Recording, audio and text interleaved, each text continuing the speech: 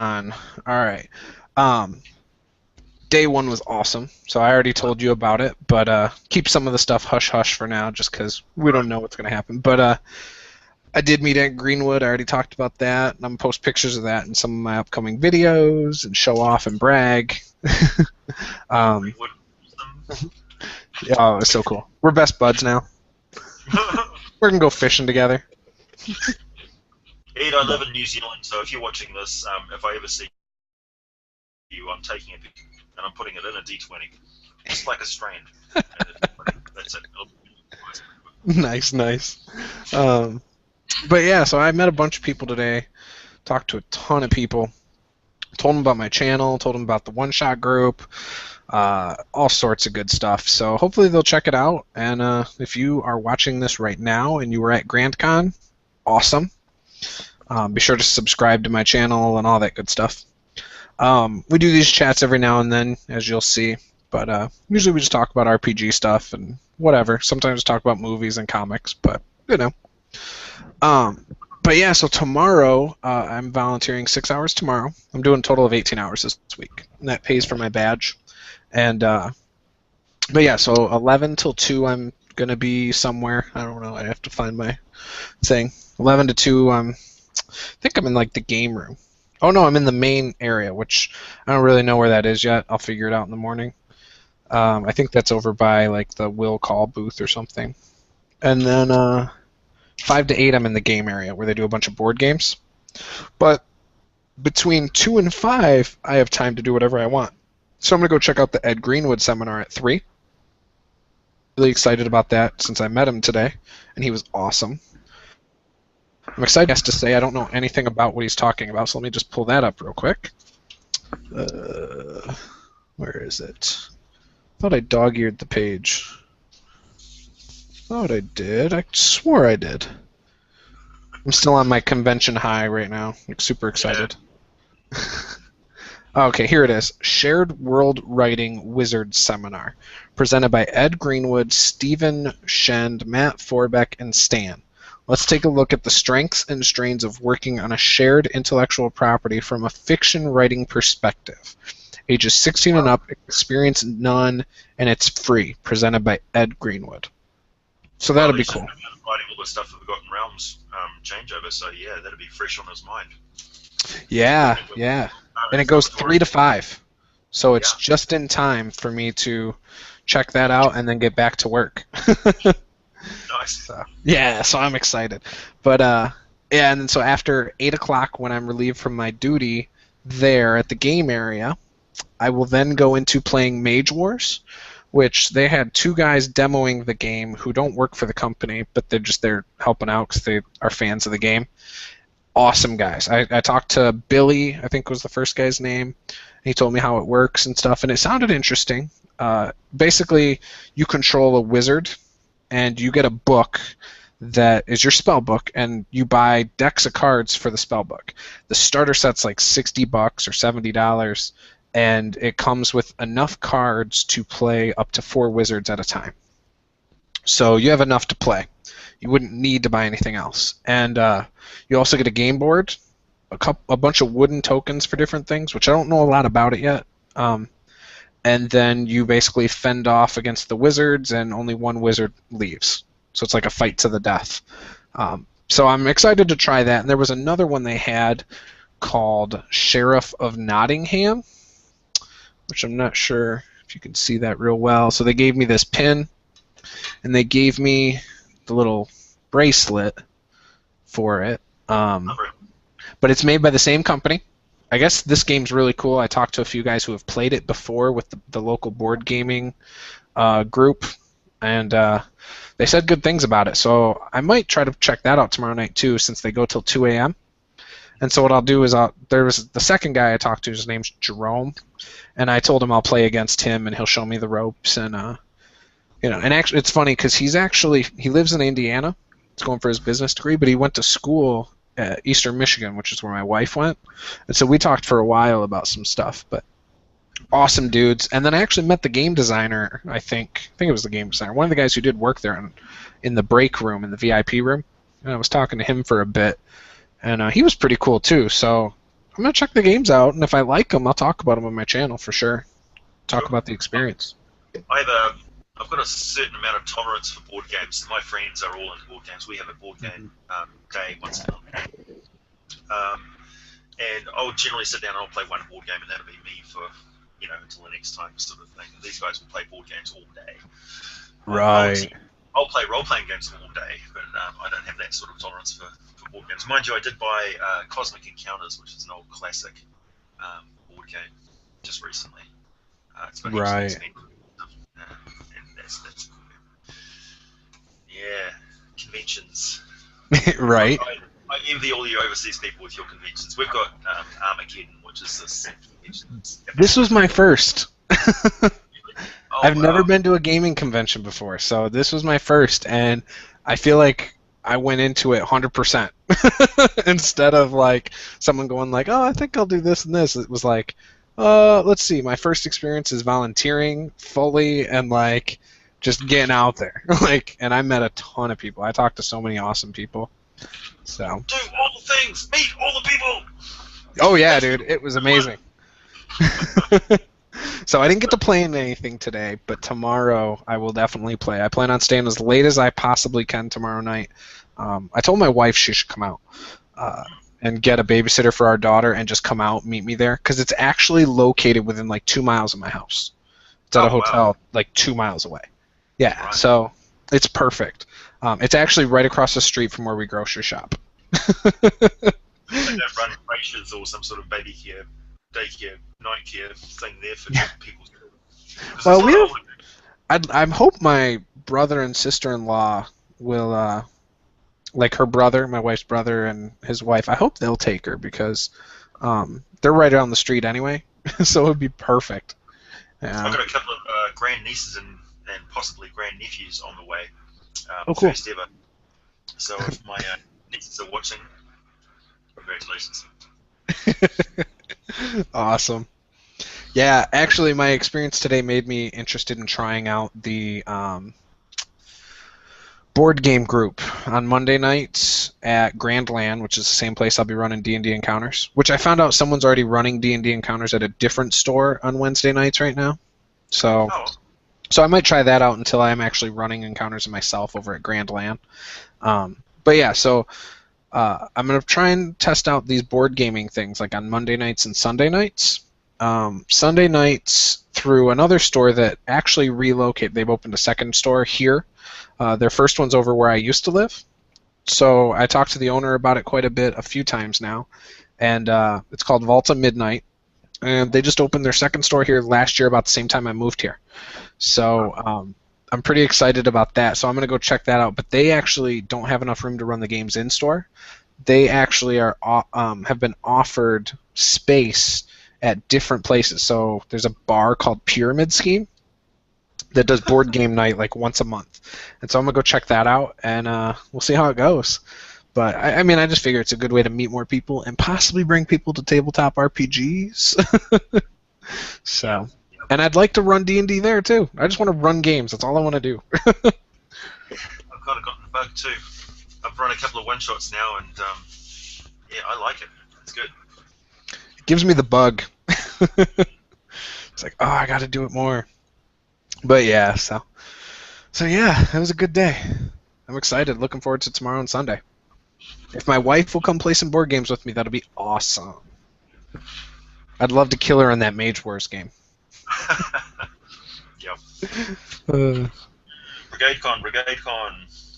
I'm playing.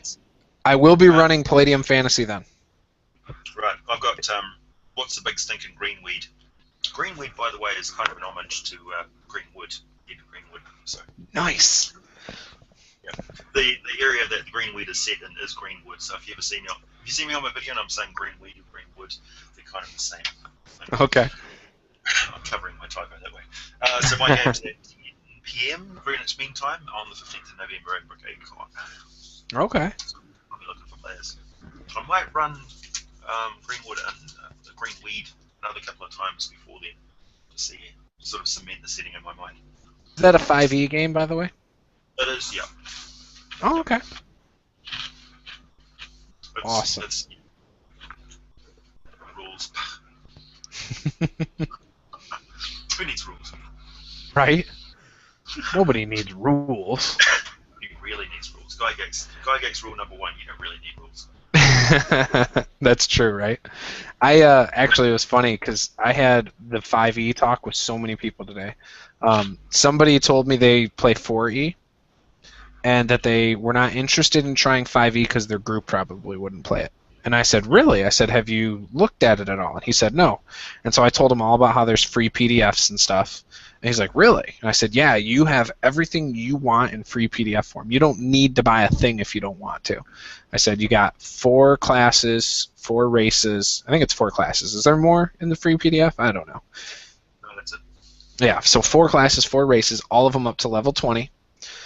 There's a DM PDF that has monsters in it and stuff like that. I said, so you could ultimately run a campaign and see if you like it just based on that. And I said, in worst case scenario, if it doesn't have a monster you want, take the monster from 4E and just port it right over, you know? Yeah.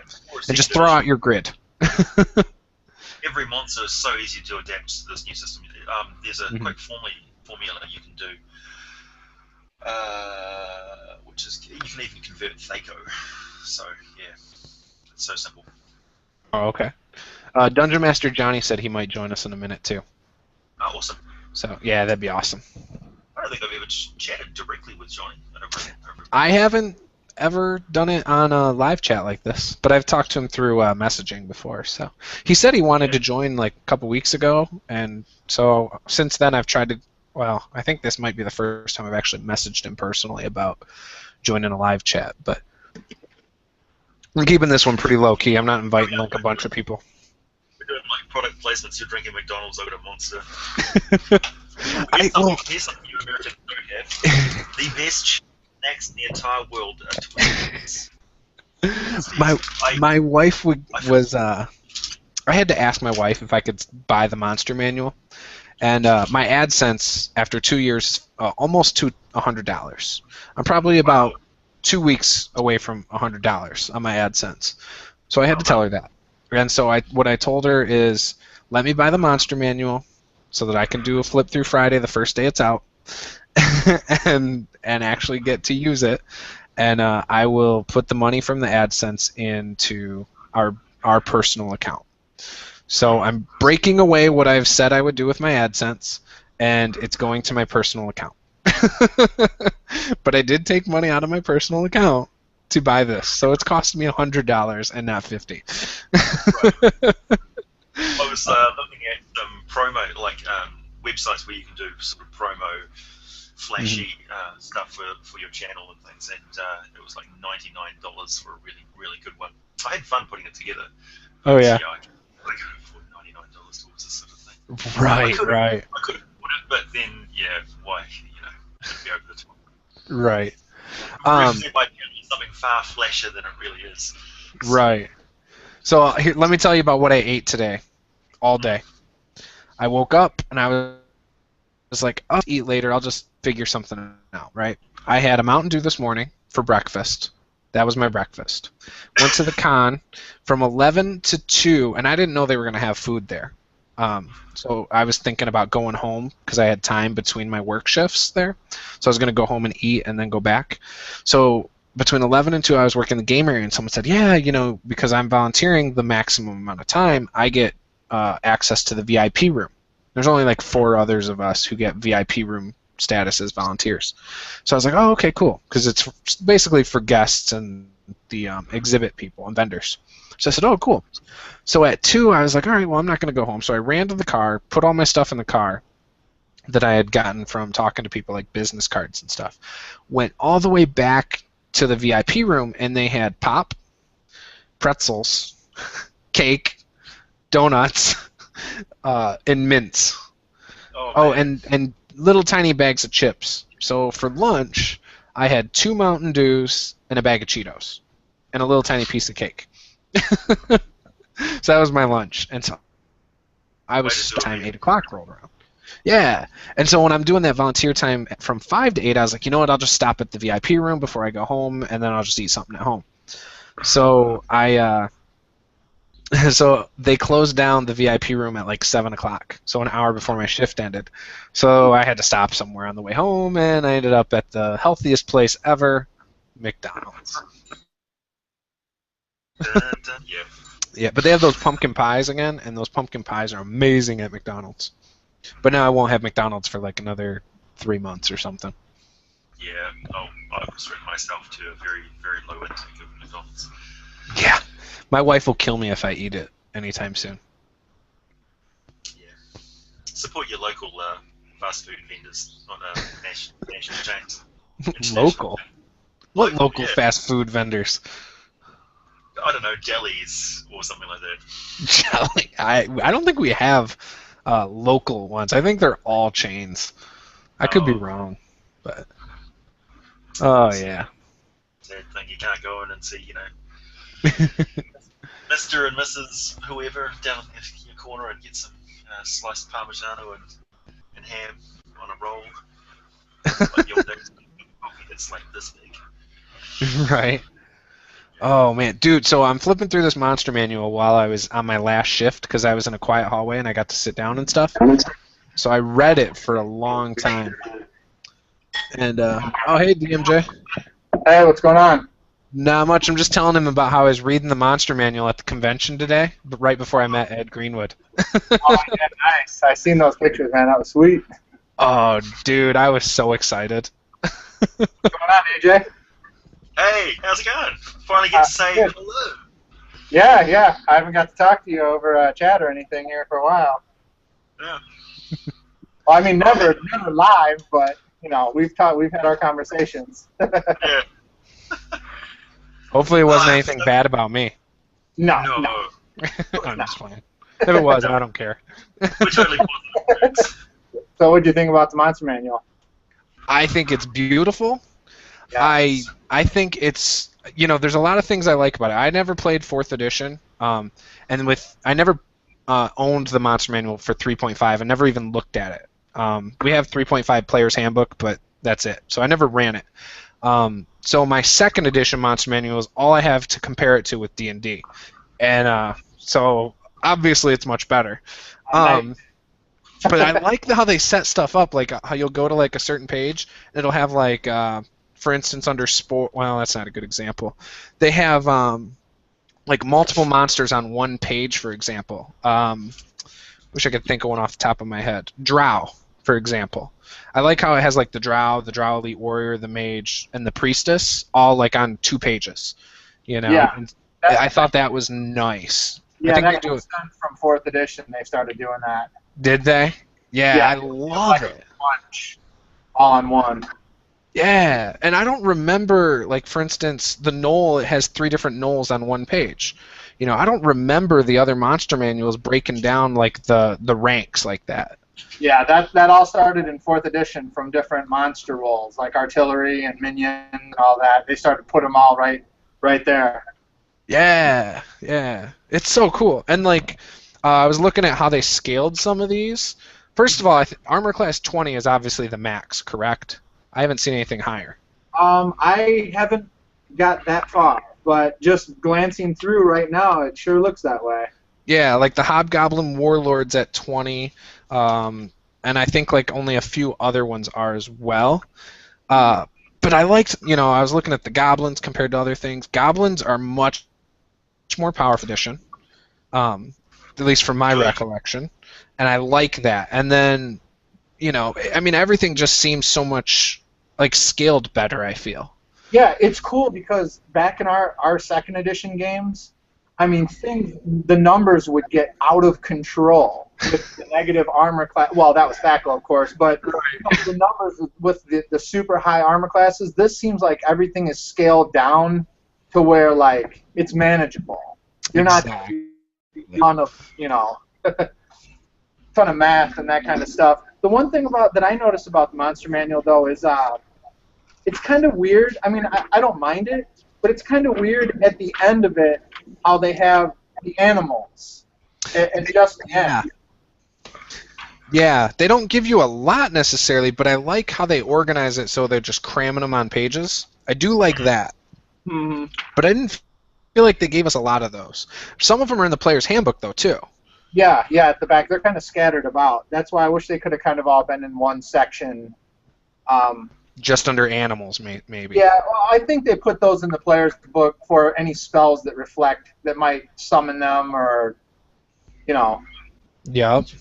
But you got animals PDF that they have online, so, I mean, how often do animals really come up? Yeah, true. This got me so excited, the giant fire beetle, because I've never seen a good piece of artwork for it, and I've used this in my current Pathfinder campaign, so that got me really excited for personal reasons. You know what I hope they're working now is getting us a good encounter building system, because I did that video on it not too long ago, and it's kind of screwed up the way, like, if there's 4 monsters, you have to divide everything by 2, and all it's just kind of a messed up system. I want to just be able to have my experience points budget and go right from there. Just say, okay, I need this many monsters. I don't want to have to divide numbers and, to come up with a balance, I mean, I realize I think what they're trying to do is go back to the earlier editions of there's going to be deadlier encounters. Yeah. See, I don't do that. I don't do math for my encounters at all. That's I good. just throw stuff. Yeah, that's pretty good. I think it's a good idea to kind of get rid of the idea of super balanced everything, because you're in a real living world where who knows what you're going to come up against. Right. And there have been times where I'm like, I'll realize real quick I made the encounter too hard, and so instead of having those reinforcements come in, they just don't exist. Yeah, that's true. Well, I do that sometimes, or I will. You know how they give you like, well, let me give an example here. Recommended damage? Well, for their hit points, you know how they give you an average number of hit points, right? Yep. Let's say, let me get to a good example. So AJ can see what we're talking about. I'll show him. So look at the hit points. It gives you the dice and it gives you the average next to it. Yep, I've got the printout of all of the monsters that were from the playtest. So there you go. Okay. That's my little thing. Okay, like it'll say, for example, the ghoul has 22 hit points. Right. Or 5d8, which is up to 40. So you kind of have that as they're battling. You kind of have that variance there where if they whoop this thing's ass in the first round and do 22 damage, I'll just boost the hit points a little bit higher because I can totally do that. Yep. Interesting. They bumped the hit points up by 1 hit dice for the ghouls since the playtest. Oh, did they? Yeah. Yeah, there was a few changes that I had noticed from the playtest to the new manual there. It's so nice, man. I love these new books. They're just so beautiful. Yeah, for sure. I drool over them. Like, I pick them up, I'm like, oh, this is so great. I kind of knew. I knew there were. What's that? I'm glad they kept the mat bit on the back there. Yeah. Yep, because that's right where you're grabbing when you're holding your books and carrying them. It didn't stand out to me as much this time. I think I'm getting used to it from the player's handbook. But it's definitely there. Yeah. You guys running games this weekend? I am not. I'm going to be volunteering at this convention the next 2 days. I'm going to try and play in some board games and stuff tomorrow, though, afterwards. Yeah. How about you, AJ? I'll probably see what's up tomorrow and throw out the Punisher symbol on Facebook and see who shows up. Nice. I got 2 games this weekend. Tomorrow, my wife is having a bunch of family members come over. They like to play cards and gamble. And then, I've got like a bunch of D&D curious family members, so I got an adventure thrown together that we're gonna play. Let them try it out. That's awesome. Yeah, those are always pretty fun. My favorite adventures, I mean, I've ran campaigns up to 30-some levels. That's cool. My favorite adventures are playing with new players. I don't know what it is. I don't know why. They always bring something about fresh bringing that you people to haven't the seen. hobby. Yeah. Yeah, I mean, they're creative. They're not bound by any previous thoughts to the game. They're just raw and, natural. Yeah. That's I've always cool. been pleasantly surprised when I have new people show up. Like, I had somebody in my last pickup game, Noelle, who just ran away. Her character ran away from a bunch of rats. It was hilarious. It's like, what? Everybody around the table just sort of looked, huh? She's probably thinking like, this is what I would do in real life, is I would run. Big giant with rats coming at you. Yeah, I've played in games where, in fact, our last second edition game that I was playing in, we had players that were like afraid to fight goblins one round. Then the next, 5 minutes later, they want to fight a hydra. Well, not a hydra, but it was something huge. I remember, and I was like, "Well, what the hell? You wanted to run from something that we would have whooped, and now you want to fight this big thing? Where's your logic here? I don't understand." Yeah, they'll learn real quick on that one. Yeah, well, and the thing that was kind of annoying is they were so cautious about everything. Like, oh, I want to check for traps in every door, and I want to check for this and that, and it's like, come on. And my character was a fighter, so even though I wasn't dumb on my stats, I was like, skip it. I am opening the door. Like, just went up and opened it, and I think I set off like gas a couple times and stuff, just stupid things. They got mad every time. I'm like, well, this game is going too slow. Yeah, I've had groups that they want to check every wall and every single, it just gets to the point where like you're not even having them roll. You're just like, nope, there's nothing there. There's nothing. Exactly. I'm fully in favour if it's dragging things a bit, have wandering monsters show up when they're halfway through. If they're concentrating on a door or something, yeah, they get ambushed by something.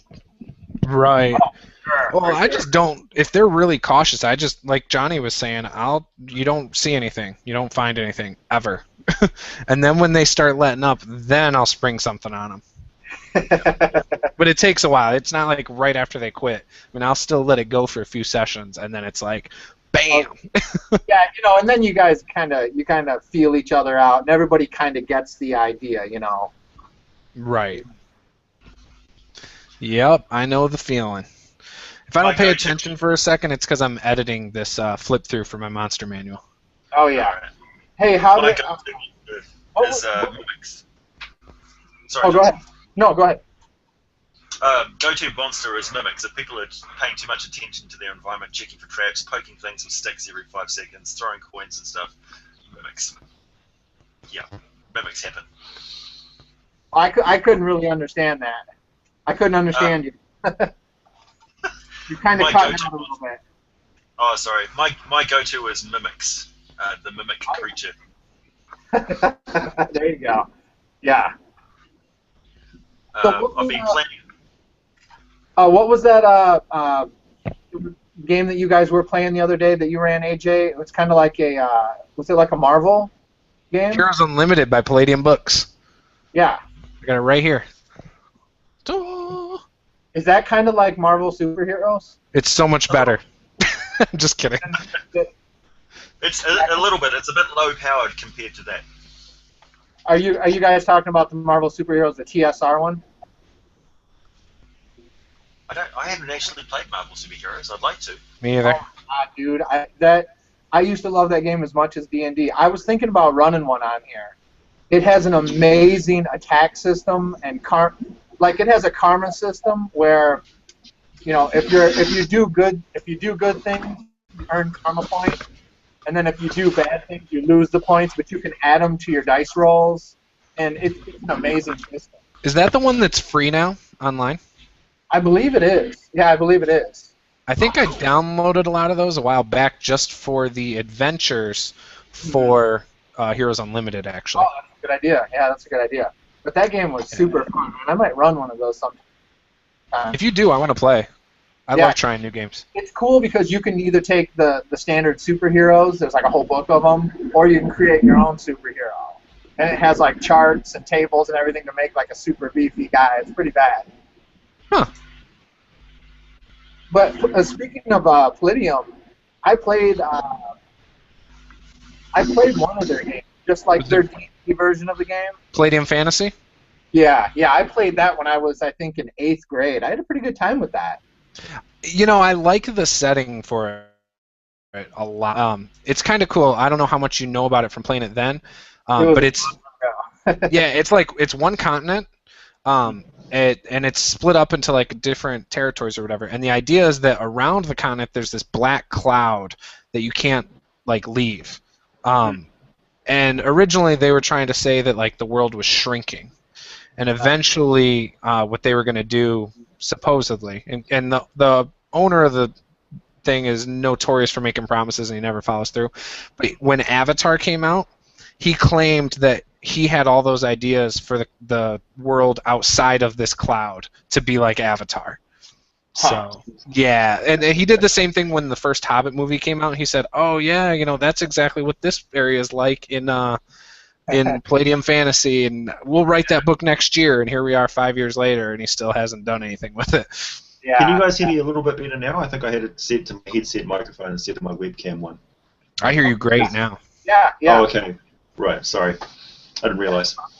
Oh yeah, you're okay. Gareth is DMG is watching, and he just sent me a message. So if you're watching, come and join us, man. Yeah. Right. What the heck, man? Did you post the link in the guild? I did not. I've noticed when I post the link in open places, we sometimes get way too many people. But I am open to doing that and fading into the background a little bit. So I will do that right now. Let me pull it up. It is posted in the guild. Actually, no, it's not. It's taking a second. There we go. It is posted. So if you guys are watching this and want to join, feel free to join. Here we go. Join our live chat. There we go. Yeah, I was surprised I was able to keep it together when I met Ed Greenwood, because I was just like, I saw him come out and I was like, wow, he's a lot taller than I imagined. And I was just like, all right, okay. And here he comes, and then I was like, yeah, I saw your video with Gentleman Gamer and blah, blah, blah. It's just real cool. Yeah, so. That's cool. Like I said, I hope to meet him here at Gamehole Con, him and Perkins. Yeah. Best.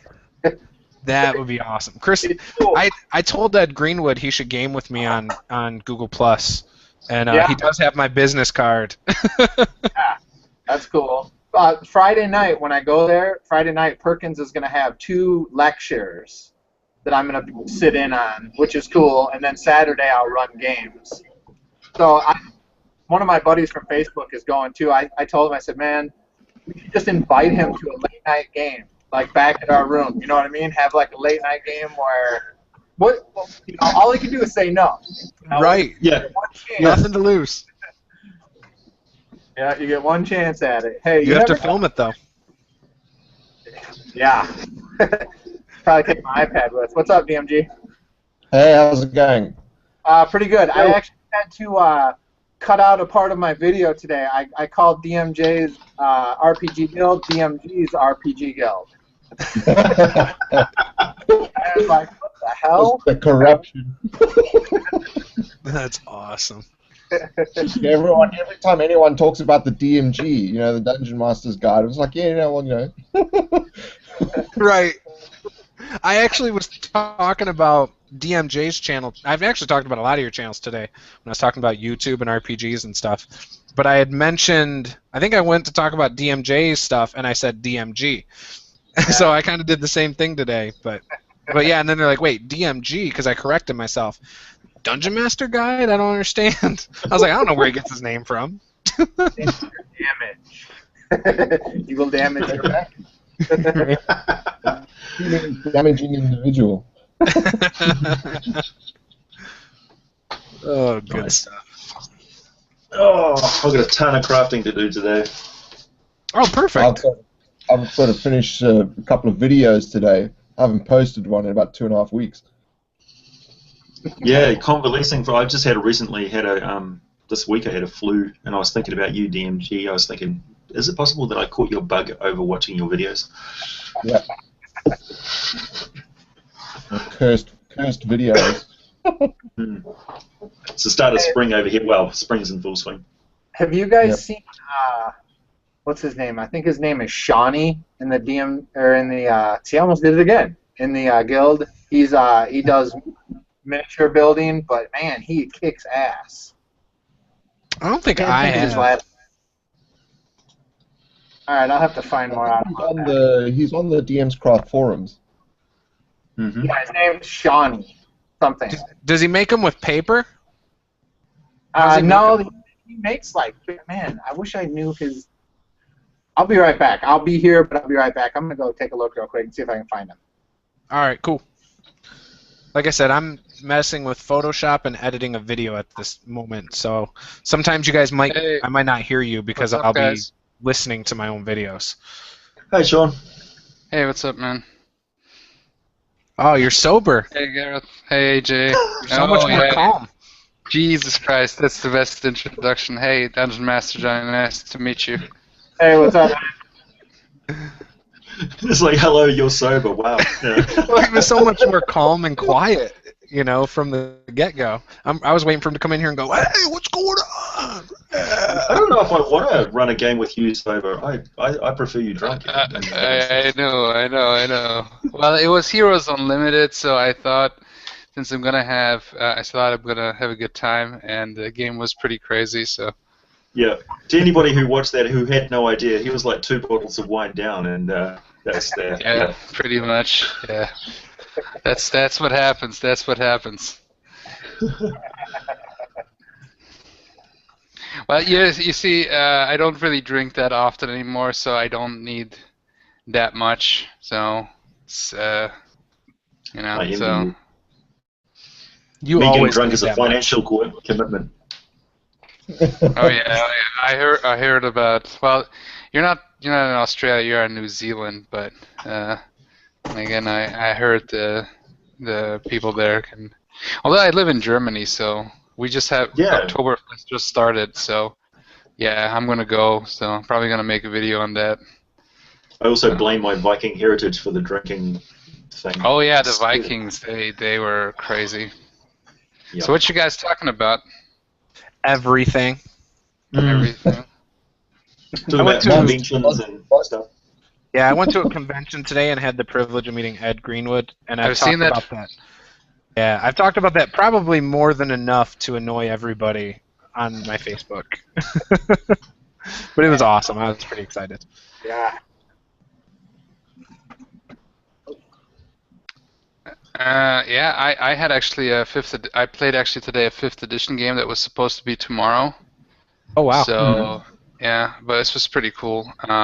Is it Paul Messier DM'd it? Yeah, did he light and, candles for that? Because he was telling me he wanted to light candles if he played it or something. I was like, you can do that if you want.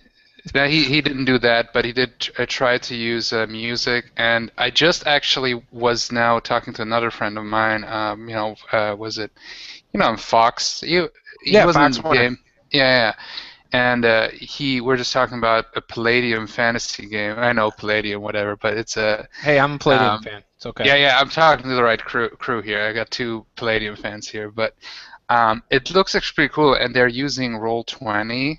Okay. And when we just went into and I only used Roll20 once in a very short game where I only played it twice, and I usually either use Google Hangouts or I use Fantasy Grounds, which is a really cool virtual tabletop program. But Roll20 had something where right when I stepped into the game room, the game table, there was a music starting, so you can actually have music in the background, and it worked really well. And I'm like, yeah, so that's something I'm missing in Fantasy Grounds. The only reason why I didn't use Roll20 in my last pickup game is just because you need to set up everything before you start. Yeah, that's the You can biggest problem. Yeah, you can download and use it as an app on your Google Hangouts thing, but I just usually use the dice roller or something, because the dice roller puts the dice up on the screen. It's very easy to see. So that's good. So But if would you you wanna use have- Roll20 because you want the dice rolls, or are you using it because you want to be able to use like a grid kind of thing? What was that? Or Are would you you asking? Are you asking me, or you're asking AJ? Right? anybody? Yeah, I mean Oh. any of you. Okay. I think for me with Fantasy Grounds or like Roll20, but at least with Fantasy Grounds, I really like it that you can like upload any image and you can save it. You can like build a campaign, right? Okay. And the cool thing is that I can upload any image, and then I can put either a a grid, a normal grid, or a hex grid.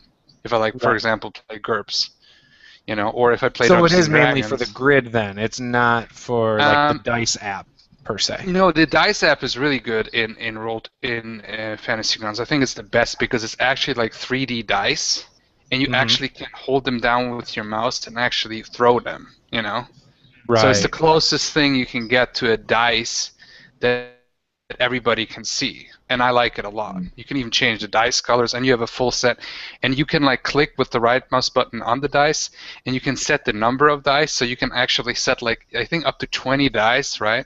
And you can like throw them at once, and then you see the dice fall, but you have also a little like a log screen where it actually shows you the number. So I think that's pretty cool. Gotcha. Yeah, it's one of those things where the more effort you put into learn it, the more of a useful tool it is. It's not a very easy pick up and go thing, but it's certainly something that if you're building an online campaign, Roll20 is the way to go. I could see how it'd be useful. I guess I just wouldn't want to hassle with it. I kind of like just. That's the way I am too, man. Yeah. Yeah. Especially Theater with of the mind is great. And like Palladium books where you don't necessarily need a grid and stuff. For online, it just seems so much easier. Just go Theater of the Mind and trust your players' dice rolls. I'm just building a Dice Tower webcam. So the Dice Tower is a webcam built into it. You can actually see the There's something like a little thing that you could just bring up and it would show your dice rolls. That would be cool. Without having a whole program, like just the little. I don't know how it would work, but. What about hooking up a camera? Also, could you do like dual webcams like that? Yeah.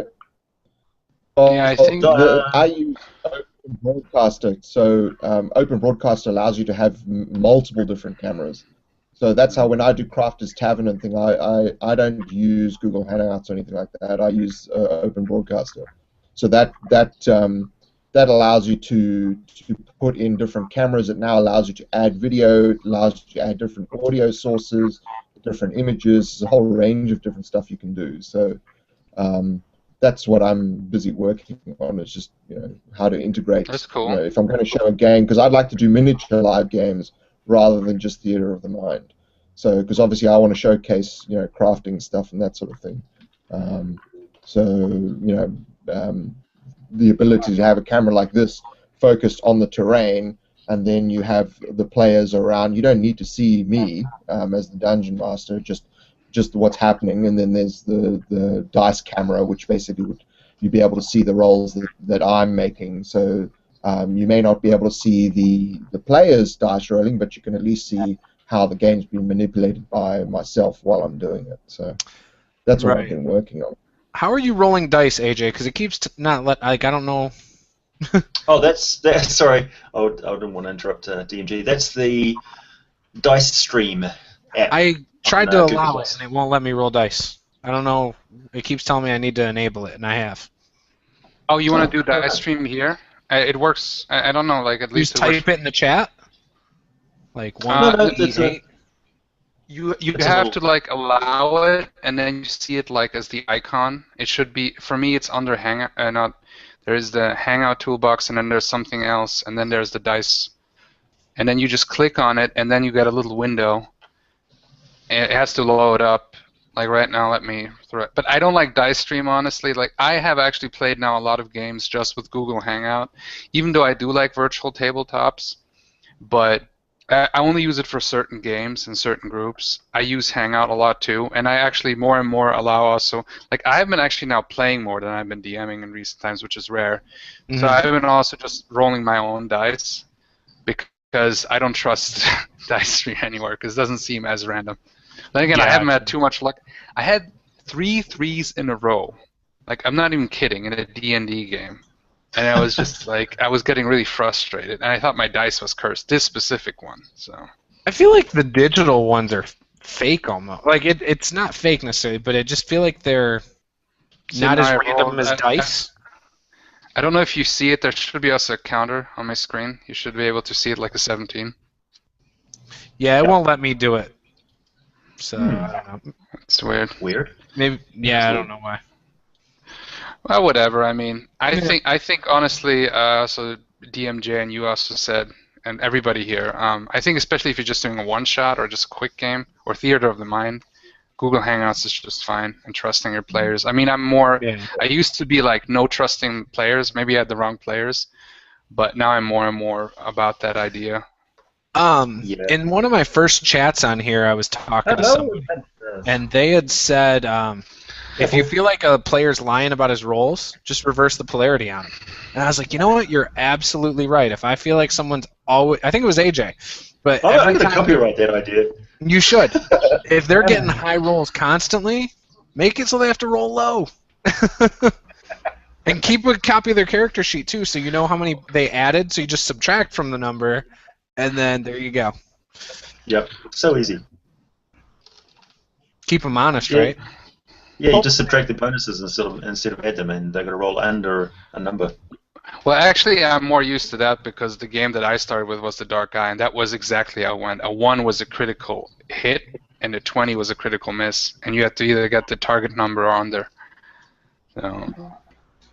Hopefully, if they're in online games, they're serious enough of players not to be bullshitting anyways. Yeah, you don't want to get a reputation for that online because otherwise people aren't going to play with you. So it's an honest business.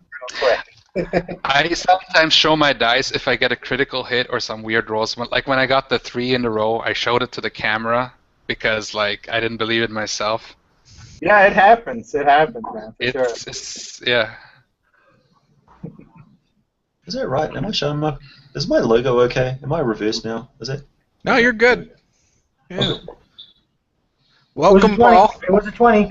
And Dustin. Or Dusty. Is it Dusty or Dustin? Oh, Justin. My bad. I'm sorry. I only met him once before, but he's a cool dude. That's okay. I get called Jason, Dustin. I just kind of ignore it. Oh, me. Okay, got it. Can we call you Person 23? No, I'm just kidding. I'll answer the dude. I got a free board game today. That's pretty awesome. I didn't even have to pay to get into the convention. Well, I paid $20, but I'm going to get reimbursed. And since I'm volunteering the full 18 hours, which is the max amount, I get like VIP status and all this cool stuff. So I'm like, yeah, I feel special. Yeah, that's cool. It was my first convention, so I feel like I've dove into the deep end, like just all out. Yeah. Yeah, like I said, I've never even been to one either, man. My first one ain't until November. I just never until this year did I get into public play. I was always just a home play person. It was always, I don't know, it just feels like 5th edition has kind of brought everybody together, so it's possible, a little bit easier, you know? Yeah. Well, I used to be that way, and I think the fact that everybody dogs organized play online was a big reason I was afraid to try it. And then last year in December, I finally went to D&D Encounters, and there's like 11 guys who play. And it's a whole combination of styles. I mean, you have a couple people who min-max and are trying to power game. Then you had some people who RP'd, kind of how I do. And if you've seen how I played in like Matt Click's game, that's how I RP in most games, or AJ's game. You know, I'm not necessarily over the top with like acting or anything, but I try to get into it a little bit. And so it was a nice balance for me, and it gave me hope in organized play, and so now I'm all about it. I played in Pathfinder Society over here and had fun. Yeah. You know, you just have to go into it expecting it could be a bad game, and you'll have a great time no matter what. It's pretty much like anything, man. You just got to jump in and do it, and it never turns out as bad as you think. No. Hey, what's up, everybody? So here's a co-player and a DM for my game, so it's like... Hey, Philip. Or is it Philip, or I know Posey's the last name. I'm so bad with names. I'm sorry. It's Philip. It's Posey. It's Pip. Whatever. Okay, good. I got your name right. I got Justin's name wrong. I got Paul's name right. All right, I'm good. Woo, look what I got, Posey. Nice. I want to hear about the Greenwood meeting. All right. I've talked about it a lot already, so I'm sorry. No, it's okay. So sorry, people, if you're watching this after the fact and you're hearing this for like the 4th time. But so I'm volunteering at the convention. 18 hours this week, 6 hours per day, Friday, Saturday, Sunday. My second shift today was in the back corner of the convention. It's in a hotel. And so all the gaming and the vendors are over by the banquet hall, and then the complete opposite side of the building is what they call the salon area, and so they have like more banquet halls back there. Okay. Ed Greenwood ran a game back there today. He actually ran a few, where each player had to pay to play, and all the money went to charity. So it's not like he pocketed it. And I got on duty for that hallway. I was the only one on duty, so they gave me a chair, and they're like, have a seat here. So the whole time I'm reading my Monster Manual I just bought. I'm just sitting there chilling, and I knew he was in the one room, and I knew his game was about to end. And this dude came out of the room almost in tears, him and his wife. And, like, he was just beat red, and I was like, oh, my gosh. And his wife's like, I've never seen you so happy. And he's like, and he like stops and he's looking at the floor. I can't even reenact it. It was just like, he's like, I just got to play with one of my idols. And she's like, oh, and like, it was the cutest thing. I mean, honestly, it made me all sentimental. And like, so they kissed right there in the hallway. I felt like I had to look away while they kissed. But, right. You know, but then they started walking. I mean, they were like 30 yards away from me. So they start walking, and I stopped him. I said, you got to play with Ed Greenwood? And he's like, yeah, it was so great. And I was like, so you're obviously a D&D fan. And I got my Monster Manual right there, and he's looking at me. And he's like, yeah, but this is the first time I've played in 5 years.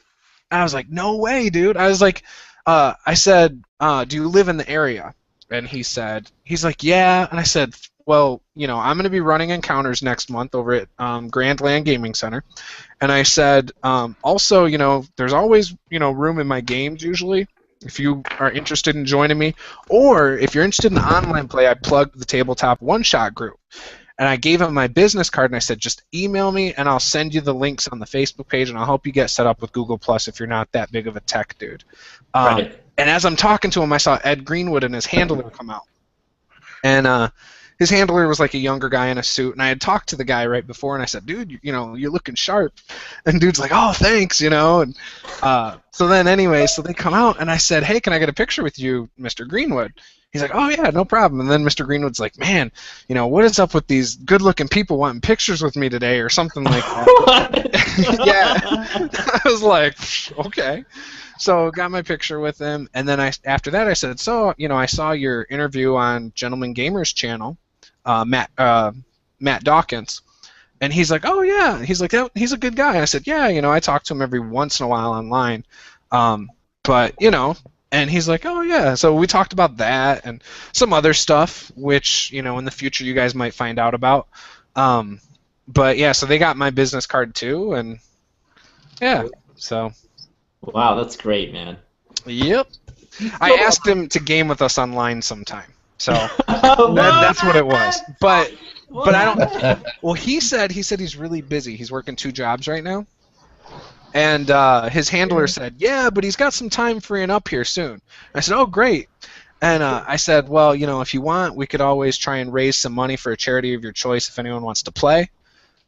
You know, and it would be, you could handle it all through you guys, so you could make sure it goes to the charity you want. I was like, yeah, what's your business? Do you have a business card or something? I said, I sure do. So who knows? It might not ever happen. He may have thrown it out 5 minutes later and just wanted me to feel good, and it worked. Yeah. He's probably watching right now. I hope so. You didn't have to see what he was running in there, did you? Because for Gamehole Con, he's scheduled to run 2nd edition the whole time. Actually, I think it was a board game, at least for that, because there's pictures on the Grand Con Facebook page. Mm-hmm. And I think it was a board game. You can check it out if you type in Grand Con Comics Convention or something. Wow. On Facebook. But yeah, in fact, you can see the guy that was about to cry in that picture too. That guy he was a cool guy. Like, I mean, if you're about to, you know, meet somebody who from your childhood that brought that much joy to your life, I get it. First live game in 5 years. Yeah, first game in 5 years, and it's with one of your idols. Come on, guys. And I mean, with his writing skills, you know it's got to be a killer game. Oh yeah. Oh yeah. It doesn't even matter what you're playing. Yeah. Furry Pirates or whatever. I'm not sure. Is there any online of him running games? I just know I've of the game with Chris Perkins. Yeah, I want to Yeah, see. the author's game. Wasn't that on PAX or something? Because I haven't even looked at it yet, but there was some PAX game. It was Yeah. a Gen Con convention, I think. It was the celebrity game Or with Gen R.A. Con. Salvatore. Oh yeah. And There they we brought go. one fan up, I think. Yeah, but I want to see him run it, and I want to see Perkins play. I want to see Perkins play in a game. Does That'd be Perkins good. play in games? He does. Yeah. What would Perkins play? What would Perkins' class be? Oh, That he'd sounds be- like almost like what would Jesus do? Like what would Perkins play? What would Gary Gygax play? Yeah. Cyber Commando or something? Multi-classes, every single class. There you go. I bet you Perkins is a major power gamer. Yeah. Well, He doesn't want to give up control. he had a pretty good story where he was playing in Monty Cook's campaign, and he was like, Monty Cook was not even. I did something where Cook just took him off guard, like pushed one of the major NPCs off a cliff.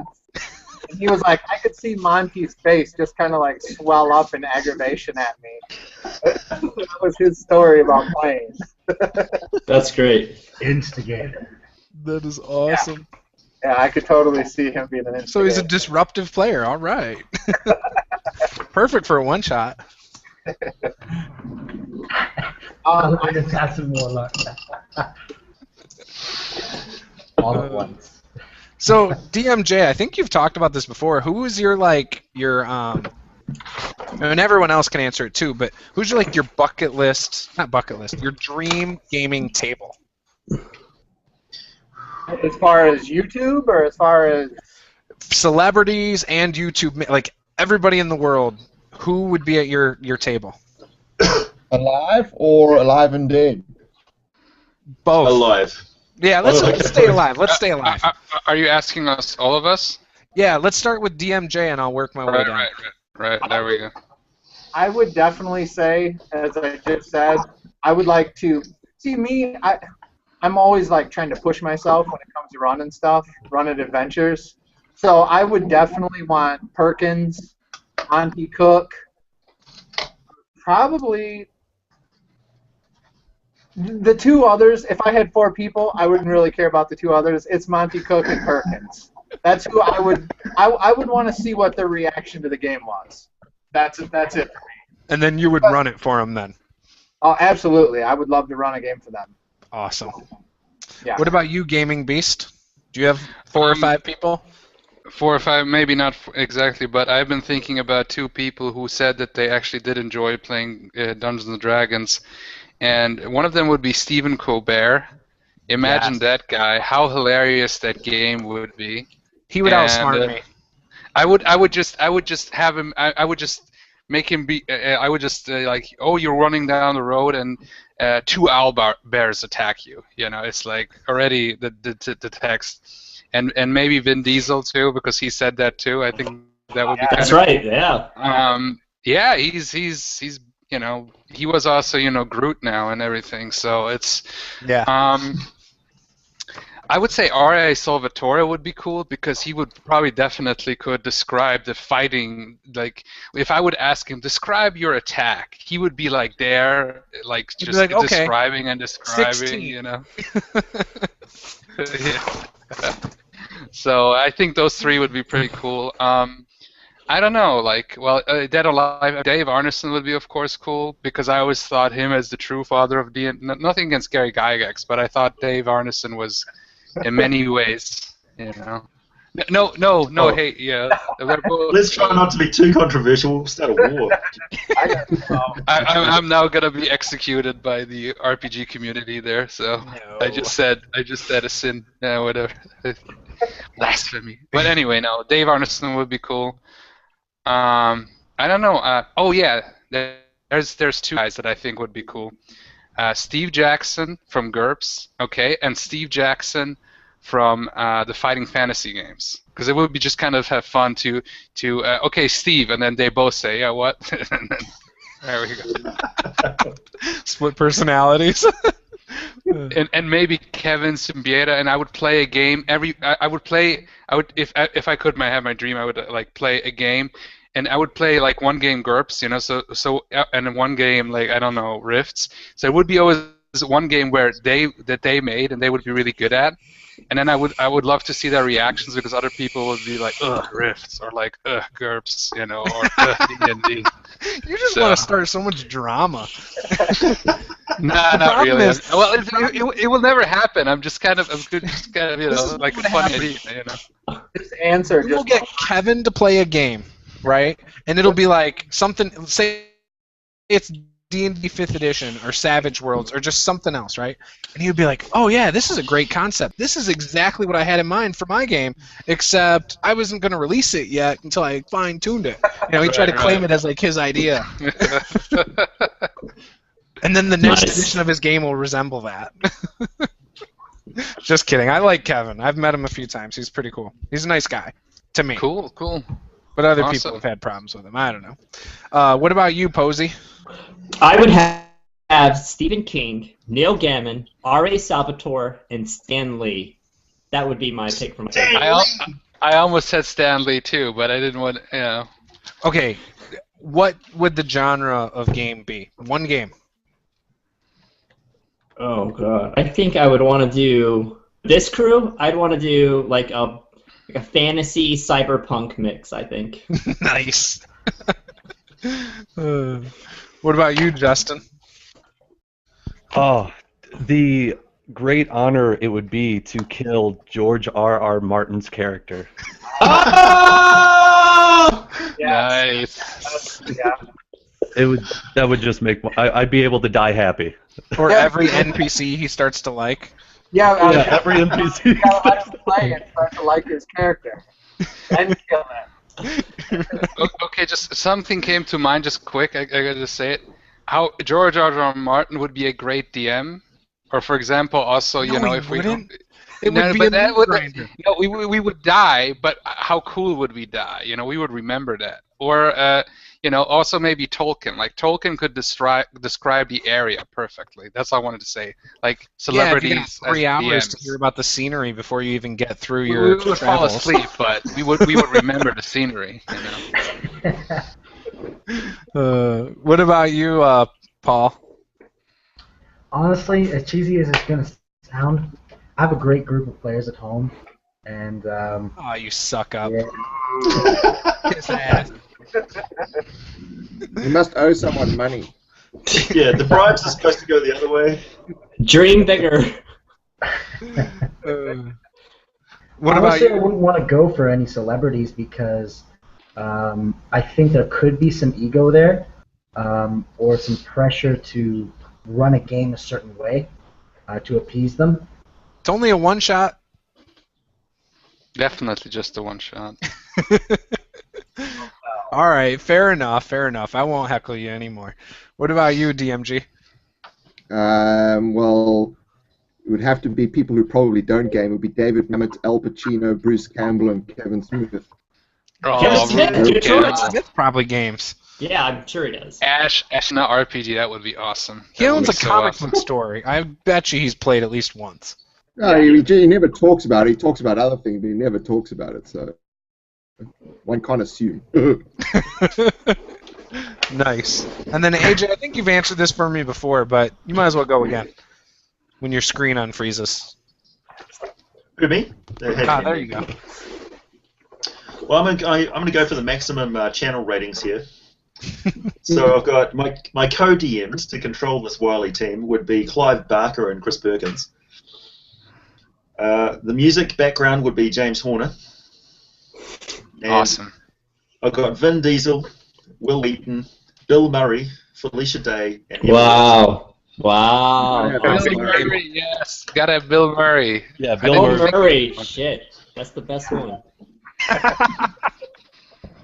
I've talked about this a lot. I think my table, obviously, I would want Chris Perkins to run it, and it would be in the goofy way that PAX has done, just because I think it's so entertaining, and I'm fine with a little laughing and things like that. And then we have to have those guys that played the music for critical hits and misses too, just to add the ambiance and fun.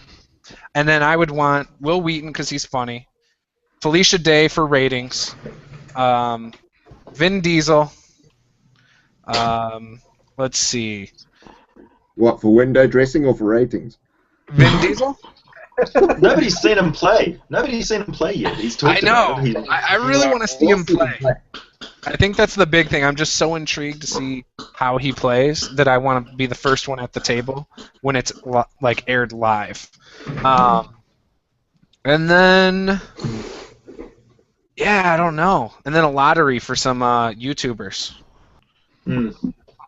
Yeah, I mean, there's so many people. It's so hard. But yeah, I think those would be the...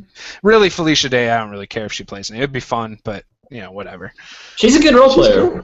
Is she? Cool chick. I haven't seen her role play. Morgan Webb was fine, I think, on the last PAX, but, Yeah. you know. Yeah.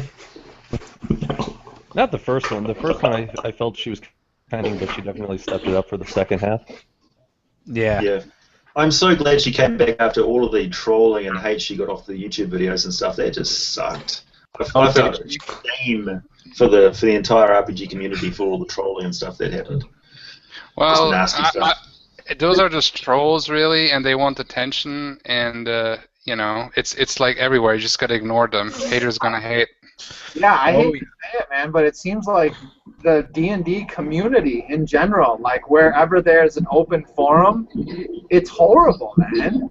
I mean, you can't even have a conversation in most places unless it turns into hell, you know? I think that's like that anywhere, though. I mean, whether you're in music, video games, whatever, music, I already said that, art in general, someone's going to criticize, you know, and it's just too bad. And I think people just do it for entertainment. Yeah, most likely. I mean, we all did something stupid in high school, right? I mean, it's pretty safe to say we've done dumb shit for entertainment. You know, whether it's Just one dumb vandalize something like egg someone's house, which is shitty as that is. I think a lot of us have probably done something like that, or just whatever, you know. And so I think the people that are trolling our videos and other things are just doing it for kicks and giggles. Yeah, it's weird coming from like... The more you get, the sort of the less that happens, I think. Yeah. I found with our web forum with all the crafting. Sorry, Tony. Oh, no, go ahead. I was just going to say it's weird coming from a real kind of close-knit community how we are. Being YouTube, like we're all kind of know each other, and then you go out into the rest of the public RPG community, and that's kind of where it seems like the line is. That's where it starts. You know, 'cause we all know each other, and we're all supportive and cool with each other, at least 90% of us. Right? I don't know. AJ's kind of a douche. I only rip him because I like him. Who's getting ripped here? I hope it's not me. Just AJ. Oh, AJ, of course. The next game that he runs for you. There we go. There we go. Chances are I'll be running the next game for AJ. Well, we have the Ninjas and Super Spies games, so I'm excited for that. Yeah. I plan on being in there. I'll probably be late to it because I'm having an at-home game that night. But if I end on time, that would be about 10 o'clock, and so I'll probably be into it at like 10:45 after I clean up. So, because that's the rule. If I have a game at my house, my wife wants me to clean up, and I promised her that a long time ago. So. I just have my players clean up. Your schedule, do about mine. What, DMG? I said I start to know more about your schedule than I do about mine. A lot of people are seeming to find out what my schedule is lately. That's okay, though. We've got a chocolate tax at my house, so if any players leave any mess behind, they have to bring chocolate the next time they come, and that is for the house. I like that chocolate tax. Yeah, I might have to Skittles. implement that with a veggie tray because I do not need more chocolate. How about a beer and pizza tax or something like that? Oh man, Or let's go. Wait. Let's go extra nerdy and like what is it? Funyuns and Mountain Dew tax. There we go. Yeah. That's our classic. There we go. You got to bring a Cheesy 24 snacks, pack energy of Mountain drinks. Dew. There we go. Hang on. There's something. Cheese Supreme Doritos. There we go. How is this video doing? Oh, this video is going to take forever to upload. I'm still rendering the video, and it's only at 23%. Yeah, I'm in the same boat there, Juice. You've got to re-render it like that. What's that, DMG? What is your camera shooting at if you're having to re-render it like that? I don't know. This camera's like 9 years old, Okay. so it can't be that great. It's not like 1080 or anything. Yeah, It is more supposed to be likely HD. I mean, the camera supposedly films in HD. I don't know. It's using ASCII code. Yeah.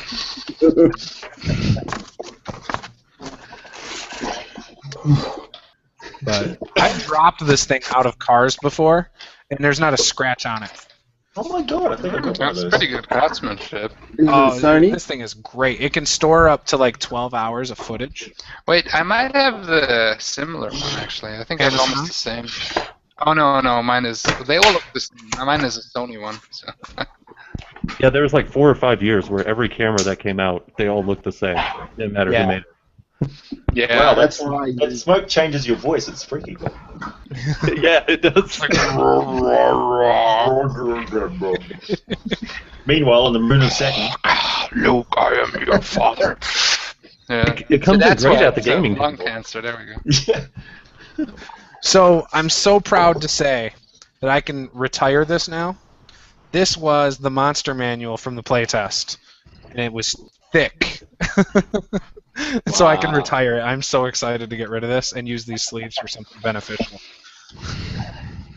Unless there's something in here that's not in the book. I'm going to have to go through now and find out. There is. Oh, I'm sure. Do you know what, off the top of your head, what's not in the book? No. I just know that there.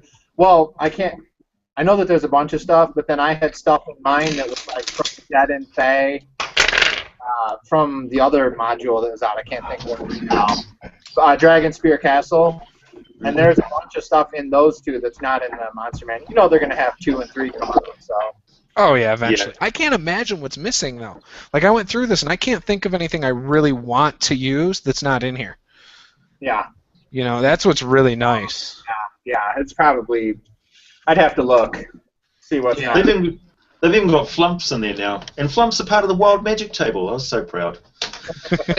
They have flumps again. I've seen that Pathfinder had flumps again. Like I didn't play second edition, but I found there was a web page dedicated to the weirdest and the dumbest D&D monsters, and all I could think about in my mind is like I want to use those to troll my players. I want to see what they say. The best way to do monsters. I always think don't tell it what it is, just describe it. Mhm. You know what they I see, think- especially Yeah, if it's I super do the weird. same thing. I try to never use the monster names. I always just give a description, even if because the players may not know the name of this creature. Exactly, yeah. I mean, especially a flump. What the fuck is a flump? Seriously, that's I like an think- LSD trip. Yeah, I think that they put that in there just for the fact so they could have it in the Wild Magic chart. Yeah. Yeah, probably. Yeah, I wouldn't doubt it. Hey, that's smart planning. Yeah. They got to have like some sort of transition between an ooze and a grell. Might as well be a flump. Well, Oh, you here's one.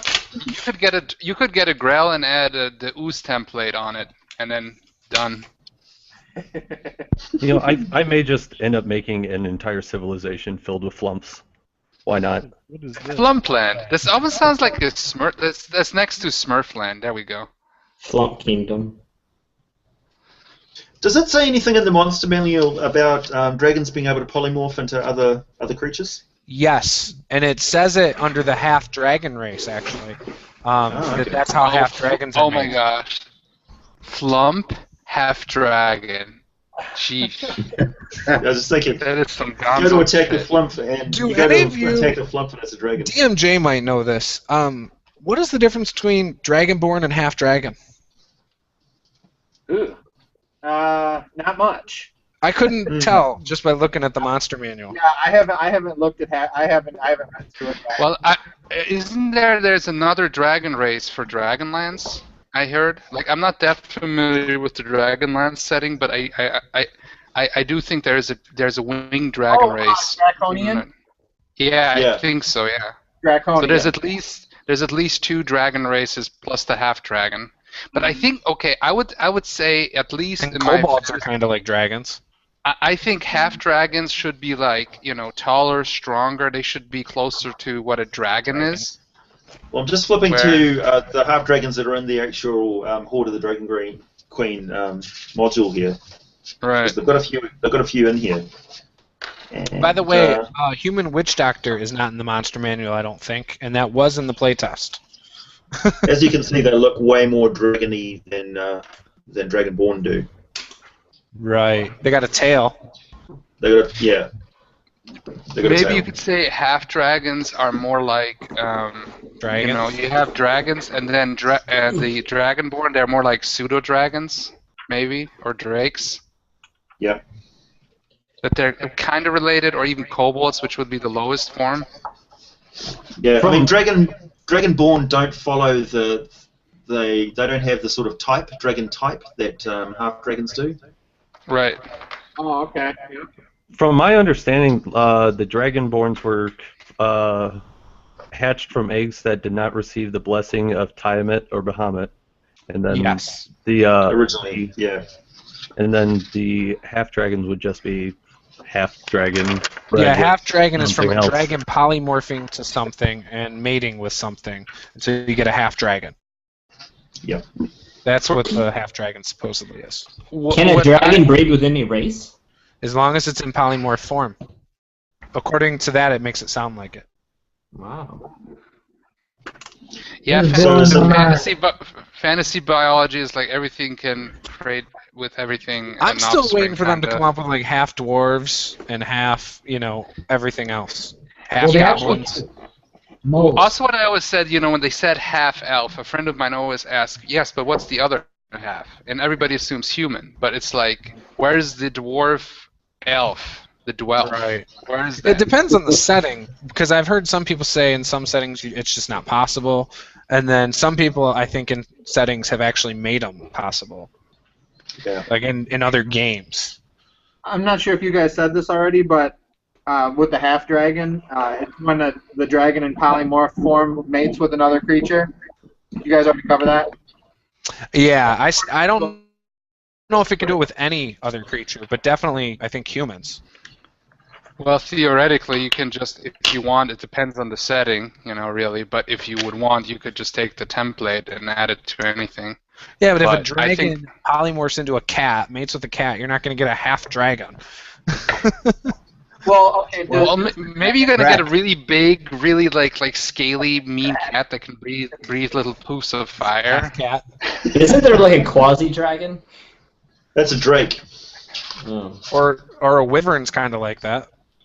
And Or wherever a you got on pseudo-dragon. Wyvern, It says you can also transform into a half dragon as a result of a mad wizard spell or a ritual bath in Dragon's. Nice. And then, okay. So what does Dragonborn say then? Don't know. I love doing this stuff on this. Like when we do these chats, I feel like I learn something new every time. I thought that the Dragonborn came in from a meteor to the Faerun that ripped a rift into the space-time continuum or something like that. Oh god, yeah. I don't have such a big problem. Like I personally like having other races from other dimensions. I personally don't have a problem with that. Oh, so the So race, since what is it called? The Mordons or something? Is that Dragonborn what it's called? The morons? What? Wait, what DMJ just say? Oh, they have no tails, Dragonborn. Yeah. Ah, okay. Here, I've got the listing here. Stay well and listen. Born of dragons, as their name proclaims, the Dragonborn walk proudly through the world that greets them with fearful incomprehension. Shaped by draconic gods or by the dragons themselves, Dragonborn originally hatched from dragon eggs as a unique race, combining the best attributes of humanoids and dragons. So it's a biblical thing.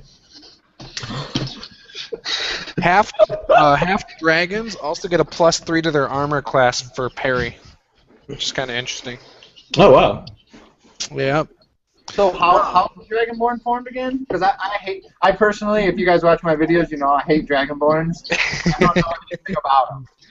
So they were originally hatched from dragon eggs, and now they breed true amongst themselves. So unlike draconians, which, as far as I know, don't breed amongst themselves. Yeah. So, okay, so just to recap real quick for anybody watching, a half dragon is the spawn, the baby of when a dragon is polymorphed, it mates with a human woman or vice versa, whatever. That's how you get that. But to get a dragonborn, how do you get the dragonborn? It's from a dragonborn egg. It's from a dragon egg that's not blessed. Maybe a mommy dragon and a daddy dragon. What happens if a dragon mates with a dragonborn? You get a 3/4 dragon? You just blew Maybe my- it starts off with half dragons. It starts off with half dragons, and then the half dragons breed the race of dragonborn. So does that mean the dragon had to polymorph into a dragonborn? Or could the dragon have polymorphed into a half dragon and done that? You have a half. What point does it become incestual? Yeah. And you got the Deep. well, Very deep. Oh man. There's Okay. a few scalies out there really enjoying this conversation. Yeah, keep it in So your pants, dragons. these this Mordons or whatever, I thought Modrons! yeah, whatever they're called.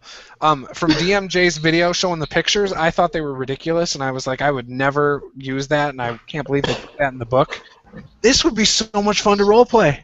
I was reading through it, and I was like, this would be fun in a Yeah, weird, one-off way. We have had so much fun with those creatures over the years. They are just like stock. I haven't used them yet, but I like their background. Like when you first see it, especially the second edition picture, it's pretty ridiculous. But on the other hand, I personally like weird stuff, and especially if it, like even with the Dragonborns. I mean, at worst you could like, but I think the Dragonlance dragon humanoids were better because at least they had wings. I always thought. Yeah, the Draconians did. Yep. Yeah. Yeah. So Well, where Draconian will be in the next monster manual, probably. It'd be cool. It'll be a love- subtype. You know, a race that I would like to see come back is the Kender. You like them? I thought you hated them. Kender? Who hated them? Somebody was talking about Andrew Wood hated Andrew the Wood main hates man. them. It's good he's not here because he would be like. I'm kidding. He's cool. I love him. I think that race is going to be in the Dungeon Master Guide. They've mentioned it being in the Dungeons Master Guide, which makes my girlfriend happy because she absolutely loves them, until she tries to pull a living creature out of her pocket. She's convinced it's possible, but I don't think so. Just a tick the size of your hand. Are any of you able to get the monster manual before the actual release date? Only if Not I make me. you. There's actually a store about 10 miles away from me, but I might wait. Amazon? I'm here in Germany, so I don't think that we'll get it earlier unless it's like a I don't know. I'm staying faithful with my local gaming store and waiting for him to get his shipment in. I supported my gaming store. They had a booth set up today, so that's how I got mine. I shamelessly bought mine off eBay a month early. Nice. Is that how you got it? Yep. How much did that cost, if you don't mind me asking? I don't know if I feel comfortable answering that. Way too much then. Got it. Wow. Add a 0. It cost a big buck. So how did they get it? Did you find out anything like that? 250 people received an early release. At Gen Con? Yeah. Oh. Yeah, I would have sold it to you too if I would have been one of those people. Then I would have bought it on Amazon to increase my profit as much as I could. I really wanted that book. I can't blame you. It's nice. I think Chris Perkins was the lead designer for that book. Yeah, and what's weird about that is he didn't get his copy until like 2 weeks ago. So I had mine before Perkins had one. That's weird. Put it on Twitter when his came in the mail. Why wouldn't he have the first copy? I don't know. Who knows? Yeah, if I worked there, I'd be like, no, I'm getting a copy. I work here. I made this. Yeah. I'm gonna wait for mine. He couldn't That's get the crazy. first copy because you went ahead and bought it, Johnny. Hey, I'll do the same thing with the DMG. Why do I keep saying DMG? What's it called? The Dungeon Master Guide? Yeah. I'll call it the really DMG. Dude. I'll call it the DMG.info. Because it has lots of information in it. Buying them. Well, it's the best keyword for any Dungeons and Dragons related. That's why you're so popular. You're ripping off Exactly. all of them. People don't actually care about your crafting. They're looking for D&D Dungeon Master guides, and here they're coming across your crafting stuff. That's right. And then they go, oh, I never even thought of doing this. Where's this cheap cardboard stuff? Executive level cardboard cutter. Are you rolling up a character right now, Philip? Is that what that noise is? You know, I just have a ton of dice here, so I should probably mute it so you don't have to hear me rolling dice. It's rather loud. I have all my dice right here. He's that guy. Oh, nice. That. This is my dice collection. This nice, tight little black bundle here. I don't have a lot of that. I can hold all my dice in one hand, you know. So I have a calculator in my dice case. In case you can't count from 7 to 12 or something. Yeah, that's right. Here's one of my dice. It's a queen. Odd. that's all the dice that I have. I really didn't need more. And this is the dice. This is my DM's dice that is never touched by anybody else, and it's a part of me. This will be burned on my funeral pyre. Wait. Show that again, DMJ. Is that full? The treasure chest. Yeah, this is like half of the ones that I got. Nice. I love dice. I'm so addicted to dice. I am planning to buy more though, because I've been fine with those, but then I was checking out the shop again, and I was like, I gotta get some.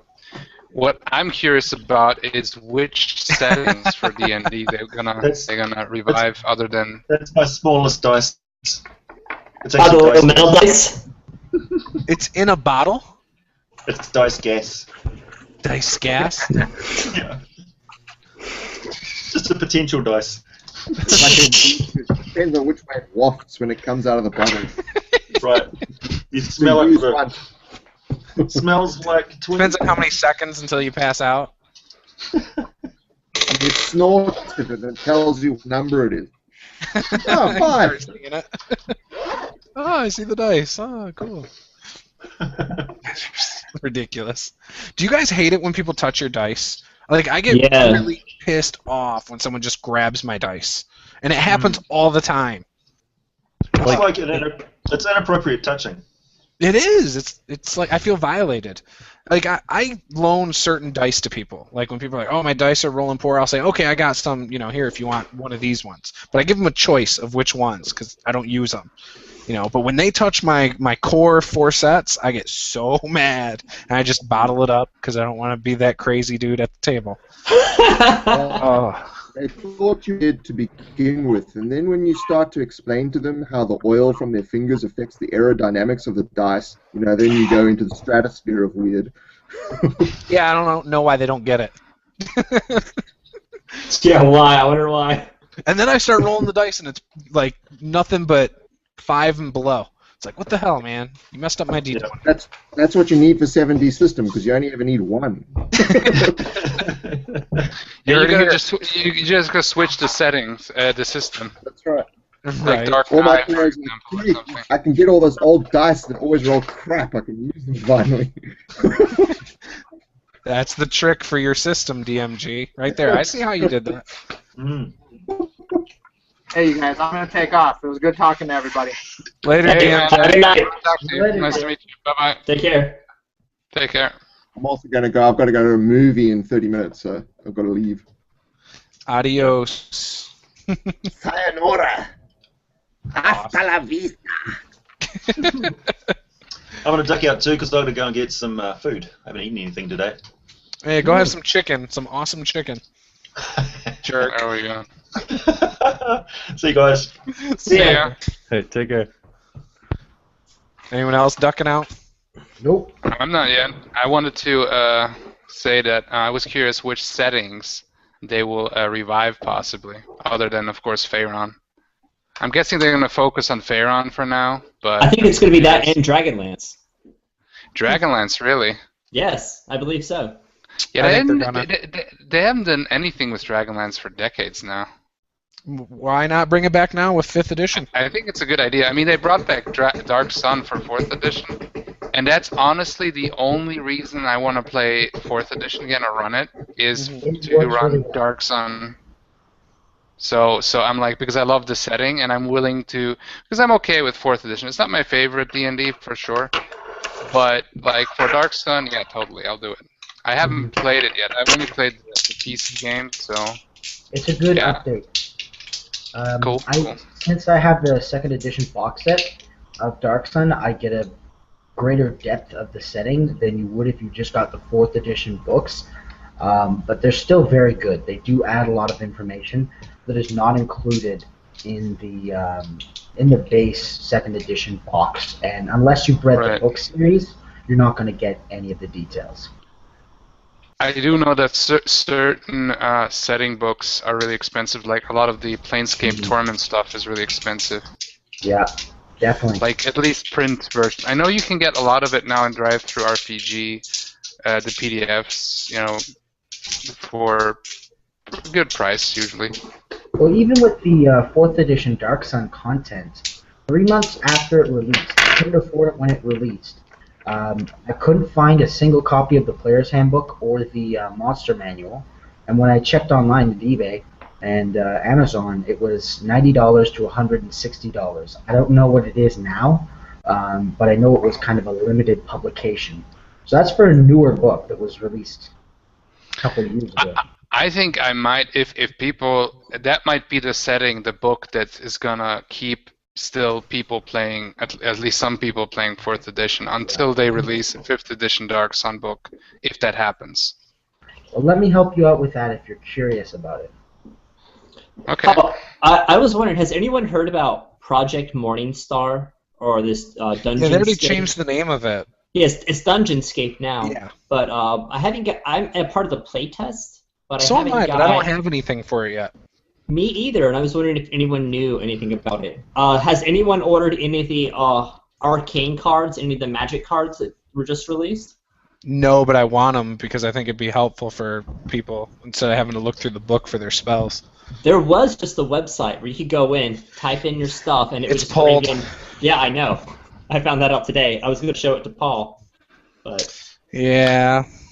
Well, 4th edition had something like that because everything was powers. They had like the power cards, and I did something like that because when I had the manual, you could photocopy that and then cut them out, and that was really practical.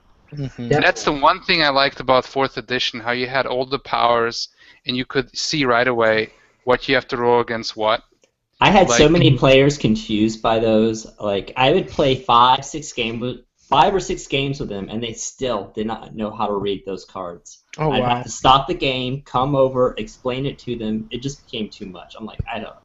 Yeah. There was another downfall with having all of those cards in front of people. You know, especially at high levels, you had so many different ones to look at, and it would just cause the game to sag and take even longer than it needed to be. Well, Yes. I that never doesn't had a happen. group in high level really, so once we that's- played, yeah. What's the longest combat did you have in 4th edition? Me? I had 3 hours. I had I a had 3-hour combat. Wow. Yeah, I had also a multi-hour. I don't know anymore how long it was, but the game was basically. I did the introductory adventure that was in the Dungeon Master Manual, and it was like going in, and they got into the 2nd floor. I think we played 2 or 3 sessions, but it was like we just got to the 2nd or maybe 3rd floor, and then one of them died, and the 2 of them died, and then one got out. Or something like that, and it took forever. Yeah, you know what? I thought in my mind that combat would be faster, but it really wasn't. I ended up just house ruling that system incredibly hard, like altering the whole function of the combat. I house ruled it Oh, from the wow. beginning. There was a bunch of things I hated about it already, but I house ruled a bunch. Like 5th edition is definitely an improvement. Oh, how do you guys feel about combat in 5th edition? I feel like it's short, and it's so brief and lethal.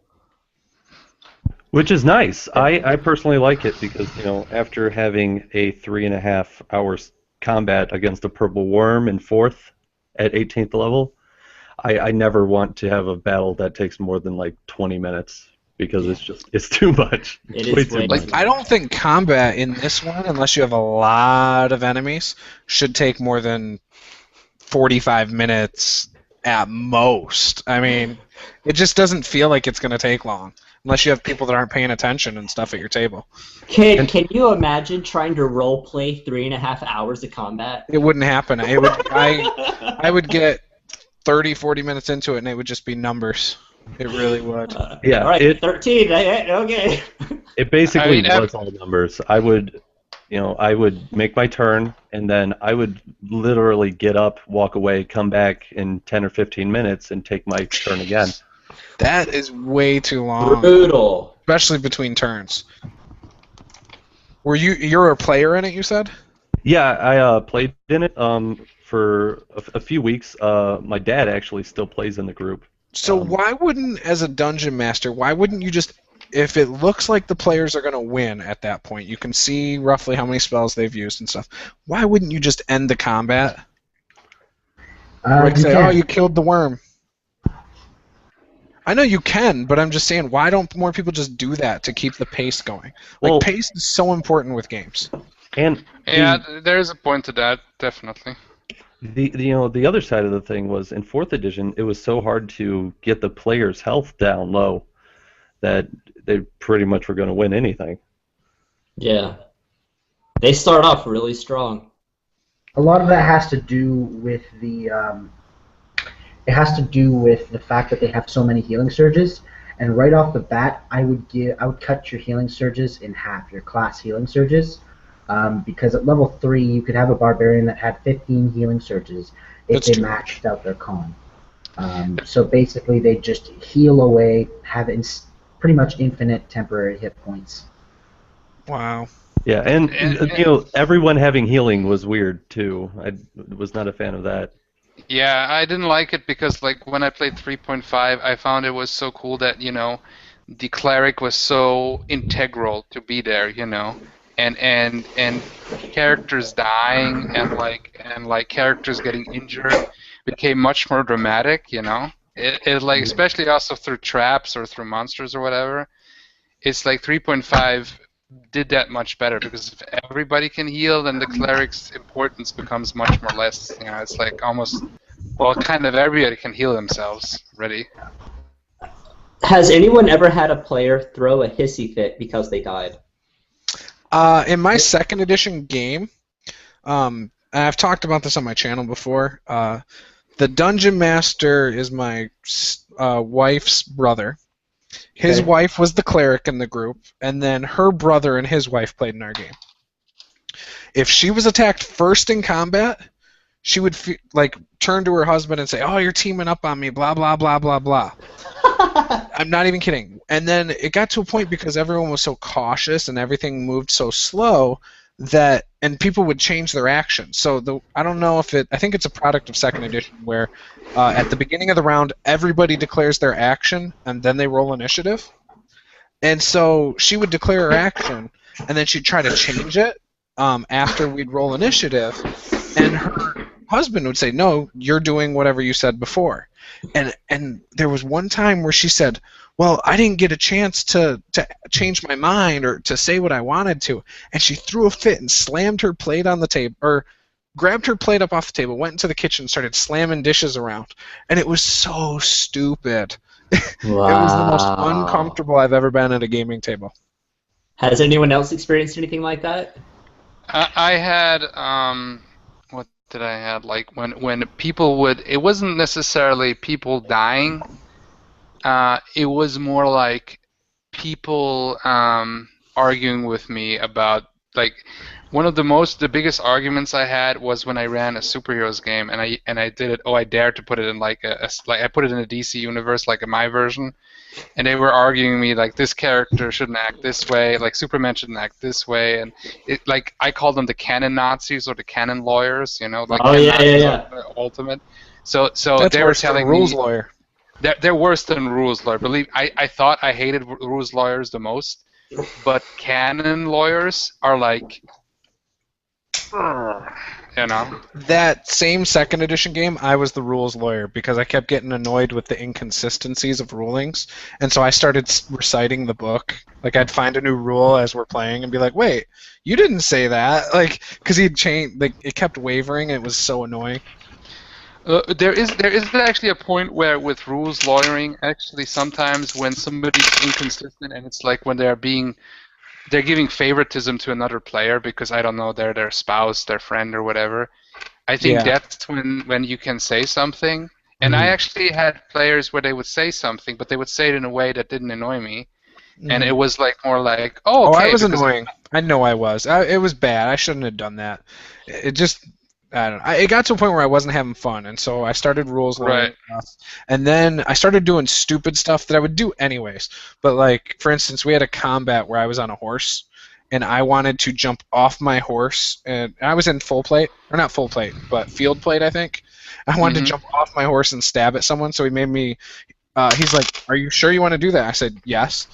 He's like, "Are you really sure?" I said, "Tell me what I have to roll to succeed." He's like, 18 or higher, and I rolled a 19. I was like, yeah! Oh, man, the dice were with you on that one. 5 minutes later, we were at the top of a giant opening to a cave, but it was really sloped, and it was like snow and ice. This is our very last session of that game.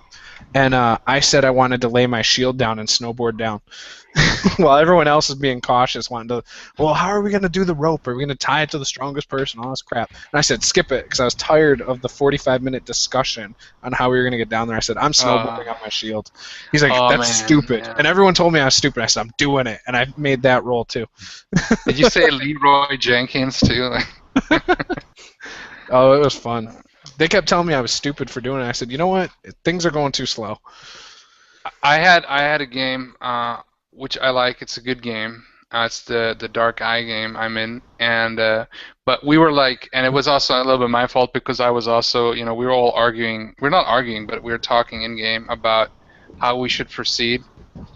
And then eventually we just decided, why are we just standing here arguing? Let's just go. And it was like, how are we gonna attack? There was this orc camp, and we had to like attack it, and we were deciding how we're gonna do it. And eventually we decided, because it's sometimes you also get into it because you really want to role play and you really want to, make it, work. And, yeah, my group didn't role play. Okay. It was like it was a numbers group. Take the loot. Like I'm not against, for example, I've been in the recent times. I'm not against even munchkinning or min-maxing, but I do still want you to a degree, but I still want you to role play your character and give a good reason, even if it's a simple thing. You don't have to you don't have to be an artiste or an actor, but do something that is interesting, Yeah, we didn't even have to figure out where our leads were. I think it was our second session. Our first session was awkward because we were trying to figure out how everyone role played. We were like trying to get accustomed to each other, and so it was just awkward. And then, so when we started the second session, the DM's wife said, we're not good at role playing, so why don't you just tell us our leads so we can get going? Plus, we don't have a lot of time anyway because of all the kids and the distractions. So yeah, it would be like, all right, you guys know about this, this, and this, and this, and this. And see that? No, it wasn't fun. Well, it would have been fine with me, but the other stuff wasn't fun because we were so cautious about everything and everything was so slow paced. Did you have a lot of traps in that game?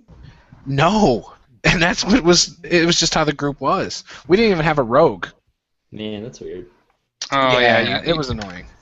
Honestly, I like traps, especially if you're doing a dungeon crawl, especially but then you always definitely need a rogue, at least one rogue. So. Wow, I don't really prefer traps. I like things that are just like high intrigue, lots of plot, lots of NPCs, people to talk to, people to play against one another. That's what I like to do. A detective kind of politics. I like that too, but sometimes I like a good old-fashioned dungeon crawl. But even there, my players still role play, and we still have a good time. Some of the most hilarious stuff has happened there, you know. But it's also easier for me to make an adventure for a dungeon crawl, you know. I mean, it's still work, but it's like, you know, I know that they can only go there and there, so. But do you railroad your dungeons? How you mean railroad? Like you have to take a specific way through your dungeons in order to make it out all right. Is it kind of like a labyrinth, or? It depends. My most recent dungeon, there is different ways. I give different options, and the way how I made the dungeon now is that I let them leave. They can leave the dungeon and like go to the town, but they decided to come back. So I give them the option to go out into the town or anywhere else and adventure. But I think dungeon crawling is cool too. Like I think the intrigue and the acting and the player interaction, I've done that too. Is pretty cool too. And it's just like, you know, D&D works really well with the dungeon crawl. Like, if I'm going to do more plot-oriented stuff, then I prefer GURPS, because then we don't have to bother with leveling and shit like that. Then we can just make the characters we exactly want, and then I can make a story off of that. You know, at least, you know, not a super constructed story, not a rigid one, but just a basic, you know, maybe plot ideas, characters, settings, you know, and then we go from there, you know, and we can do a story. D&D also has a story and stuff, but D&D I noticed I'm more practicing those 3.5, but there's some fun in dungeon crawling. I think there's some nice old school fun you can have yet, you know, but not just that, because that gets boring too, of course. Yeah, well, it also comes into play. It's what your players like too. Exactly. Yeah. I know one of my players specifically. He left a group because they were doing Undermountain, which is... It's a huge dungeon. That's one of the biggest. It's a huge, tedious dungeon crawl, which add 4th edition into the picture, and it takes forever, and it's just not something. Like, I'll do some type of dungeon crawl, but I'll maybe limit it to 2 or 3 sessions. I don't want to have them in there for a couple months and not getting anywhere, because that's just too much. I haven't done it yet, so I cannot say if I would dislike it, as long as the dungeon is interesting, because it's like every room could be something really cool and interesting. I mean, the only thing is that the characters are limited to interact with each other, but not even that is necessary, because you could have elements like, I don't know, like even shops and dungeons or towns, you know, like a little society in it, you know. Wow. You can roleplay. I don't do a lot of dungeon crawls. Well, you could make a dungeon crawl in a cave world, you know, kind of like Menzoberranzan, you know, like just caves, you know, like a cave structure. And there you could have, like, I don't know, like a Svirfneblin town, you know, there are these weird underground gnomes and stuff like that. So it would be kind of a semi-dungeon crawl.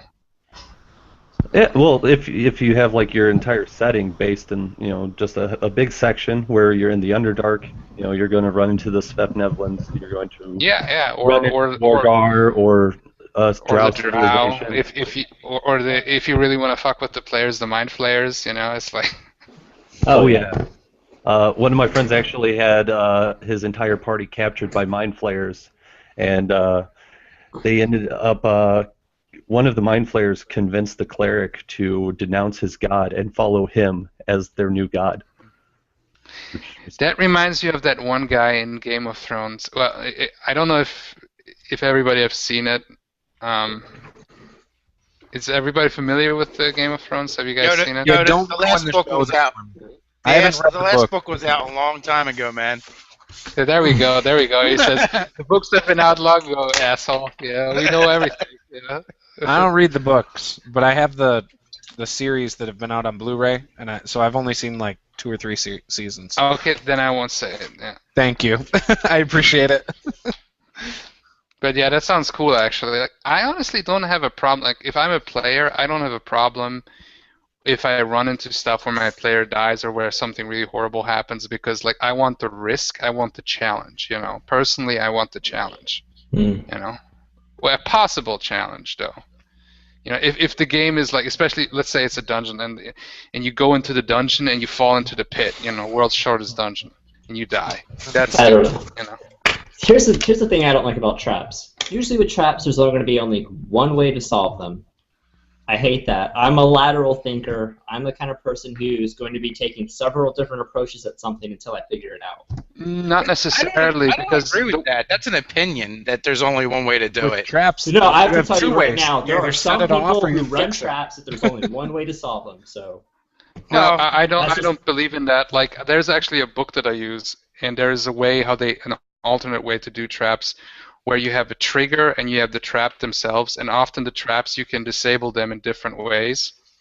And get around them. And I have my I guess players it all also. depends on who your DM is. Yeah, it if the does. DM is willing to listen to some creative input, some creative problem solving, just because there's a pit, it's all like, okay, well, we can tie a rope around this ballast and swing across. Yeah, that's an option.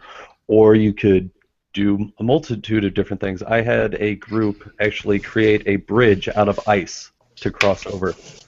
You know what my players did? Fantastic. My players went to the town, and my player had this idea to buy carts and carts of potatoes. Okay, and that's And they filled up the because- hole? To fill up the hole, but this That's is the great. biggest joke. Oh wait, they went back, okay, and they asked me how much is 5 carts of potatoes, and I said some number, and I should have make it much lower. I said 300 gold, where I really should have said like 30 gold or something, because then I was like, what? But then I made a mistake, but then I rolled with it, and they were like, why is this so expensive? Is there Potato some kind shortage. of secret? There's a potato Is there some famine. kind of potato? No. He said, is there some kind of potato mafia? Is there a secret potato king? So now I'm taking my mistake and I'm weaving it into something. So they actually they didn't buy potatoes, they bought something else because I didn't want them to fill it up. So I said it was an excuse, and then they found something, I don't even know what it was, but they started to fill it up, but then they realized that the visible pit was actually an illusionary floor, because the trap was really ingenious how it was, but they actually then realized that, we can just walk over, and they found a other solution, so they were just like pouring carrots onto the floor, and they were just. It's some Indiana Jones shit. You throw the sand. It wasn't even carrots. They got like something else, but it was hilarious either way. So. It's I have it recorded on the 3rd session. I gotta still upload, but it's like a really big file. So rendering will take forever, and uploading too. So, but whatever.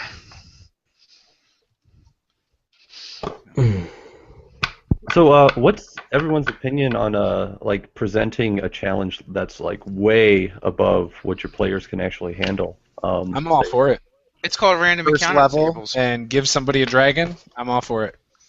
If they're dumb enough to stand there and fight it, then they're able to die. I killed a first level character with a stone giant. It happened. They attacked I will give my players. You didn't kill them; they killed warning, themselves. I will give them kind of a warning, but often, like in my recent dungeon, where it's like I didn't realize the way how in 3.5 the monsters, the challenge rating is written, is not quite the level, because we weren't like it was 3 people. And they weren't all min-maxed out, and they didn't have a cleric. And well, they did have a cleric, but they didn't have like a full party, right? So it was challenge rating 5, but it was the Mega Raptors, right? And that Mega Raptor, it killed one of the players, and I felt like and then the player who got killed, like he didn't get mad, but he said, okay, we're not fucking around, and he made this Munchkin fighter, and I was like, okay, let's do some shit now, and it was funny, but I realized that I gotta really also kind of test the fights how they work, but sometimes it's fun to throw a bigger challenge at them and see what they do. The new D&D, I'll say one of the nice things is that it seems like no matter what level you are, you at least have a chance to hit a monster at any level. So like level 1 could fight the max challenge rating, and you can at least get some damage done. You're gonna get messed up still. You're gonna die, but I mean you can at least get some damage done. Whereas a lot of the other games I've played, it seems like at first level you don't even have a chance to hit something sometimes. Oh yeah. Because like the max armor class, like we were saying earlier, is 20 in the book. And so, for instance, I think Pathfinder, they have armor classes in like the 40s. So the only way to hit that is to roll a natural 20 or have a lot of major buffers on you to hit. Well, you know what's nice about that on the other end? Is that means your orcs and your kobolds and your goblins, they're viable for so much longer.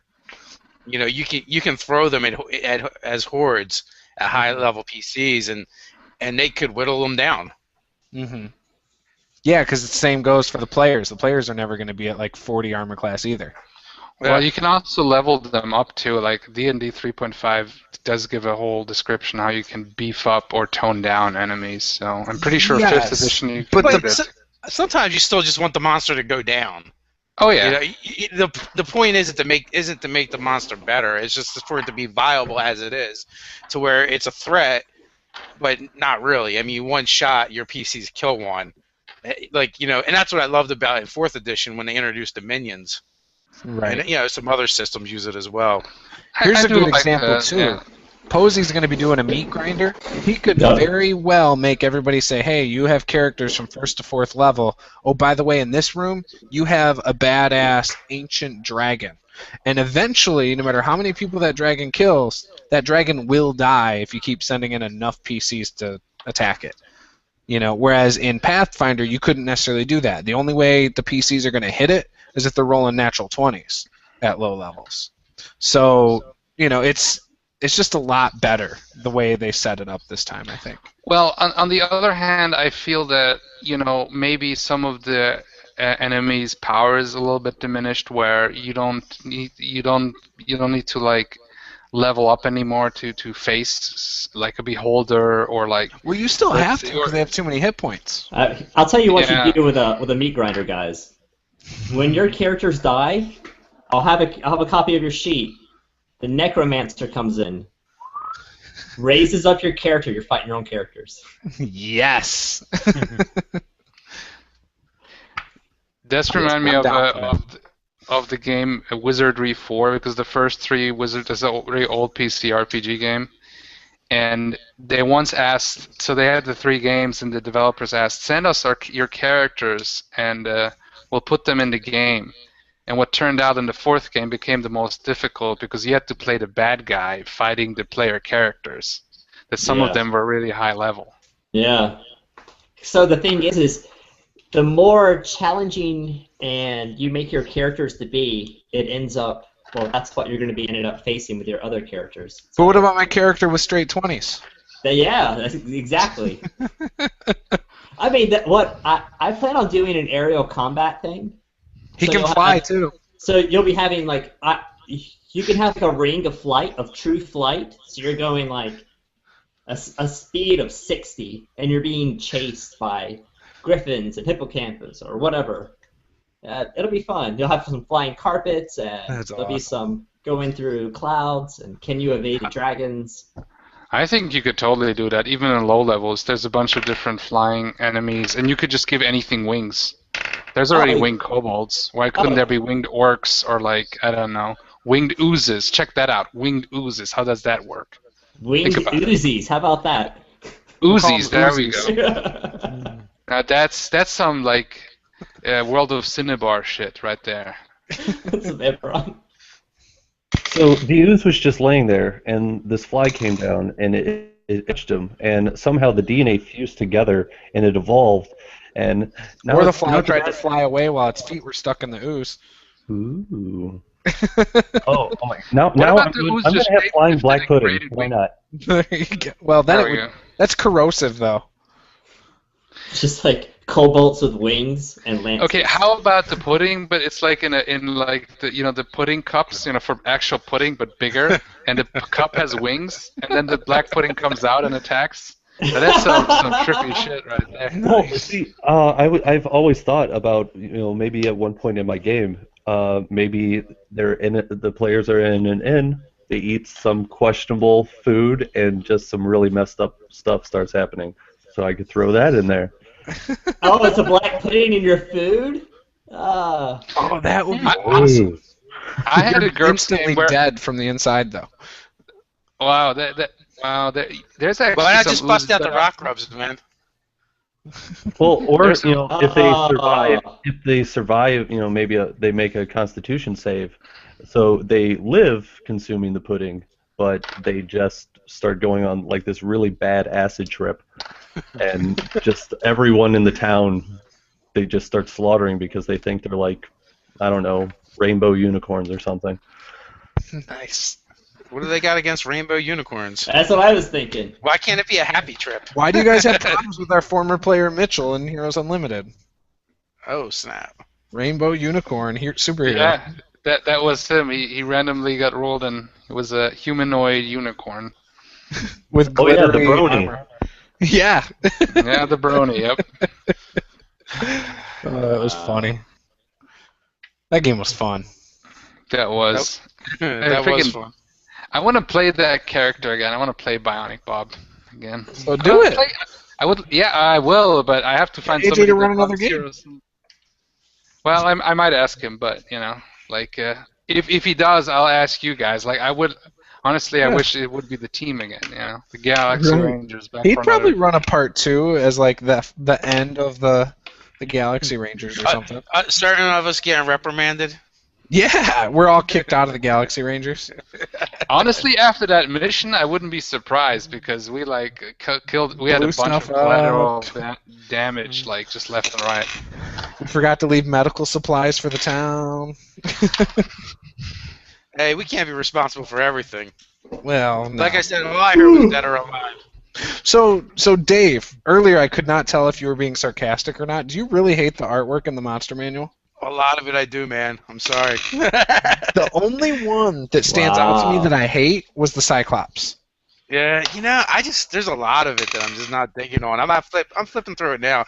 I mean, there's a lot of stuff that I like. Yeah. But then I come across something and go, how the frig did the same art director approve this? Really? Like what? Give me an example real quick. I'm sure you're going to do a video on it, but... Yeah, I am. The owlbears, the giants. The giants were friggin' horrible. Really? The one looks like Ganon from Zelda. I personally do not like the Behir. The Lamia, from... I'm not digging on... I don't know if you guys can see that or not, but I'm not digging on the Lamia, man. I prefer AD&D Lamia over that one. Really? So do you like the older artwork style? Wait. Can you show me the Lamia again? Isn't the Lamia has the snake underbody? No. It's a lion. It's a lion with a female upper torso. Oh, right. So, I mean, this one's not bad, but I don't know. I just don't prefer it. Like, the paws look very fat. They look almost elephantine. Wow, I love the artwork. I feel like it fits the rest of the books. The Kraken? Dude, I'm not feeling that Kraken at all. Okay. I don't know how well you guys can see that. You said you don't like the Cyclops? I don't. I feel like it looks cartoony because it's so bright. The only thing about the Cyclops I don't really like is the nose. Hold on. Wait, let me zoom in here. Yeah, just click on it. So maybe you can see me I'll better. click on it so you can see. See how bright that is? I just don't like it because it almost looks cartoony because of how bright it is. That's it. See, for me, it's just the nose. The nose isn't. I'm not feeling that. Kind of looks discolored, and it shouldn't be attached to his They face. wanted to make him less human, but for some reason, he's a little bit too bright. Guys, you honestly say you like this one? Yeah, like... What page is that? What is that? This is under Lycanthropes, and it is page 206. 206, okay. My upload is almost there, guys. I will be... Well, I guess it's at 77%. I'm doing a Monster Manual flip through, so you'll be able to see all the monsters when I get that done too. Yeah, we're probably going to do the same thing tomorrow night. That particular picture that you're looking at on page 206, it kind of has like a Darkstalkers feel. Yes, but he's attacking Captain Marvel. Oh, yeah. Dude, wait! I think I've seen this. Somebody said something. They said it's like Beauty and the Beast. Yeah, Beauty and the Beast, the Gaston and the Beast for some reason. So does anyone want to tell me what the small black dragon looks like? The small black dragon. Small black dragon. All right, young I heard the black dragon. halflings. I heard the halflings look really weird. Every Well, day. They're not in here though. Okay. They look When like the monsters, players though. win. They are creatures of nightmares. Small black dragons. All right, young black dragon. Young black dragon. That's I don't. Do they have a picture of it? I don't know. I was just wondering if there was one in there. Yeah, there is. The black dragons look good. Don't look bad at all. The bronze dragon wormling looks. Eh. Yeah. I don't know, You know. Oh wait a minute. Here we go. Let me see if you guys can see this one. See this gargoyle and see what you guys think of that. Yeah, That's the gargoyle. That's not Okay. good. You know what I mean?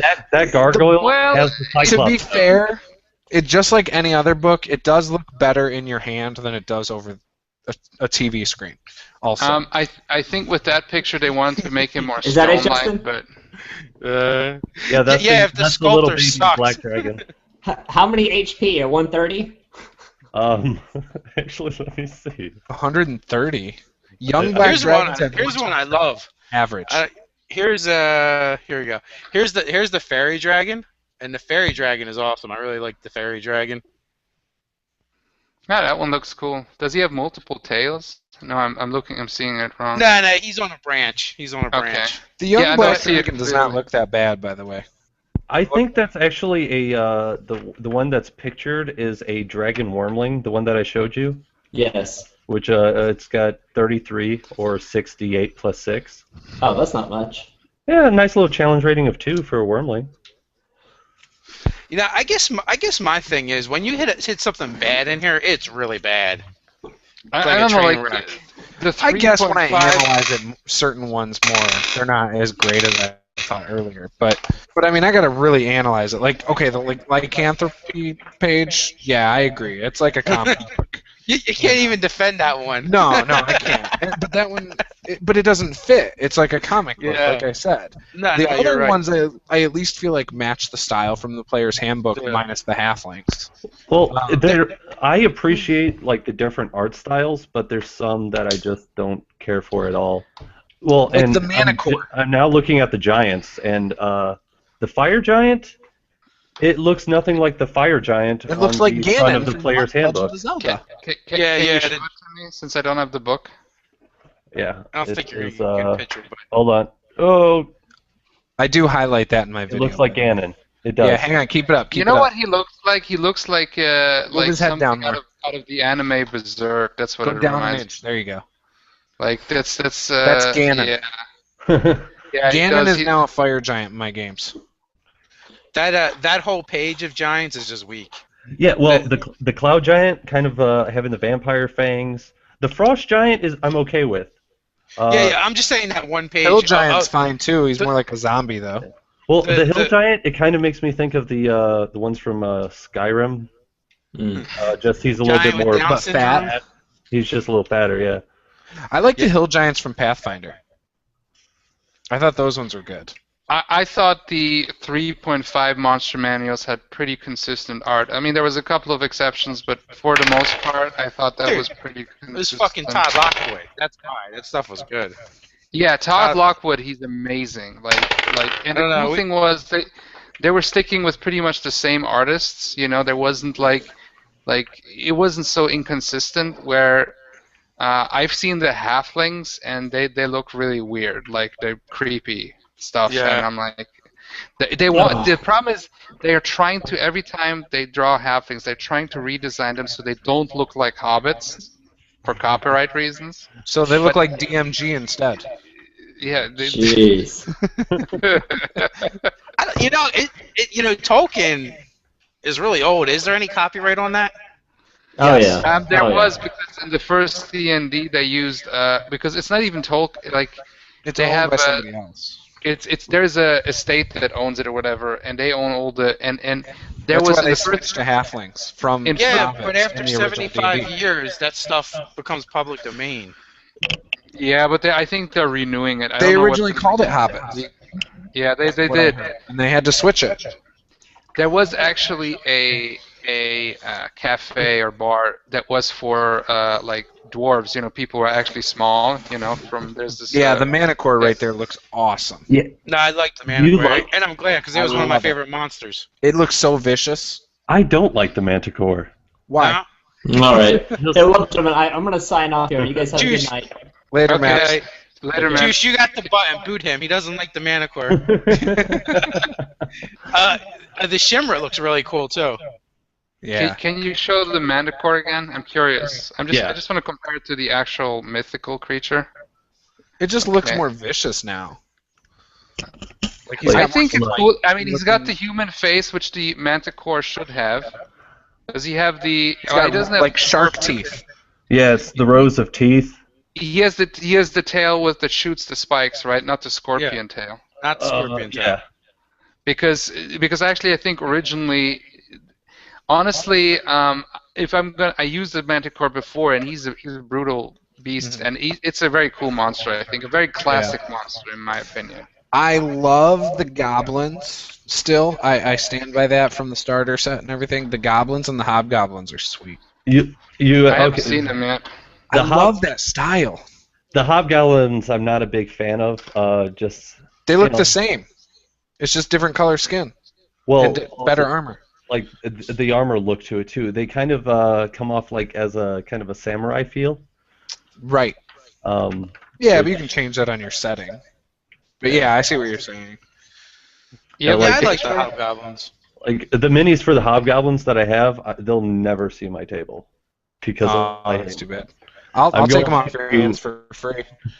I'm probably You know, going to modify them. I actually miss the old Hookar, the AD&D Hookar. I'm You listening. know which I don't know. There was the goblins for Pathfinder. I didn't like them. They looked their heads were too big, I thought. I like those. I actually like having different style goblins. I like the idea that you could have the Pathfinder goblins, but you could have the new D&D goblins or the old D&D goblins, and you can just say they're from different parts of the world and they're still goblins. How many types of elves exist? That's what I never understood. There's so many different types of elves, but you have only like one type of dwarf. Although technically you have multiple. You have at least the gray dwarves that are kind of the evil dwarves. But that's it. I cannot think of any other dwarves. Well, there's maybe one. There's an elemental style dwarf that I remember from the Monster Manual. That was kind of cool, and they had like fire beards or something. Yeah, they only look like them, but they're not really dwarves. They're in here. They're in this book too. But there was also the Darrow, which were like they're like the Grey Dwarves, but they're different. The Darrow, they're cool because they're insane. I actually used them in the game. And they're magic users. They're spellcasters. Right. It was cool because what I liked about them simply is that they're just insane. The Duergar, that's the Grey Dwarves, right? The Duergar. Hey, you guys that have the Dungeon Master Guide, the Hobgoblin Warlord, does he seem extremely powerful to you with an armor class 20? What's the page? Like one of I those can find it real quick. 187. Never mind. I found it. I've randomly flipped to it. Can I see the picture for the Hobgoblin? I'm just kind of curious. I'm sorry, I don't have the book yet. Yep, keep it up for a sec, because I'm going to focus it on yours, too. Yeah. He definitely has a samurai feel. This is very much a samurai-inspired armor. Mm-hmm. Yeah, but his weapons aren't samurai. He's holding a sword, at least. Yeah, it's not a katana or anything like that. It's not a straight up samurai armor, but it is similar. It's the layers. Yeah, the layers on the shoulders and the. You know what he reminds me of? You know what I think they based them off more now? They're more like the Klingons. Because I always thought orcs are like, if orcs are portrayed not like in the Tolkien style where they're purely evil, where they're more like, they're not good or evil, they're more like, they're warlike races, then they're kind of like Klingons, Mm-hmm. You know Do you guys see what I'm talking about with the Warlord? Here's my take on that. It's a CR6. Right. You're not going to encounter him by himself. No, he's going to be by himself. Well, he'll be with a bunch of other guys, but... That's what I'm saying. So that means your PCs are going to be higher level. Well, okay. Him being a CR6, maybe not with other hobgoblins. Maybe he's that's by himself. Controlling a bunch of goblins though too. So he's going to be with some goblins. Not right. I wouldn't put him with a bunch of hobgoblins because that's just putting way too much AC. Right, because the regular hobgoblins are armor class 18 themselves. Yeah. Well, if they have a shield, which I normally put hobgoblins. So take 2 away from the shield. Yeah. But yeah. I mean, But- still, that's still pretty powerful. Yeah. Well, he's a challenge of 6. He's got plate and a shield. So Look how much damage he does. He gets 3 attacks per melee. Mm-hmm. Each one is going to average 7 per hit, but then once out of those 3, you get to add an average of 14 for his martial advantage of 4d6. That's amazing. Yeah. I mean, he's going to wipe people out by himself. And I guess he should. He's the warlord. But my point is, like, you know, you could put him with a bunch of hobgoblins up against 10th level party. And it'd be fun. Definitely. Yeah, but they're going to still be hitting almost every time. You know. Yeah, but they're going to be hitting your players almost every time. Oh, right? Sure. You know, he's a +9 to hit. So, say your players are max out at 20. Yeah, that's funny because the +9 that you told me, the Mega Raptors. No, that's 3.5, but the Mega Raptors challenge rating 5, right? Mm-hmm. They had a +9 to hit, and I should have tested it. I should have read it more through. That was the problem. But a +9 in 5th edition is like 10 times better than a +9 in. Right. Okay, that's why you cannot really compare it, right? Yeah, it's not even close. Well, even like compared to the playtest Fire Giant, I think it had a +7 to hit, which that's a Fire Giant.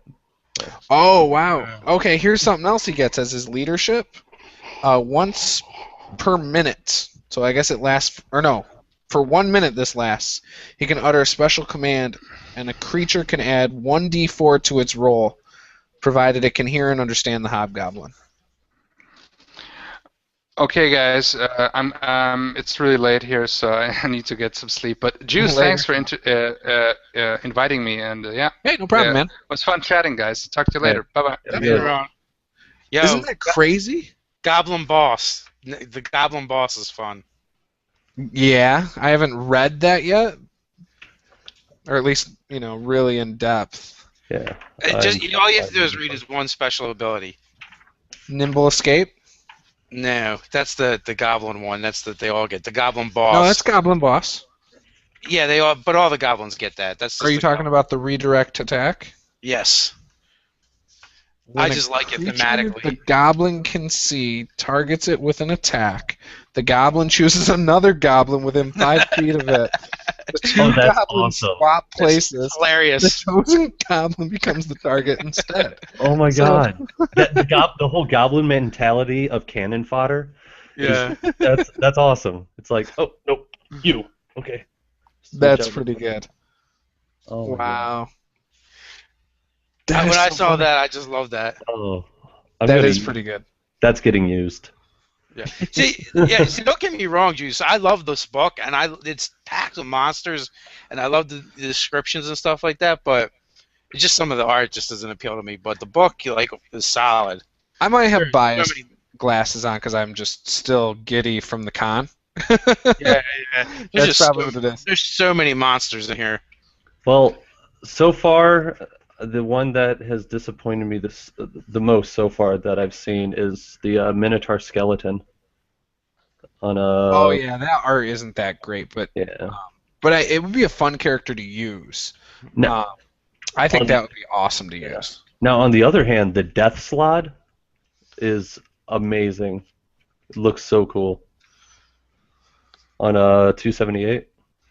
278. Yeah. Actually, all of them look really cool. The yeah, they do look good. The aggressive poison frog guys. Yeah, they do look good. Death Slod does look pretty good. And that is not a monster I would probably use very often in my games. Well, in my world, there's this whole swampy environment. So perfect. I like the sprite in here too. I don't know why I like it though. Oh yeah, the sprite is pretty nice. It's kind of weird where they put the succubus incubus. Right. Well, most likely you're going to run into a succubus over an incubus. No. What I'm saying is, they're not with the demons and devils. Yeah. Oh, they got shunted off to the back of the book by themselves. It's like time out. I don't like the tree ant artwork. The Tarrasque makes me happy. Yeah, he looks cool. I think they just recycled him. The first thing I did, when I grabbed the book, I looked in the index and I was like, "Where's the Tarrasque? I have to read it." And I just was so giddy, and I still need to make my shirt that says "Don't sass the Tarrasque." Nice. The Wraith looks awesome. The one place where it's real hit and miss too is in the descriptions. Like I actually like being able to read a descriptive text of what the monster looks like, not just having the picture. And some of them have it, and some of them don't. Yeah, that's true. Like and it's fine for us because I think we've all been playing for a long time and whatever. But like if you're picking up this book for the first time and you never played this game before, like I think a new player, a new DM, they kind of need those descriptions. Yeah. Well, it's nice that they, for a lot of them, most of them are pictured, at least, Yes. one type of them. And I know I have my Tuesday group that I run, there's a couple new players, so if I said something, they wouldn't know exactly what it is. So it's nice that I'll be able to show them a picture of something to give them an idea of what they're facing, because nobody can afford anything. I only have the D&D 2nd edition monster manual from the revised version of, like when they brought this new one out, like last year or 2 years ago. So that's the only other D&D monster manual I have. I also have the Pathfinder bestiaries, the first 3. I don't have the 4th one. But yeah, and so a lot of these monsters, for instance, the Iconics, I've only seen in 2nd edition, so I think they look awesome. Okay, I just saw that they have the Beholder Zombie. Do they have the Death Tyrant? Yeah, yes, they do. It's under the Beholder entry. Huh. I did see it. Is there a difference? The Death Tyrant is a lot worse. Is it? Yeah. Yeah, I love these zombies. Obviously, you know that, Dave. I threw them at you guys in that one game, and I was loving it. I should have threw an ogre zombie at you guys. Should have, man. That's what we needed. That's the way they depict the Death Tyrant, huh? It's got the glowy eyes, right? Yeah, it's just kind of floating. They had released the Beholder, the Eye Tyrant collection, and the Death Tyrant in there, the actual mini for it. I preferred the look of that over the skull.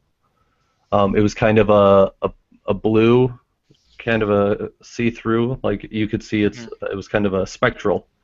Okay. With a white eye, if I recall correctly. I like the little post-it notes. Me too. It adds extra flavor. I mentioned that in my flip through, that I love that. Like some of it, it's like a letter from somebody. Some of them, it's like the saying of the monsters, like the goblins. Just cool little flavor. Remind me again why we're on this quest. Dark Mantle Encounter. I really like the giant fire beetle. I said this earlier. I don't know if you were here for that, Dave. It's on page 325, but it gets me so excited because I used it in my Pathfinder campaign, and they've been like a reoccurring thing for me in that game. So here's a little bit of a sore point for me. Okay. The Basilisk and the Behir. I don't like those very much. Yeah, the Behir is one that I said I was not a big fan of. I prefer the, it's too salamander-like. They made a lot of the monsters really chunky too. Like they all got like thunder thighs, like this basilisk. Like you need some Weight Watchers. I don't know. Let me go look at this. What page? It's 24-25. Oh yeah, they're both on the same page. Oh yeah, 24. Yeah. They did make them meeting. Like the basilisk. I do like the basilisk because I normally have seen the basilisk in my head as bulkier, slower moving creatures. Right. What don't you like about the Behir, for example? It looks slimy. Yeah, it looks slimy. Yeah, the salamander look.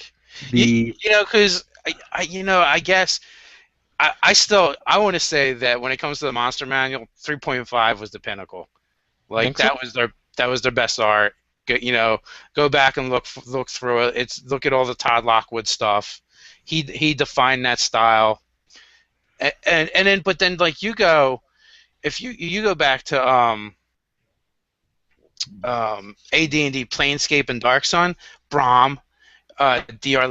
Lizzy, or what's his name? Tony DeLizzy. I'm probably butchering his name, but they had brought in some serious talent, in the past. Yeah, I don't know. I love all this, dude. If you I'm flip excited. back to page 23, what do you guys think of the Banshees? I think it looks like a comic book. Yeah, the features are too prominent. Like I would have preferred more of like a hollow, like a lifeless look. The fact that it doesn't look ghostly enough. Yeah. I was gonna say they have too much of a contrast. Like it's too dark and then too like everything stands out too much. If they would have made it look more faded or blurred. One huge improvement, if they just blacked out that, she would look a heck of a lot better. Just that simple thing. Darkened a lot more of her. Yeah. The Bugbear needs some weight gainer, man. He's way too skinny for a Bugbear. I don't mind it. And it was in the starter set, I think, too. Look, I'm not saying the art's bad, but I really like that more of that simian kind of look for the Bugbear. Like these, they feel more goblinoid than. I was gonna say they all kind of resemble each other now, unlike before.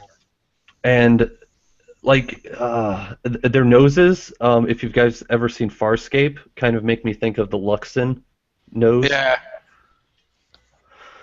Okay, so I made a boo-boo. Well, it's okay. My flip through Friday, I said I was going to put the Ed Greenwood picture at the very end of it, and I didn't do it. I am not going to re-render that for another 2.5 hours. So how long it's was not the video? ending up in there. Like 22 minutes. And it took that long to render it? Yeah, I don't know why. I think because I'm doing this live chat at the same time. But well. Yeah. That's definitely part of it. Yeah, so I'm not too worried about it. I'm just going to upload it anyway. So, I still need to join your one-shot group. Oh, dude, get on it right now. Yeah. Yeah, that's a good place to be. So, well, I'm going to. I figured out what I want to do with this. The running the Minds of Madness I was talking to you briefly about. Mm-hmm. I think I want to do 3 separate groups, and maybe like have a 4 to 6 hour slot, and have it kind of like a competition. So after all 3 groups have ran, whoever made it the furthest, maybe I can figure out like some type of award for them. Okay. Which I think that would be nice. That'll be me. Like even if you've read the entire thing, it's. I haven't read it in over a year now. It was last winter when we were playing second edition that I was reading it. Scott Kurtz helped write it, and when he ran it, he was getting completely raffle stomped. Yeah, I know what to avoid in the first 5 minutes, and that's probably about it. Yeah. It's probably the most important part, though. So, yeah, we'll just the very first we probably won't speak about it. We don't want to share that information with everybody. Right, because I want to outlast everybody and get the prize. Yeah. I gotta figure out what it would be. I'm gonna have to like ship stuff, or I don't know, maybe. Yeah. What is this for? I'm one shot. Yeah, I want to do 3 separate run-throughs or attempts at the Minds of Madness, and whichever group of the 3 makes it the furthest will win something. I don't know. I have something lying around that people might like. Minds of Madness, is that a module? Oh yeah, written by Scott Kurtz and Chris Perkins. Yep. Cool. It came with the play test rules as well. Our group has never been a big yeah, I shouldn't say that. Sorry. Pre-created adventure group. We always homebrewed everything and did everything. So. What is this group called? Where is it? Tabletop RPG One Shot. All right, that's wordy. Yeah, very much. Yeah, but there's already tabletop gaming or RPG gaming or something, and I mean, I couldn't think of anything to fit exactly what it would be in a short amount. Yeah. So and then one shot RPGs. But the banner is wordy. I could have done that. Yeah. It is. I agree. In fact, it's facebook.com/groups/tabletop-RPG one-shot / That's the actual URL. I was chatting with Juice the other day, and I just spelled out the acronym or whatever, and I'm like, oh my god, even that's long. It is TTRPG OS or something. Yeah, you can't, it's so long you can't even do it by memory. I had to look. No, I had to think about it. Sherbet Girl. Whatever, man. We're just gonna click anyway. We're just gonna click. I type one in my search bar. It comes up. That's all. Add it to your favorites too, so it shows up at the top of your page on the left. Yeah, I don't know if, a lot of people don't know you can put groups, set them as your favorites, and it jumps to the very top in a separate section on the left-hand side on Facebook. I got one so of my many groups there. is, I don't even. What is this group? I don't even know what this group is. Oh, I should leave this group. This week I'm planning on doing a how-to video, and this is so silly, but I feel like I need to do it. I'm going to do a how-to video on how to post your threads there. Well, first of all, how to join, how to post a thread there asking to either play in a game or run a game, how to post an event there, so when you have your game set up, you can just post an event there, and then I'm also going to do part of the same video, your Google Plus Hangouts to play the game. So, and show people how I do it. Instead of being snarky, I'm going to go, that sounds like a good idea. I think that'll be really helpful for people. Honestly, I know not everybody's going to get anything from it. Obviously, we know how to use Google Plus Hangouts, and we understand how to use the internet, but there's a lot of people out there that don't, and to assume that everybody does is kind of ignorant. So I don't know what I'm doing. I just click on a link and things happen. Push buttons. I've had a lot of people ask me questions, and that's the main reason I'm going to do it. I just slap my hands on the keyboard. Yeah, and I've had a lot of people that just can't grasp that. Hey, we don't talk there. I'm not trying to discourage people from mingling. It's just like take your side conversations asking about systems to the brigade or the guild or tabletop gaming or that specific game's Facebook page. One of those other 50 groups. Exactly. I mean, there's so many things out there. Also, main man, stop posting your videos there. Don't plug your stuff there. I don't post my videos there. Hey, what's up, guys?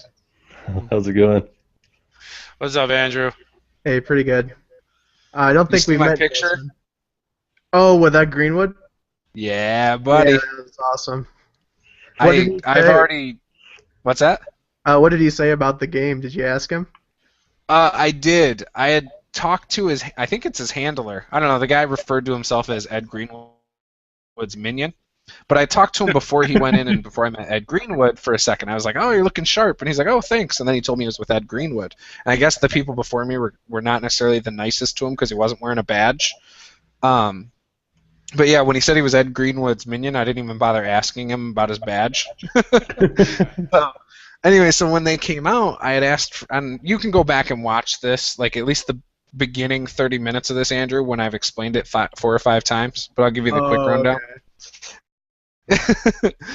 When he came out of the room from running this board game or whatever, it wasn't. I don't think it was D&D. I think it was just some random board game he was running. He started walking down the hall, and I asked for a photo, and he was with his minion dude, and he's like, "Oh yeah, I'll take a photo." So I took a photo with him, and after the photo, I brought up Gentleman Gamer's interview with him, and I told him, that was really cool that he took the time to do that, and and just little stuff. And I was like, yeah, I've talked to him online a few times. He's a good guy. He's like, yeah, he was really polite and real nice. And so then I said, what do you think about playing in a game over like Google Plus Hangouts or something? He's like, I'd love to, honestly, but I'm so busy. I work 2 jobs, and obviously I go to all these conventions. And his handler, dude, said, well, he might have some time freeing up here soon. And I was like, oh, okay, cool. And his handler then said, do you have a business card? And I said, I do. So I gave him my business card. And then I said, if you want, we could always, see if some other people that want to play in the game would donate some money to charity. It could be a charity of your choice. You guys could even handle it, so the money has to go straight to you guys, and you guys can make sure it goes to that charity. Ed Greenwood Fund? Something. Yeah, Ed Greenwood Retirement Fund. With beer money. Yeah, beer money. Whatever. Hey, His whatever. spell Beer book maintenance. money. But yeah, so whatever he floats his boat, man. But so I don't know. I mean, someday it might happen. I told him just give me a call and we could try and sort out the details or whatever. But tomorrow I'm going to sit through his seminar at 3. I'm really excited for that. It's like it's about cooperative world building and how you handle cooperative world building in a writing sense with other people. So that'll be interesting, and I'm excited. People do that. I don't work well with others. Yeah, writers that write for D&D, right? right. Yeah, I'm excited though. He was really nice, really cool, and yeah, I mean, I probably spent 5 to 10 minutes with him. So, and it was just me in the hallway pretty much. There wasn't anybody else there because it's in the obscure corner of the hotel. So was the convention pretty good? Did you run anything today? No. When I got there at 11, I was supposed to be a volunteer helping people with the game area. So it's mainly board games in that area. And so like I was allowed to socialize and go and ask people about their certain games, make sure everybody was having fun, able to find games or players, and make sure that they had the correct badge on. Because if you have the low-level badge, you can't play in games. You can basically just go to all the free stuff and buy stuff. That's it. Just for like $5 more, you can then rent games from the library, play in any game, go to all the free stuff and buy stuff. So really the only incentive to buying that extra badge is that you can play the free games. They also have demos that you have to pay to play. So for instance, if I ran 5e, I would have gotten a credit of however much it is to play in a demo game. And then people would have to pay to come play in my game. So that's how they ran it. And certain seminars cost money too, but that one tomorrow's free. Yeah, you know what though? You hit up like the indie game scene, and those guys are like begging you to play their game. Yeah. Yeah. The game area is free, and that's all for the library, and there's like 3 games that were free right there. There was a separate room for demos that cost money. So, in fact, I know some guys that are running some games tomorrow there, and they've asked their friends to at least pay so they knew they'd have enough people to play. But yeah, so I don't know how it's going to go. I'm kind of curious to ask my Savage Worlds GM. Andrew saw how we demo games. Yeah. Right? I plugged the hell out of our group today. I told people all about it. I told people about our channels. I talked about Nerdarchy's channel because I said, I ran a D&D game. Go check out Nerdarchy. Because I talked about your guys talking about D&D 5th edition and stuff. There was something else about your channel that I had said about Nerdarchy. I ran into... Those guys are real douchebags over there. Yeah, but don't... That's what I said, but don't tell him about it. That's what I said. No. I ran into a guy with a YouTube channel. You might have heard of him, Undead Viking. He does a board gaming channel, but he did a video with his daughter and a recap of their RPG game of D&D. It was like him and his daughter and his wife. His daughter's really young, like maybe 5 or 6 or something. But he did like 3 recaps with his daughter, and he just sits there and asks her, so what'd you do? And then what'd you do? And she's like telling the story all over again. And he's like refreshing her memory about what happened. It's pretty cool. I mean, I have a daughter, so I'm looking forward to the day I can do that. But yeah, so I met him there. He was just there because he's friends with the guy running it. But that guy came down from Minnesota. And so when I saw him, I was like, oh my God, that guy looks familiar. And I was in the middle of a conversation with 3 guys, and I ran to the side of the room, and I was like, I recognize you. Oh yeah, YouTube, you have that video with your daughter. And he's like, yeah. And so then I started talking about my YouTube channel. You probably made that guy's day. You know what? I bet you I wasn't the only one that recognized him. But yeah, I probably did. No, actually, Ed Greenwood probably did because he went in there for a photo op for a minute, VIP status, with the owner of the convention and got into a group picture with Ed Greenwood.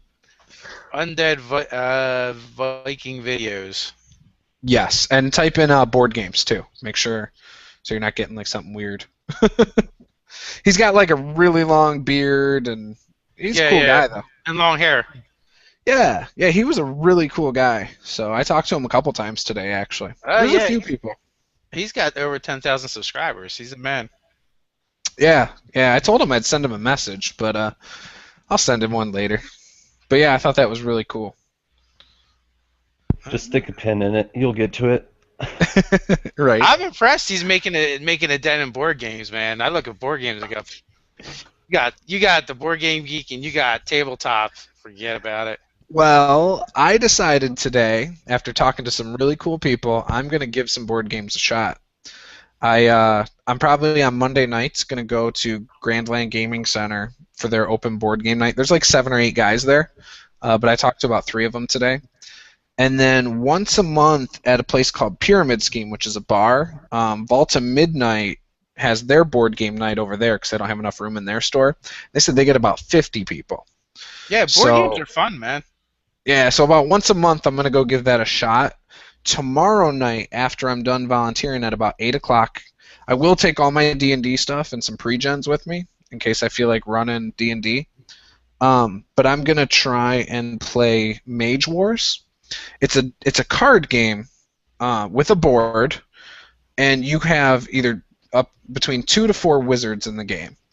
And you get a book for your spells, which you have a character card, and then you also have spell cards, and you put them in your book, basically.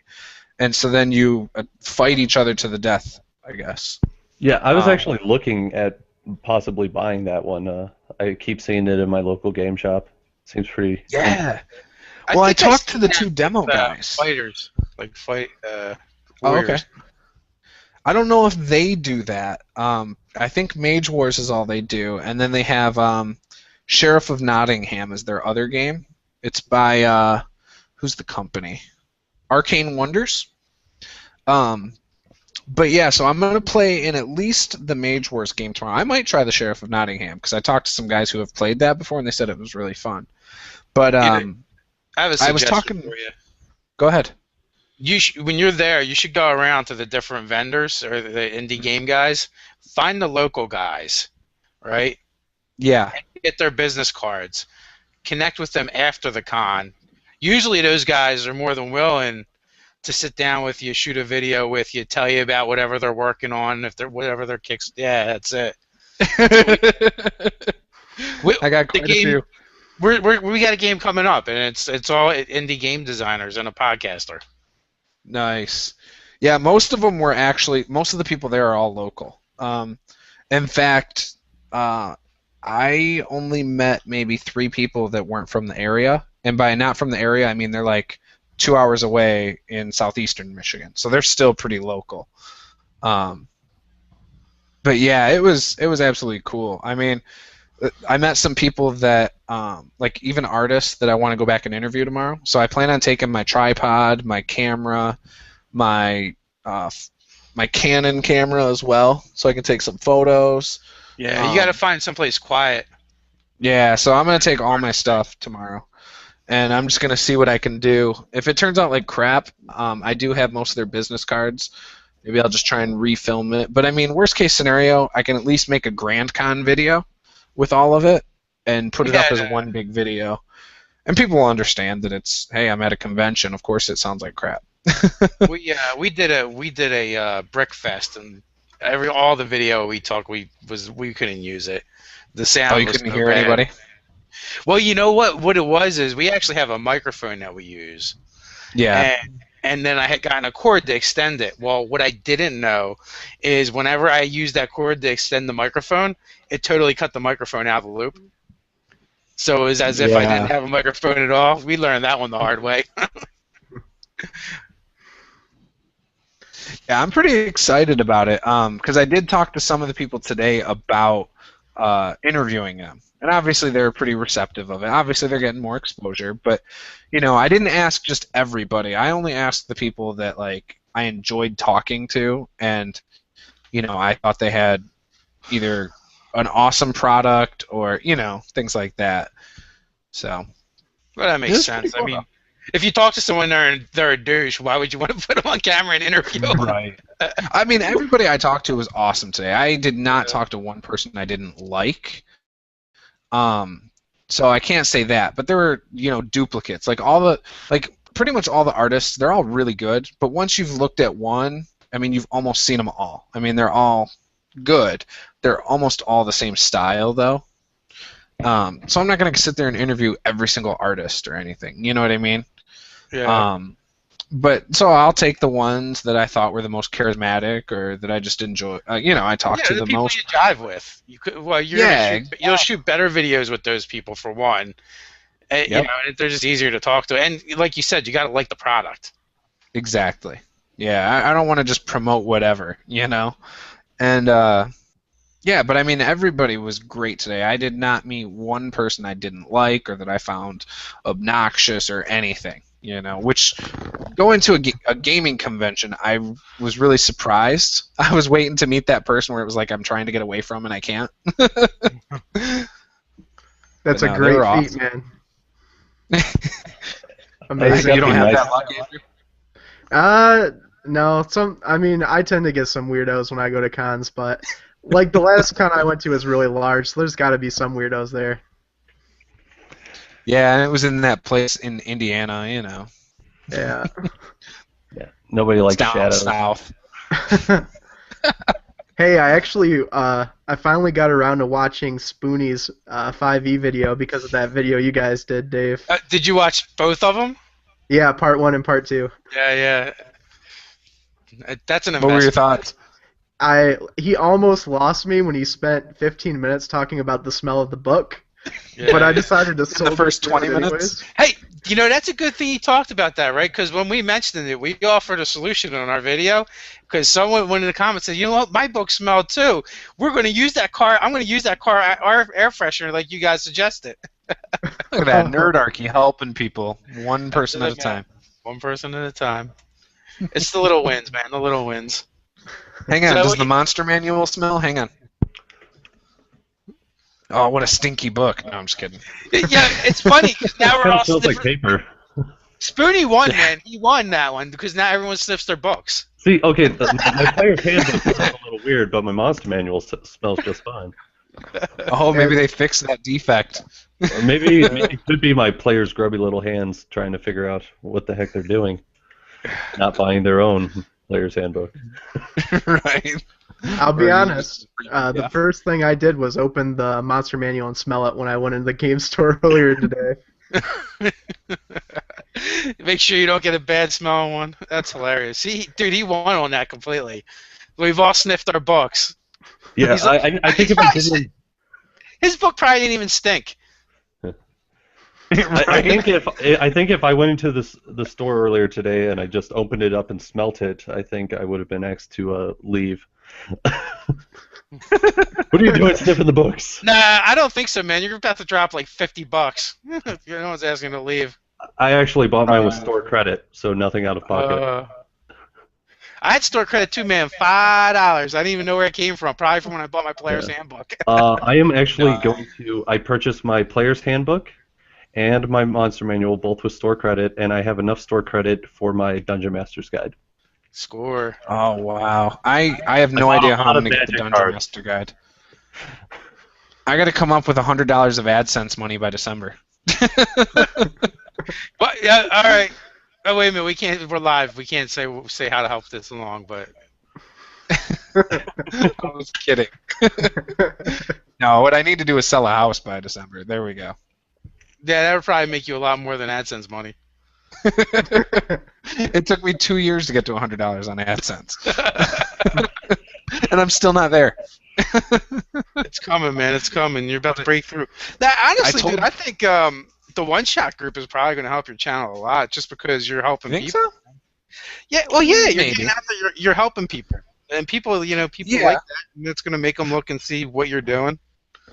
But I haven't done he's all right. It to help my channel. Like I'm not using it to promote my channel. I'm more using my channel to promote that. You know what I mean? So hey, if people find my channel because of that, awesome. It's karma, man. It's karma. Did you backlog all of your videos and just add a plug into the end of all of them? Because I feel like it just keeps seeing plugs. I don't know where they're coming from. No, I filmed all my videos on I usually film them all in one day, and then I just keep putting them up for 2 weeks. So the original plugs that kept happening were because it was like the day after we came up with the idea. And so now that everyone knows about the group and it's doing well, it's just natural to plug it. How many people you got in there now? 140 as of this morning. And there might be more because I made AJ an admin, so AJ can also approve people. So I have and things like that. So I have no idea what it got up to since this afternoon. I'm waiting for me to post D&D related things on my Facebook, and you just plug your channel. Just plug it right there. Why not? Right. Well, like for instance, right here, if you look at the side of the screen, I have all my websites that are important. In order of importance. Yes, in order. You start with the very top. Well, no, because Twitter's not important. I don't use it as much. So really, it should be Patreon, then Facebook. Actually, it should be Patreon, YouTube, Facebook, Twitter. Although they're on YouTube if they're watching this, so you know. Right. Well, not if I embedded it somewhere, like Facebook. Yeah, but then the links still you can still click through the video. Yeah, that's true. So right yeah, now, I'd like to. 30 links out I'd like there. to beat Andrew to 500. 500 subs. You guys are still racing for that. make it. I thought you guys would have got there already. No, we're not that good with keywords. I'm really close. I'm 17 subs away. Nice.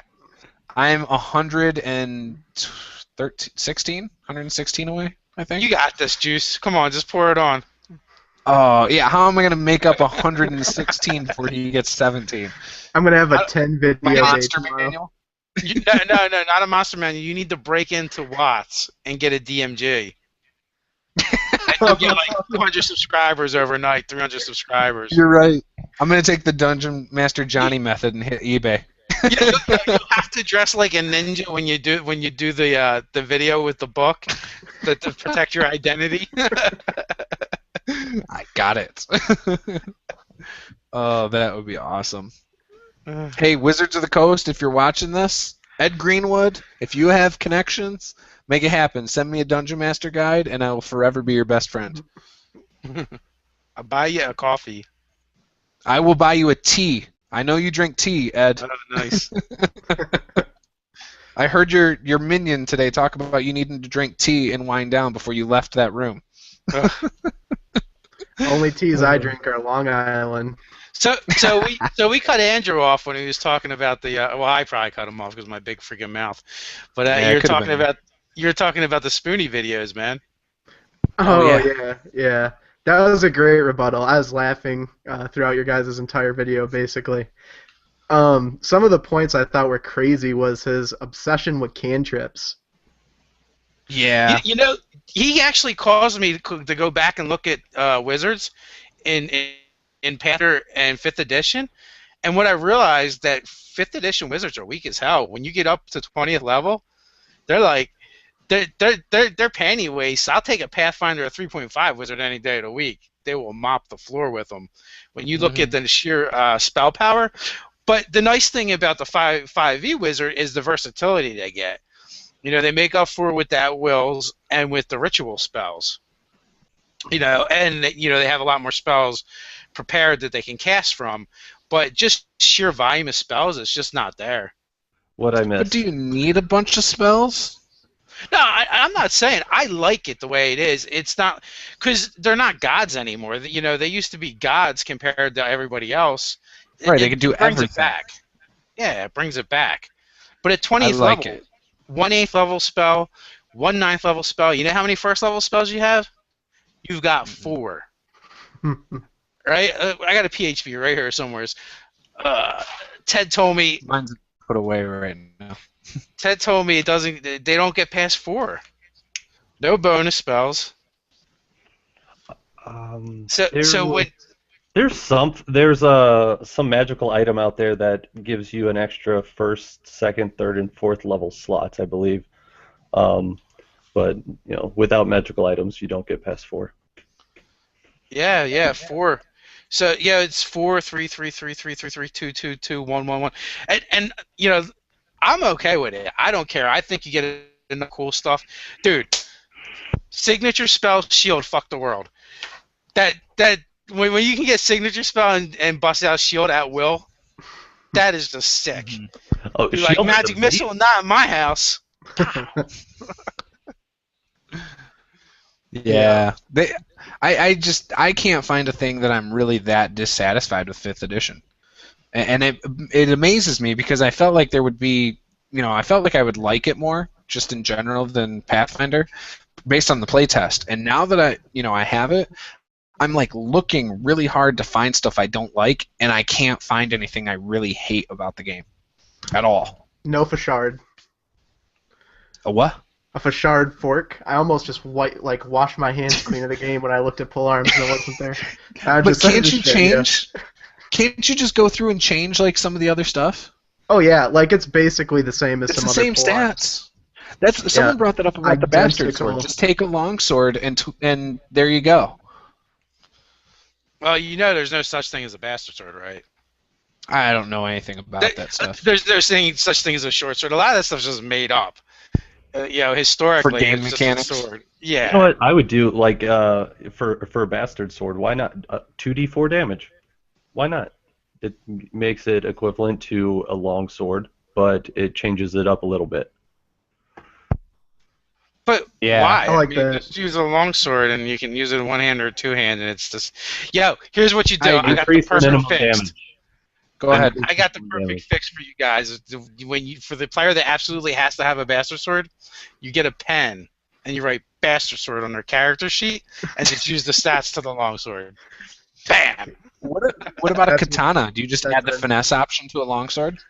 I don't know. I mean, well, what would a katana be? Would that be like a die 10? And then I would make it the same as a longsword, but you can use finesse so that you could use your dex. I'd make it a longsword. Yeah. But then it's basically just the rapier. Is it?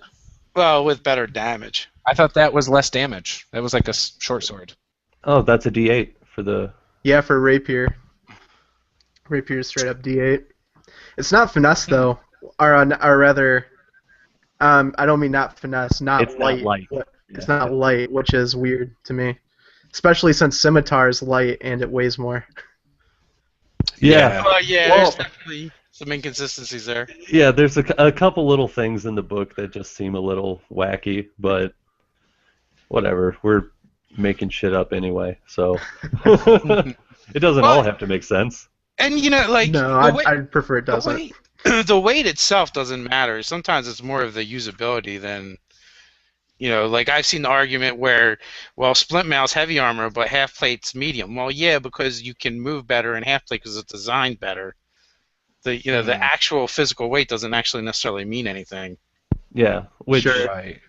So the rapier not being light isn't a big deal because it's long. They're longer swords. It's trying to wield two of them at the same time. You'd be hitting them into each other, and you wouldn't wield a rapier in your offhand. That's why they friggin' used the Mangachi or whatever the frig it's called.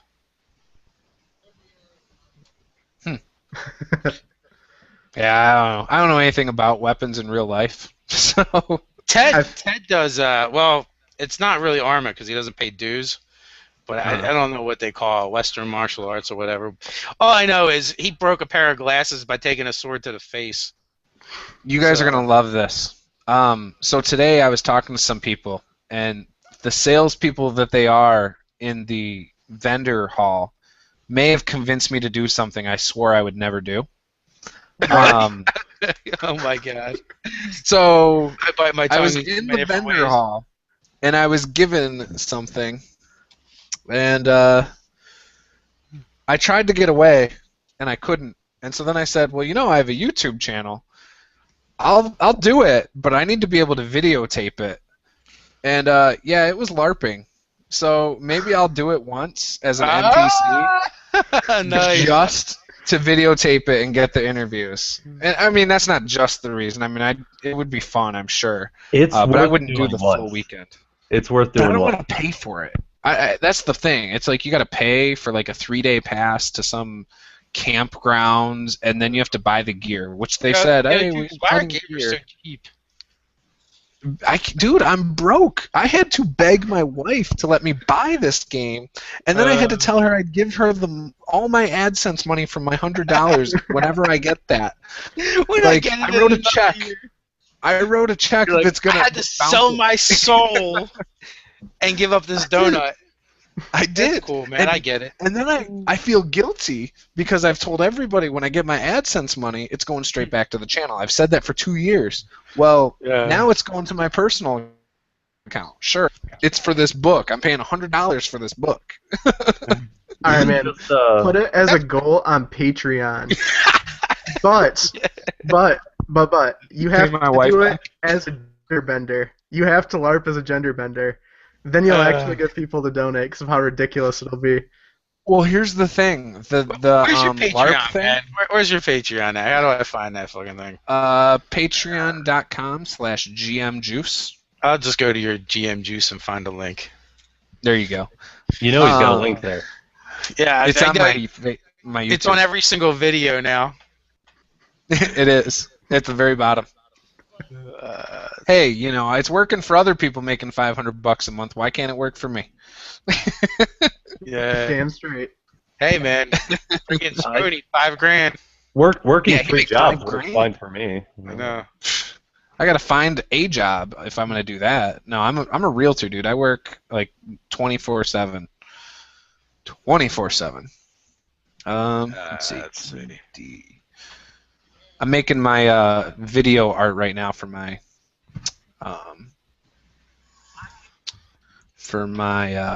freaking video.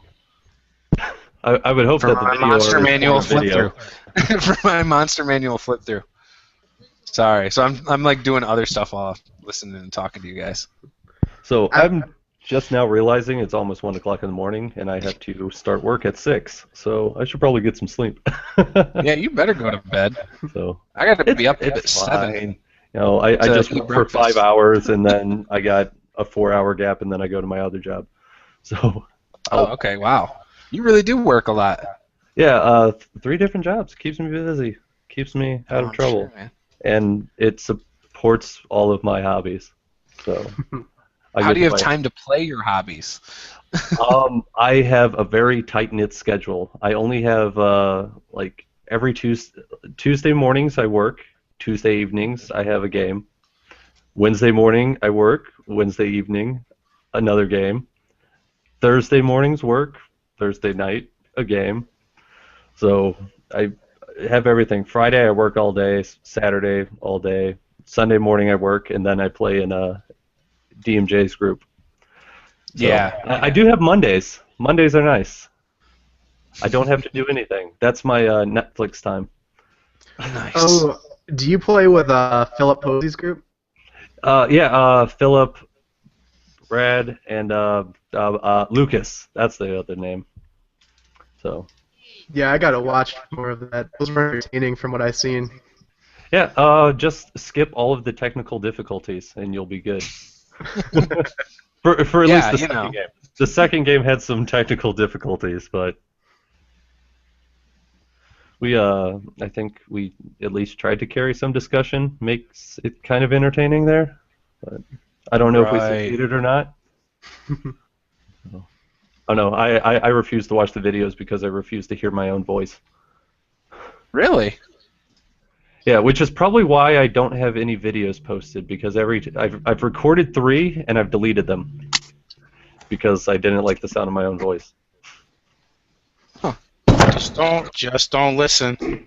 Yeah. Uh-oh, we've summoned Maps and Dragons.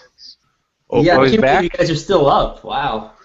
Dude, you don't know how this stuff works. Have you seen the length of some of these? We've gone 7.5 hours before. Oh God. Hey, and then ended the broadcast and kept going. Yeah, then we got real controversial. Yeah.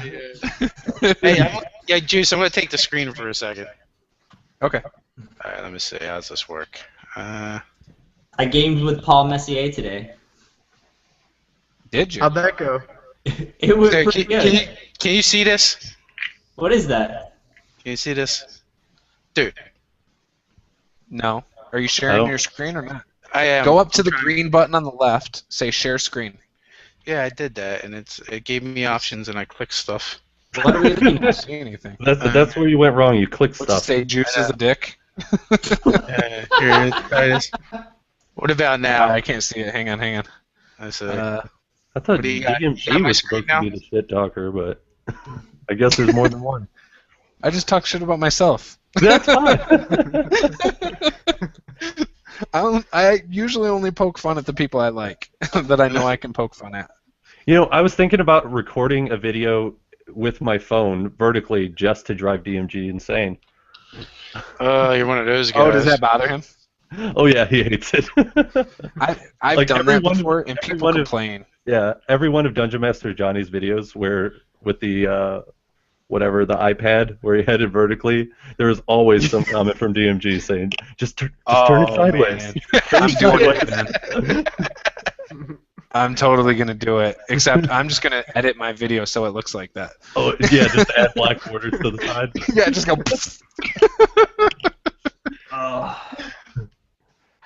That'd be funny. Like, this one's for you, DMG. Just like I gotta rip that music from his video. I want to. It's so catchy. Like, I don't know why. I just love that intro. Like, I always am going do do do do do do do do. Whose intro? DMG. Oh. I do the same thing with like the way he says his intros usually. Like, this is Juice, and you are watching Building Bridges. Do do do do do do do do. You know, just stupid stuff. Like, it's just always. It's like I gotta say that. Then at the end of your video, like button. Like button. I'm gonna do that. I love ripping on him. But his channel is so good, I think. Well, if you're into crafting, it's definitely you have to check it out. Well, because of him and Scotty, my dad decided to start making some dungeon tiles for our games, which is Isn't weird. As nice? He wants to use them, and I'm like, oh, I want to do Theater of the Mind, but he puts things out on the table, and I'm like, I'm ignoring whatever's on the table because I see it in my head, and it's not anything like that. Yeah. What edition did you start with? Me? Yeah. I played a little bit of second, which is weird because I'm not old enough to have played second. How old are you? I'm 25. Oh, you're a young man. Yeah, but I don't have the hairline of a 25-year-old. Yeah. Here's my thing, right? When I started gaming, we did Theater of the Mind, and inevitably the wizard gets hit by the ogre in the back. Yeah, behind everyone else. That's what Theater of the Mind is. So before... Where the thief sneaks by 30 guys in a room that's only 10 by 10 and manages to sneak attack someone in behind. So I got a piece of clear plastic and a carpenter square, and I drew my own goddamn squares, and we used D6s and D4s for the longest time before we ever even started using minis. If for no other reason, we would describe it, whatever. We'd have pieces of paper and, old Kit Kats from Halloween candy that we would, block off the room or whatever, or put in there for tables. But it just made keeping track of combat easier. Mm-hmm. And when you rolled initiative, then we break out the minis. But other than that, it's that's the only time we use it. I've used a Rubik's Cube as a gelatinous cube. Nice. Why don't you just use the plastic from your dice container? Everyone uses that. And then you can put your character inside. I wanted now they're in the gelatinous cube. It needed to be bigger. So I just was like, That's okay. I've never used the dice thing. I've actually done a hot glue glob and just kept growing it to use as a gelatinous cube. Now I've used the clear dice containers for the air elementals because they can take someone inside of them as well. We use them for flight. Yeah, I've done that too. Oh yeah, that'll work. I didn't think of that. That's a good one. So everybody else, what systems did you start with?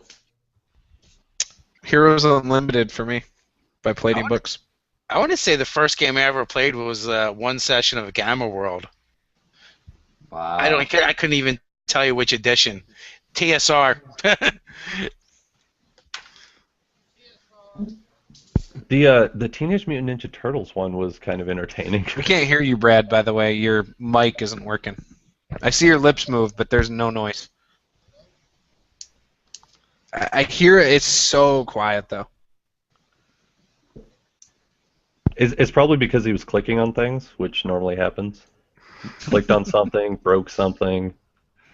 I don't even know. Like, somehow my Hangout got put in a separate screen somewhere. It's not actually in a window anymore. Oh, my Hangout's always in a separate screen. It's free range. It's not part of my internet page. It's something completely else. Yeah, now it's separate, which I liked it when it was my internet page, except I accidentally closed it earlier, and now I can't get it back to normal. And I think I hit, like, Control and Shift earlier, and something happened. I don't even think you can do it. John Ryan. I don't even know who that is. Nor do I. I just joined up. Hi, John. Hey, what's up? How's it going, man? Do you have a channel? No.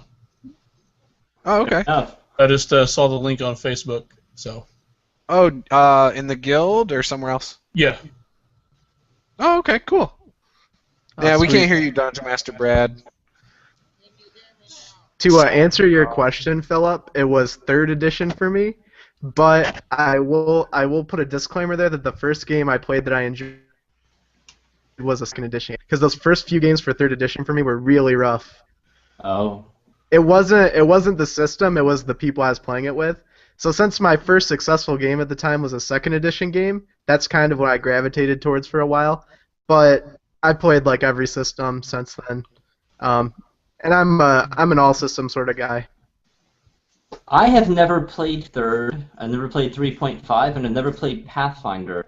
I started off playing 2nd edition, and then I went to the original. And I played the original for years, and after that, it wasn't until 4th edition that I played. What are you calling the original? Well, it's definitely not the little white books that they sent out in the 70s. Not chainmail either. No, it wasn't chainmail.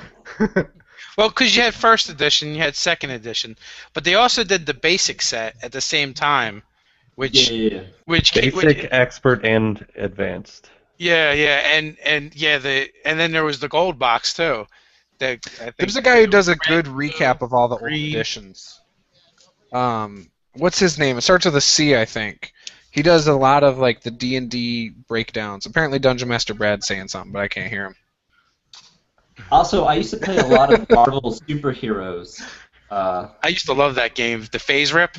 Yeah, the D10. So good. I tell you the truth, I want to do a one-shot, and you're more than welcome to join up. When I got into a Heroes Unlimited game, I actually looked back at that game to possibly replace the Heroes Unlimited with it, and then I stumbled upon Mutants and Masterminds, and then that's kind of my go-to when it comes to supers. Sounds good. I got a feeling that he'd still try it though. Ninjas and Super Spies is going to be the game to like rule them all. I just know it. It's going to convert you. Oh my gosh. Don't watch Nolan Inquisitor's video recently about it then. He went back to play it for nostalgia reasons, and he said it was not what he remembered. Well, when I went back and found the Marvel Phase Rep, I found the same thing to be true. Yeah. Well, when he said that about Ninjas and Super Spies, that was before we had played our Heroes Unlimited game. It's the same system, so whatever, however you want to look at that. But when he said that, I was so worried about playing an AJ's Heroes Unlimited game, and then I'd already told people I'd run Palladium Fantasy, and then I was like, oh man, it's gonna suck, and then I'm gonna have to run Palladium Fantasy because I said I would. Like I was like so bummed out. And it then don't matter, man. You get the right people at the right table, and you'll have fun. Yeah. Well, once we played it, personality it was awesome. at the table. That's very true. Yeah. Well, once we played that with AJ, it was like all my worries were gone. I was like, this game is exactly how I remember. Awesome. Hey, do you guys have you ever run into the problem when you're playing a game and it's not that the DM is telling you no, it's that the other people that you're playing with are telling you no and not to do things? My second edition group. I gotta tell you, it's not my favorite thing. No. Theater of oppression, dude. What's that? I said I call it theater of oppression. Yeah. Although we have told certain players, like, you cannot cast spells anymore without permission. you need to run it by somebody before you even think about it. So it was probably maybe a situation like I was running in the D&D Encounters group, and everyone wanted to overanalyze every situation. So whenever people started talking way too much, I was like, I cast Burning Hands. Let's just get this. Yeah, let's just get it going. Nice. Good tactic. And I know that I spend a lot of time crafting NPCs, and I hate it when my other people that I'm playing with don't want to talk to NPCs. I mean, because when I think about it, I craft personalities, I make backstories, I make voices, I do all this stuff, and then people are like, I don't talk to that fucking asshole. You do all that before they've even encountered them, though? Yo, man, 3-sentence rule. If you can't define it in 3 sentences, it don't need to be said. You flesh them out after they develop the relationship. This is what I enjoy doing. That's what part of the hobby is for me. Some people like to make crafts. I like to craft personalities. So then force it on them. Just be like, no, you are talking to this guy. No, not there are no doors out of this There's a brick wall where that door was. Well, it's not necessarily when I'm DMing. It could be when I'm playing and other people are DMing, and you have the NPCs, and they're like, we don't want to deal with them, but I don't know. I have the opposite problem. My Tuesday group currently has 2 goblin captives because they don't want to kill them because they like them too much. Oh, that's great. Twilight Zone. We have this character concept that's a reformer who carries around soap, baits the captured goblins, and then tries to train them up.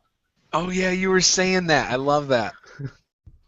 Yeah, they currently have a goblin with them named Safe Word, who voluntarily got tied up. Safe Word? Oh my god. That's horrible. Wow. Where's AJ at? We need AJ to talk about his profession to top that one off. He left. He wussed out, even though it's only like 5 in the afternoon where he's at he or had to something go crazy. eat or something. I don't know. Who eats? It's 1 I don't know. You want to hear my Grand Con diet today? I woke up. I had 1 Mountain Dew. I got to the convention, and then they told us that they had food in the VIP room. So I was like, oh sweet, I'm not going to go out for lunch then after my volunteer time, like in between. So then I went to the VIP room, and they had pop, tiny bags of chips, cake, and donuts. It wasn't even and pretzels. like craft people. Oh, yeah, there was nothing else there. And so I ate a bag of Cheetos, a piece of cake, and I drank 2 Mountain Dews. That was my lunch. Wait a minute. Then Mountain Dew and Cheetos? How stereotypical is that? Right. So then from 5 to 8 was my last volunteer time, and I was starving after that. I wanted to stay around and play Mage Wars tonight. I was far too hungry. So I stopped at McDonald's on the way home because I knew my wife didn't go grocery shopping. And my phone was dead, so I couldn't call her to find out if she did or not. So I was like, I'm going to go grocery shop and you spend all the money on books. True. So I got to know, Philip, how did Paul's game go? It went pretty good. Paul is a really excellent DM. He has a lot of complexity to his game and depth and detail. Actually, I wrote my thoughts about it down on a little card. I don't know if I kept it. After the game, he sent us this little piece of paper for us to fill out what our impressions were about the game, and I still need to send that to him. He wanted to know about the exploration of the game. It's highly complex. No doubt about it. It is it's a living, breathing world where there's tons of stuff to go and find. The combat, however, was a bit too easy, and I feel like he could have ramped it up a little bit. I feel like he was throwing us a softball. Who doesn't have the DM guide in here? Is it just you, Maps? What's that? Or I mean, the monster manual. Is it just John and Maps who don't have the new monster manual? Oh, I've got it. Oh, it's just me. So Maps is the only one here who doesn't have the new monster manual. That's so sad. Can someone please send me monsters that I can throw at you for the one shot? Starter guide. I'll starter book my own. Sounds good. I will take a picture of the most random monster I can find and send it to you. Or you can watch my Flip Through Friday that's going to be uploaded as soon as those last 38% are up. And just pause it. Yeah, and you can pause it on a page and try to read it. It's probably not going to be very good because my lighting sucks. What were you saying in that last bit there, Philip? You thought you were foiling him a bit? Well, the thing is that he had some combat in the game, but the combat ended up being a little bit too much of a pushover. I feel like he could have ramped it up a little bit. I think he might have heard that 5th edition could be a little lethal, so I feel like he kind of threw us like an underhand pitch. Because there were only basically 2 combat encounters, and my AC was 16, and I didn't even get hit a single time. What were you guys facing? What monsters? One was a bugbear, and that I pretty much took out right away. And another one was, I think it was a crafted monster that he did himself. It was a dead child that rose up, and he did like all these like breaking of bones when the monster was raising up, and he described it. Lots of really good imagery. And after I killed the child, I set it on fire, of course. You killed a child? Oh yeah. Did you? I burnt off all the skin and parts of the bone and its brain, and then this shadow just creeps up out of the child to further attack me, and that was good. Are you an NFL player? But the thing was, yeah, terrible. Okay, sorry, it's too soon for that joke. No, it was perfect. It was well played. Anyway, the shadow tried to attack me, but when it attacked me, it tried to move, so it opened up a opportunity attack. And then after an opportunity attack, I hit it again with another firebolt, and then that fight was completely over. And then the rest. You were able to hurt a shadow with firebolts? Actually, it did extra damage because it was fire versus shadow. Really? Man. Yes. He didn't know that the signature move of Philip Posey was Firebolt. Every character that I play is related to each other, and they're all from an elven family. They're all the Delavines, and they all have this innate family power of the Firebolt. So you're the guy that always plays the exact same character every game? No. This, in the very first encounter that I had, the bugbear came. Everyone's getting their weapons ready. I'm like, chill out. I got my sketch pad That's out. what she said. I'm drawing the bugbear. I'm drawing my friends. So I don't even basically act for the first round of combat because I'm drawing stuff. And then there's a guy named Mitchell. His character gets dropped right in front of me. One hit, he's out. He's like basically dead. So at that time, I have to drop my pad. I pull out my sword. Of course, I have this crazy description for my sword, right? I stab it in the ribs. One hit, dead. Gone. That's odd. Yeah. Was that Mitchell Dubs? Yeah, it was. His character just got laid out. How far into the session were you guys? It's like three minutes. You know, I missed most of that, but the parts I just heard were enough. So was he? Anyway, he got taken out really fast, and so did you let him get like back into it? Off the entire time, but once he was next to me and I saw him get knocked out, I was like, great. So I pull out the sword, I stab him in the ribs. That's it. Game over. There's another guy there. He's a barbarian, and he kills a warthog, and I've just slain this bugbear, and he's like going crazy because he killed a warthog, and I'm like, what are you doing? Yeah. Oh my god. A bugbear versus... Were you guys level 1s? Yeah, we're level 1. Yeah, well, yeah. So the thing is that I slew all these characters basically The bugbears by aren't myself, that hard to kill.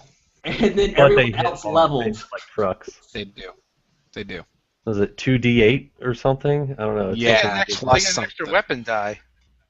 Plus Yeah, 3 I mean, damage, he got I think, hit too. for like 15 points, just one hit down. Yeah, they do like a minimum of 5 damage if they connect. I think Dude, is you- what it is. 2 death saves and you can be gone. That happened though. That's how our guy died. Well, at level 1, a bugbear can kill like half the people outright with just one hit. Yeah. So did he Not when you're let playing did Mitchell, Sparrow like, Delavigne. did Mitchell's character have a twin brother that was allowed back into the game? Well, you know, after I saved his ass and killed the bugbear, I went down and spent a healer's kit and stabilized him. Oh, okay, so he was able to get back in then. Yeah, but the thing was Okay, I was that gonna say, that's some Mitchell bull asked crap, the and he, like- barbarian to put his character on his back and carry him. How do you do that if he was dead? Anyway, I was like, if he's really picking you up piggyback style, my character's totally drawing this down and like laughing his ass off. It was a good time. It was a good time. I was gonna say, man, if Mitchell's character died in the first 3 minutes and then he just made him sit there and watch you guys play for the next 2-3 hours, that would have been even more funny. Well, the thing was I that keep trying to go to bed, you guys keep talking, and I keep getting distracted. like he was, I don't know, he got some idea that he wanted to run on top of a building and try to jump from building to building. Well, he rolled like a damn 1. So it's basically like committing suicide. And everyone else is asleep and can't help him.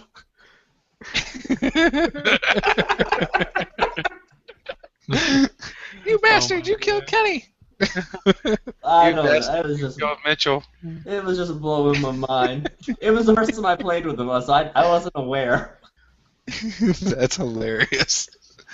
Mitchell's Did he use an athletics check or an acrobatics check? Oh, I think to jump. I think it's. What was his higher athletics, isn't stat? You would have, if you watch the original game, we got into a quick little debate about whether it was going to be an acrobatics or an athletics check. And I think I made him do an acrobatics check instead of athletics. And he's like, but I'm jumping. And I said, yeah, roll acrobatics. That's what I said or something. And he was like, but all athletics is jumps. And I was like, I asked for acrobatics. Oh my gosh. Yeah. It was pretty funny, though. Oh, were you guys aware that you can attack with spells for attacks of opportunity? Yes. There's a Warcaster. I think I read feat. There's a Warcaster feat so that you can do that I'm waiting to take. Yeah, I did not know that. It's only melee weapons you can do that with. Yeah, it's always been that way. Well, I just learned it today for the 5e. Yeah, not everyone plays that way in like previous games, unfortunately. Yeah. But if you think about it, to cast a spell, it takes more than a split-second reaction. You know, you either have a vocal or something all I that gotta goes do is along this. with it. Boing. You just point. Ping! Firebolt from my elven Firebolt, ancestry. Firebolt, bam, bam. It's in my backstory. It's okay. Yes. And no mountain candy. It's like, oh, you want me to light that candle for you? Bing! It's a cantrip too. It is. What was Mitchell playing? Oh, he was playing a human ranger who specialized in crossbows. Was he a Beastmaster? I don't know. I don't think so. I don't think you get to specialize into anything like that until level 3, right? I don't know. I don't know which Level one. 2 for Rangers. Is it level 2 or 3? There was a gentleman who played a gnome. It's probably and the I same really for all levels, actually. I really like the gnome Or all because classes. he would always try to hide during combat, and he wouldn't do anything except for try to boss people around. Who all played with you guys? Steven, who was here earlier. Of course, there was Paul, and I think there was a guy named, I want to say his name was Ariel. Oh, okay, yeah. Ariel? Oh, I know from who you're talking the Brigade. about. From the Brigade. Yeah, he played the gnome. I thought he did a really good job. Of I also bossing like people Steven's around? character. He played the barbarian, Crow, and he did a good job too. We had a lot of witty banter between the two of us. I played like this urbane elf, and he was this barbarian. Ugh. It was good. That's awesome. I'm glad everyone's enjoying that group, or just in general. I know he got that game set up without the one-shot group, though. But I'm glad everyone's been enjoying the one-shot group and having fun. Well, you know, I saw the message on the one-shot group, and that's how I learned about it. Which message? It was one that Paul put out, that he was looking for someone. It was like a 3 to 5 session campaign. Oh, yeah. Oh, he said he found it. Was that in the one-shot group that you saw that? I believe so, yeah. Oh, he said he found all of his players before ever doing the one-shot group. And I was like, oh, well, great. You don't need the one-shot group then for it. Oh. Because he was like, well, I want to be able to post stuff in the John. one-shot. And I was like, well, what do you want to post? He's like, well, I want to be able to like post the video or something. I don't know. And I was like, well, I don't understand. I mean, you already have a group, right? And he's like, yeah. And I said, well, then you've already accomplished what you wanted. You know, like I didn't get it. But well, that's the way that I found out about it. Awesome. Yeah, it was good. Well, good. I saw a blurb somewhere because I remember seeing something about the City of Eagles. Yeah, that's what it was. City of Eagles. I think we're getting ready to be attacked by griffins. Oh, did John leave? Yeah. Oh, did he? I feel bad. We should have let him talk. You dropped Yeah, the humor shut bomb. up, Posey. Let him talk. Sorry. You gotta Talk put me too in much, check, or damn. I'll just like keep on going. I do it too. I'm sorry. So I don't know. Anybody gaming tomorrow? Oh. Me. At the con. Are you running something? I meant real game, like. Oh, live and so apparently this stuff isn't real, huh? How you It's gonna not diss us live. online? This is virtual It's gaming. live? You're my virtual friends. So we're not real friends now either? What the hell? We go way back, David. We've talked on the phone, okay? I thought we were tight. Apparently not. Jeez. Way back to last month. You nerdarchy guys are snooty as heck. Gosh. Whoa. So I've managed to get in a Saturday night game. We've been pretty steady with that. It's been a long time. Nice. Cool. Who's running that? Ryan's going to be running the Dark Sun Pathfinder. He Ooh, replied very to nice. my comment on your guys' video about the Spoonie thing. Yeah. He was like, yeah, Spoonie thing. He's like making people not buy D&D because of his review and stuff like that. I actually watched that Spoonie review because of the video Nerdarchy? you made. Yeah.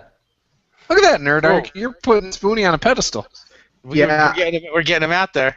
I mean, I had never even heard that of guy's him. quite a character. He does a lot of this. Yeah. He does a lot of I'm what? like, are you serious? The facial expressions. I like Spoonie, man. I've always liked Spoonie. I just didn't like that review. He's funny as hell. Like, he's a He must storyteller. really be into Mystery Science Theater 3000. But Yeah, I he's could see kind of that. like he's kind of like he tried doing that. He tried doing his version of that. He had the robots. Like if you look at the Spoonie experiment, and sometimes in the set he's got the robots. He was going to sew it up, but for whatever reason it never happened. That dude Where makes does that guy even live? $5,000. $5,000 a month off his channel, and that's based on Patreon alone. That's not counting AdSense. He's got 2 channels. You know that's his lesser channel, right? I had no idea. He has another channel? That's Okay, much He larger. ran a year Here's the thing. having fun. Here's the thing. Spoonie got his start doing video games and movie reviews. He's huge for Final Fantasy VIII because he totally trashed it. Right? Said it blew him up. Negative stuff will always Oh, blow okay, you so up. now he's blowing up D&D, and that's going to make him even more huge. Okay, cool.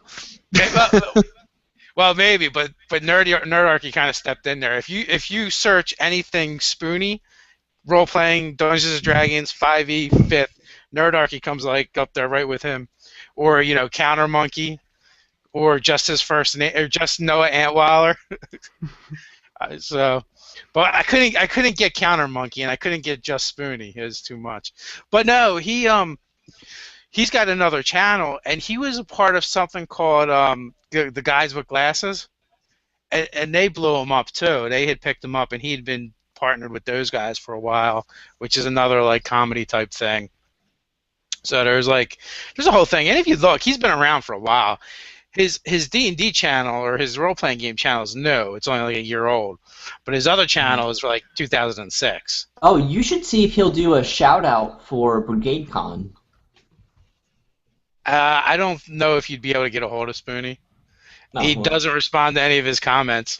So. Oh, fair enough. But most of his comments are hate comments. Nah, I'd say about half. Nah, if you go through on the D&D video, yeah. But if you go to like his other stuff, people love him, and he's got a lot of non-gamers. I went through a video where he was talking about an old, I don't know if it was like a World of Darkness game, or it was something where he was talking about the older, he had bought like the new book and was comparing it to the old one. I think it was something like that, some dark game, like all black book kind of thing. And I remember a bunch of people were ripping on him for playing like a crappy game or something, I don't know. And I was like, I thought that was a good game. That's what everyone always says about it, but I don't remember what it was. Maybe it was like a steampunk game or something. But I remember it was like all black. Yeah, welcome back, Brad. Try again. Can you hear me? Yes! Success! Brad, what do you think is going to happen with that black dragon? Everyone, shut up. How are you going to come into a live chat and tell everyone not to talk? Shut the fuck up, Juice. Alright. Okay, you can hear me now. Alright, now get all your talking out. Okay, Philip, the dragon is going to kick our ass.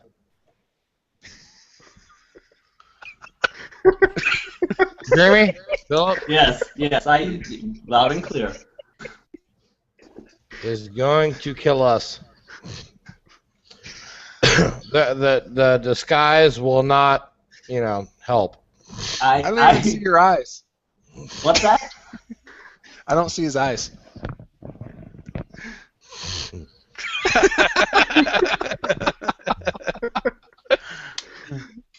Oh, Brad. Philip, the dragon disguise is not going to fool the dragon. I think, I don't even know why we're there. Some nymph who blinded me asked us to go there. I don't even like that nymph. No, I could tell you were totally pissed off about that. Are you kidding me? I took the mirror out of my backpack just so I could look at her. Like, fucking bitch, blinded me. Are you guys disguised as a lady dragon? No. I killed the lizard man, and then I flayed his skin off, and then I'm wearing it as a suit. Yeah. Not gonna happen. I don't know. I bet I could get you to wear something right now. My character was just happy to take a bath. He'd been like chained up for like. I mean the way it was weird because DMJ told me like my character's been chained up for like 8 years, and then when it actually came down, he was like, yeah, the guy you see has only been there for like a little while. So I was like, whoa, what the fuck? So this is for DMJ's game? Is he playing it tomorrow or Sunday? It's Sunday. Yeah, no, but that's what I'm saying. Like he told me before game, your guy has been chained up. He's been a prisoner for 8 years, and then when the actual game came down, he was like, "You can tell this guy hasn't been long." I was just like, "What?" You are awesome, DM Brad. like totally put me on the spot. I was just like, "Whoa, you totally changed what you told me beforehand." No. What's your character? He is a half-elf sorcerer. And, yeah. Didn't you almost get killed? No, I totally dropped once. That's okay. My character got dropped 3 times in the first session. Right. Yeah. But yeah, I mean, I was a half-elf sorcerer, and I was level 1. So at that point, you guys were level 2. Well, the thing was that you guys went into this high grass. Yes. I wasn't gonna follow it. Have you ever seen the video game called Duck Hunt? Yes. Where you have the dog go out in the high grass and then it weeds out the monsters or the ducks. That's what I was thinking. I was just gonna stay back. You guys go into the grass. That was it. That's what, actually.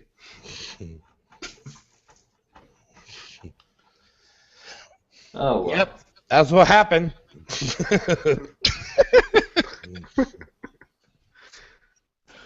Wow. Oh man. Has a DMJ killed any of you guys yet? No, yeah, he tried. Oh, I think this next session definitely someone's gonna die. Yeah, he tried to kill me.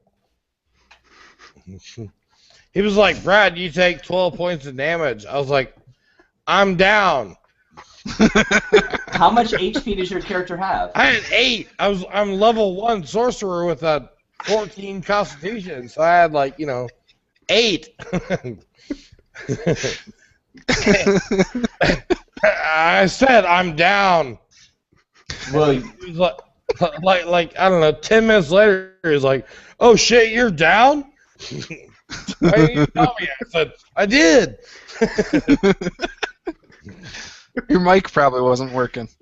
Yeah, I guess. Yeah. I was like, shit, I was down. And one thing, I don't know, you're not supposed to roll the death saving throw until the start of your turn. So I didn't actually do that until it was the start of my turn. And I think Saranji healed me before that. So yeah, that's true. Yeah. He was kind of playing his flute and rapiering. Yeah. At the same time. Oh, also, I just wanted to let you know that I contacted the artist, and she should have the depiction of your character by next Tuesday. Sweet. Can't wait to see it. Yeah. This is a really nice girl in Georgia. Her name is... Brad, you'll have to open your eyes to see it, though. Renee... What is it? Calbot? I don't know. I'll post pictures for you guys. I would like to do an animation, kind of like what they do for Acquisitions Incorporated before the game starts. That'd be nice. Yeah, that'd be wicked. It's like, when you guys met my character, he was like, totally down and out. Like, seriously, like, the way it was supposed to be was I had been like a prisoner for 8 years. Like hanging, basically hanging, in chains for 8 years, with no real reason why I was being kept alive. I was a part of a group that had gone to the island. All my other compatriots had been killed, but for some reason, for 8 years, I had been kept alive. So, I have my hair is way long beard. Yeah, I think you should play your character with a bit of psychosis, because that would drive anyone insane. Right? Yeah, exactly. But and that was the way when DM Johnny, out of game talked about it. But then when it actually came down into game, he was like, you could tell this guy hasn't been here that long. And it totally threw me for a loop. So it was just like, okay, I've been here for a couple of months, I guess. Oh, well, maybe there's a time difference between the two places. Maybe, yeah. Could be. Man, I'm surprised DMJ didn't make you take like massive constitution damage and strength damage from muscle atrophy from being chained up for so long. Well, right, like I mean, my character already has an 8 strength. Are you serious? You know, I mean, he's a sorcerer, so you know. Yeah, I mean he's already. His strength is almost lower than his hit points. Exactly. Yes. I started the game with 8 hit points. 8 hit points at max.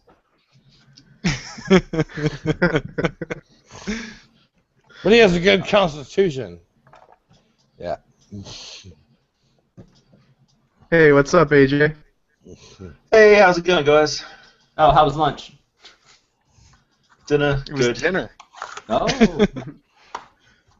Do you call lunch dinner and dinner supper? Or was it just... What is that? What about fourth meal and we don't fifth use meal? the word supper. 11-2. Not on Hobbit, food schedule. Was it second dinner? It was second dinner. He's on the 8 second breakfast trip. Oh, yeah, damn. no, we don't use supper here. We don't say that word at all. So dinner think for that's us England. is dinner. You know. England does brunch and supper. But we do brunch. Really? We need to Isn't defer that to just the gentleman your gamer. meal between breakfast and lunch? Yeah. Pretty much. And you guys have a clever saying called brunch to bridge the gap. Oh, man. Why don't you do something like dinner between lunch and dinner? That's second lunch. Second lunch. Or first dinner.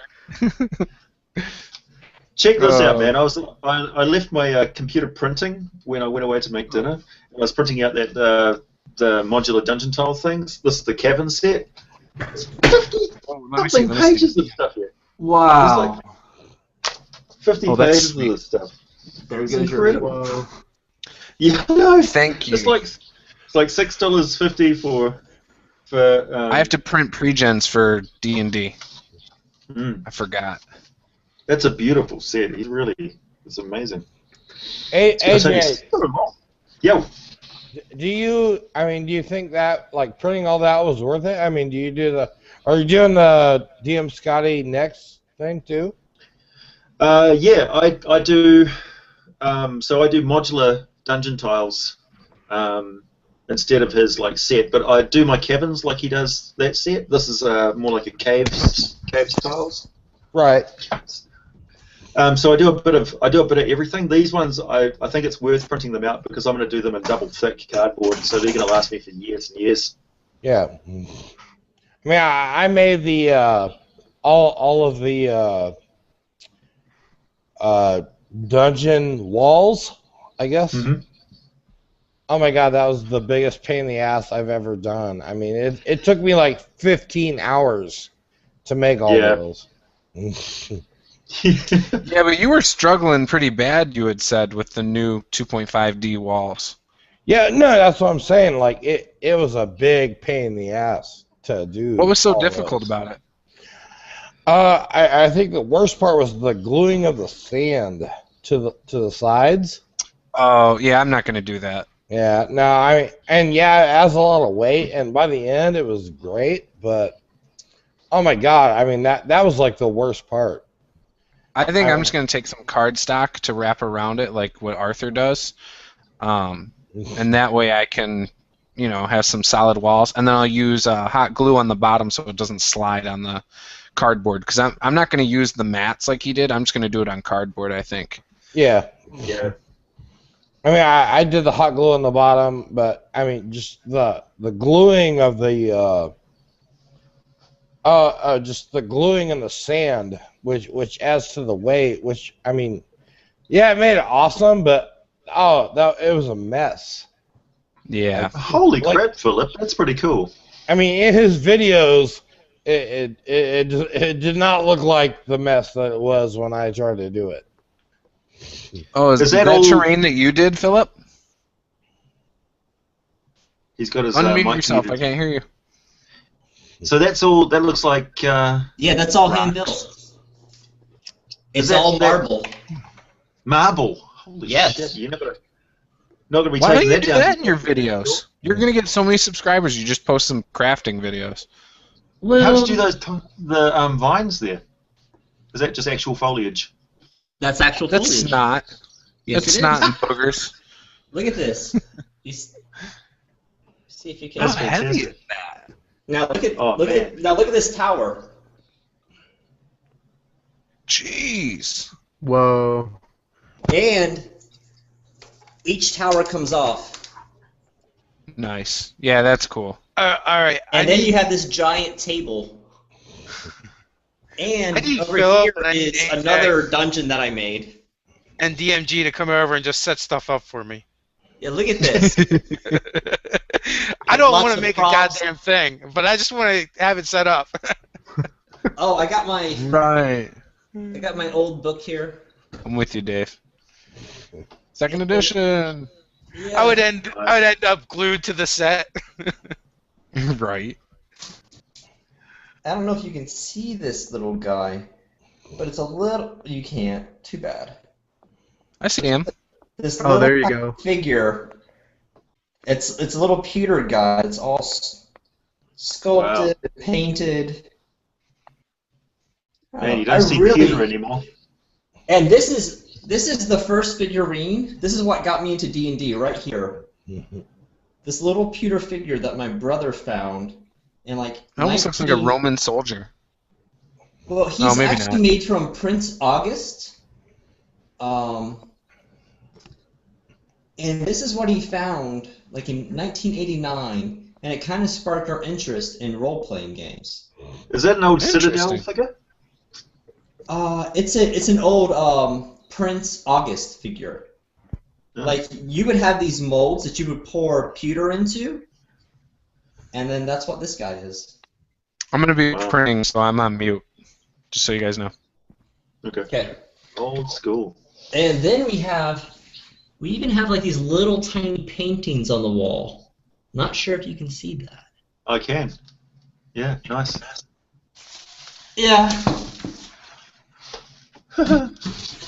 I really like to make the crafting stuff, but the thing is that I would end up spending lots of money on this stuff. Oh yeah. But I have the only expense I've got is paper and ink. But the thing is it's kind of therapeutic. You just come home and you put on like a podcast and you do some crafting, and there's something very relaxing about it. Yep. Anyway, let me get out of here. Oh, also, I have this green screen. So when I start to do videos... Nice. It's freaking huge, man. Look at the size of that screen. Is that actual chroma? I don't think so. Although I looked at the chroma screens that they have, they're not that expensive. So I might actually get one. I've tried to do it with like that color you have there. Like I got a light green sheet one time and tried to do it, and it was a pain. Like I've done chroma key in an actual like studio before when I took like video editing in college, and it was like so easy with the actual chroma color. Massive difference. Oh, do you guys want to do like a giveaway sometimes? Because I have these things that I think would be awesome for a giveaway for if we run like a one-shot group and we like do a contest. Maybe for the for whoever lasts the longest in the meat grinder. Oh my god, yeah. This is a rubbing. That's like one of these gold brass rubbings. And I have a couple of them, but I think this might be something that maybe someone in the community would like. Yeah, those are pretty cool. Yeah. But dude, I like that idea. The cost of framing, it's going to be super expensive. Mm.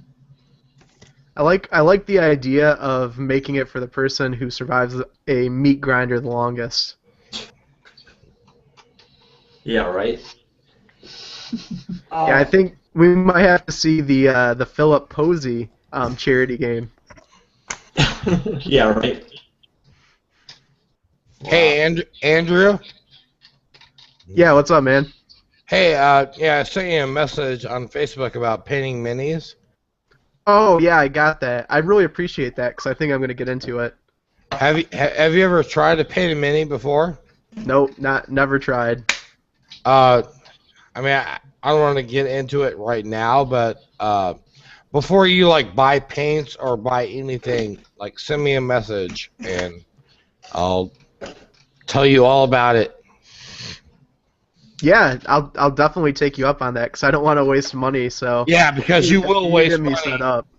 Like, I mean, I probably spent like hundreds and hundreds of dollars doing it the wrong way before I learned how to do it the right way. What kind of paints are you using? Who, me? Sure. I currently use Reaper Master Series. I see. But I've used in the last 20 years I've used Citadel or the Games Workshop stuff, which is at this point terrible. Mm-hmm. Probably the worst you could use.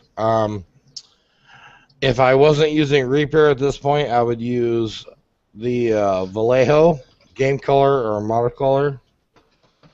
He had sent me some a while back. He had like this lizard that he painted. He did a really good job. Like it's top notch. So he does know what he's talking about for sure. There's a painting company. I believe it's out of France. I think it's called Lascaux. You might want to check them out. It's professional, high-quality acrylic paint. They have a super high concentration of pigments in their paint, and they also have this incredible series of metallic paints with actual brass filings or pewter filings or aluminum that really make your work pop out if you're doing like some kind of painting over the pewter when you have your instruments and the bloods. And as far as metallic paints, what you want, I mean, if you're gonna go for a professional or a competition quality paint job, you're gonna want to go into the Vallejo Air models.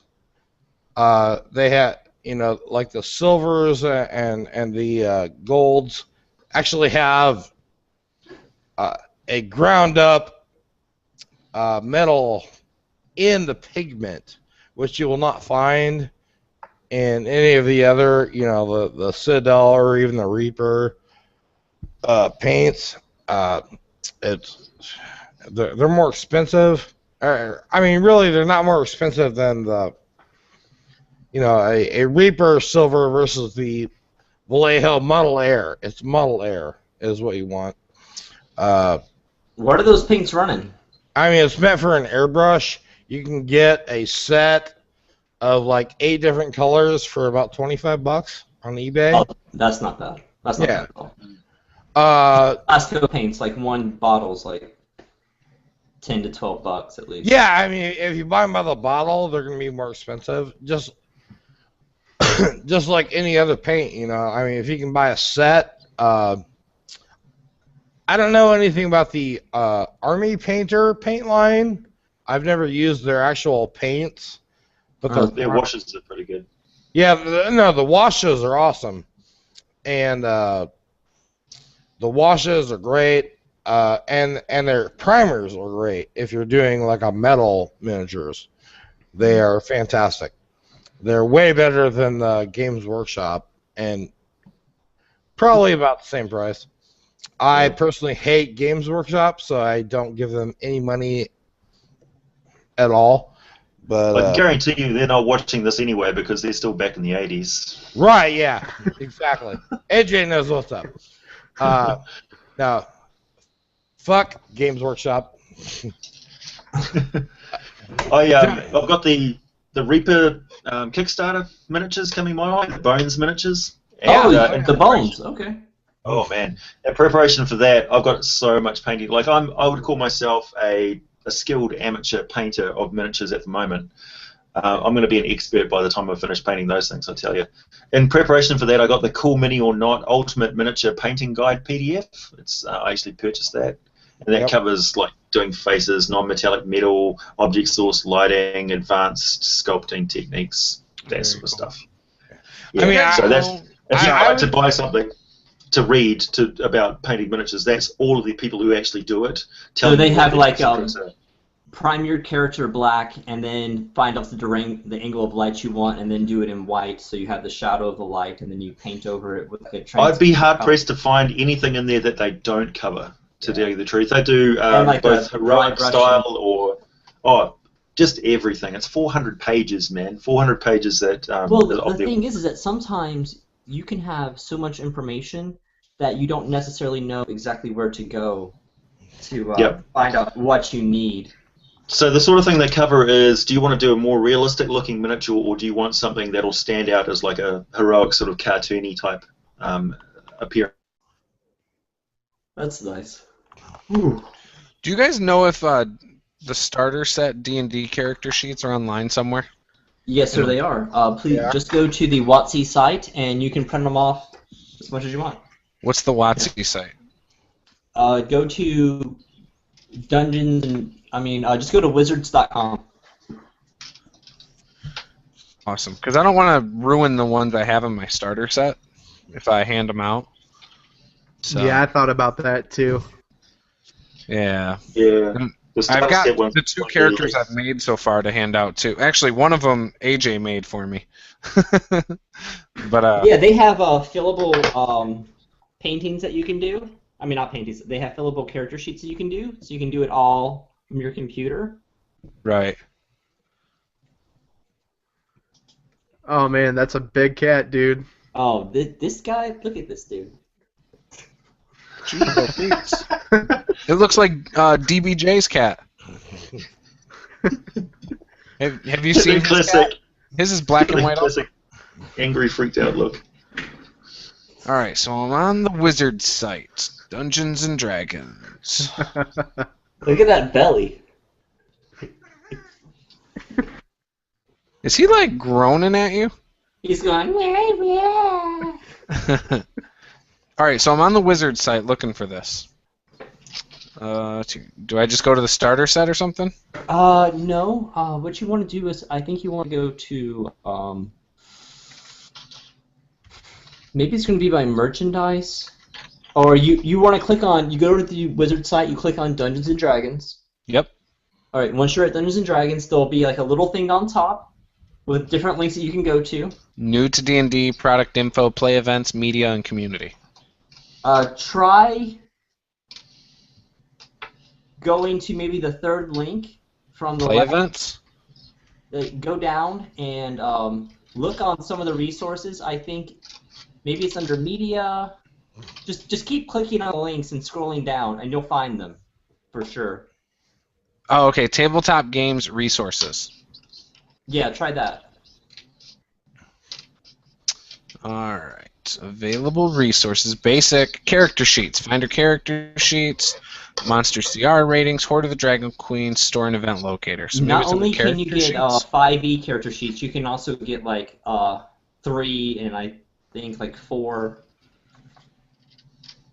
Starter set character sheets. Mm-hmm. And so that'll have the main characters? Yes, yeah, it does. And you'll even have ones that you can go into the PDF and change all your stuff. Like, you can put your stuff in. Fillable. This is exactly what I need. Is it a form fillable? Yeah. So nice. Yeah, I have a 3-page form fillable now, too. Are you doing Phandelver Juice, or are you doing a custom game? Right now, if I have to hope for an open table, and I would just sit down and say, "You're in a tavern," and wing it. Yeah. Just like I did with our other one-shot game. I was just like, "You're in a tavern. What are you doing?" Here's the confession. I have never started a game in a tavern. You're missing out, man. That's not a real campaign or game until you start in a tavern. I actually haven't for a reason. It's happened to me plenty of times. I'm just kidding. Dude, I always start campaigns out in prison. That's just how I roll. It's like Elder Scrolls style. Lock them all up. You start Baldur's with Gate. nothing. You have nothing. Baldur's Gate that way? Yeah, Baldur's Gate was too. Yeah, you have nothing. I'm like, oh yeah, my thieves' tools are actually underneath my skin. Let me just push those out. I snuck one in under my tongue. I'd love to start a game someday. I'd love to start a game with the characters getting eaten alive by a creature that gets eaten by something else. Like a purple worm? Yeah, so they're swallowed by something, which is then swallowed by something even bigger. So you have to fight out of two things? But yeah, exactly. That's like some Inception shit, like a dream within a dream. Yeah. And awesome. I am so excited I can print these now. How many pages? That's 10 pages? I only need every other page. Why do I have to make this difficult on me? You can select it. You can select which pages you want to print. You just I know, but then you got to print it 5 individual times. You can't just say print every other page. Yeah, you can. How? Commas. What? You can use the comma? Oh, you can. Oh crap! I didn't know that. This is earth-breaking. Like my world has been rocked. Now. It's like 1 through 1. My life has changed. 3 through 3. I That was is going to ask awesome. you, Philip, where did Paul start his adventure at? Oh, we're halfway up the side of a mountain.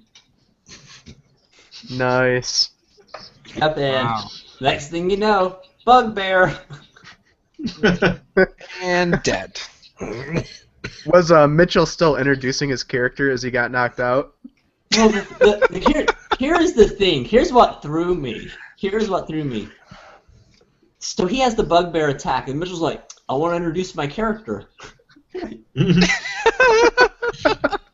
So we stop combat so people can introduce their character. I'm like, wow.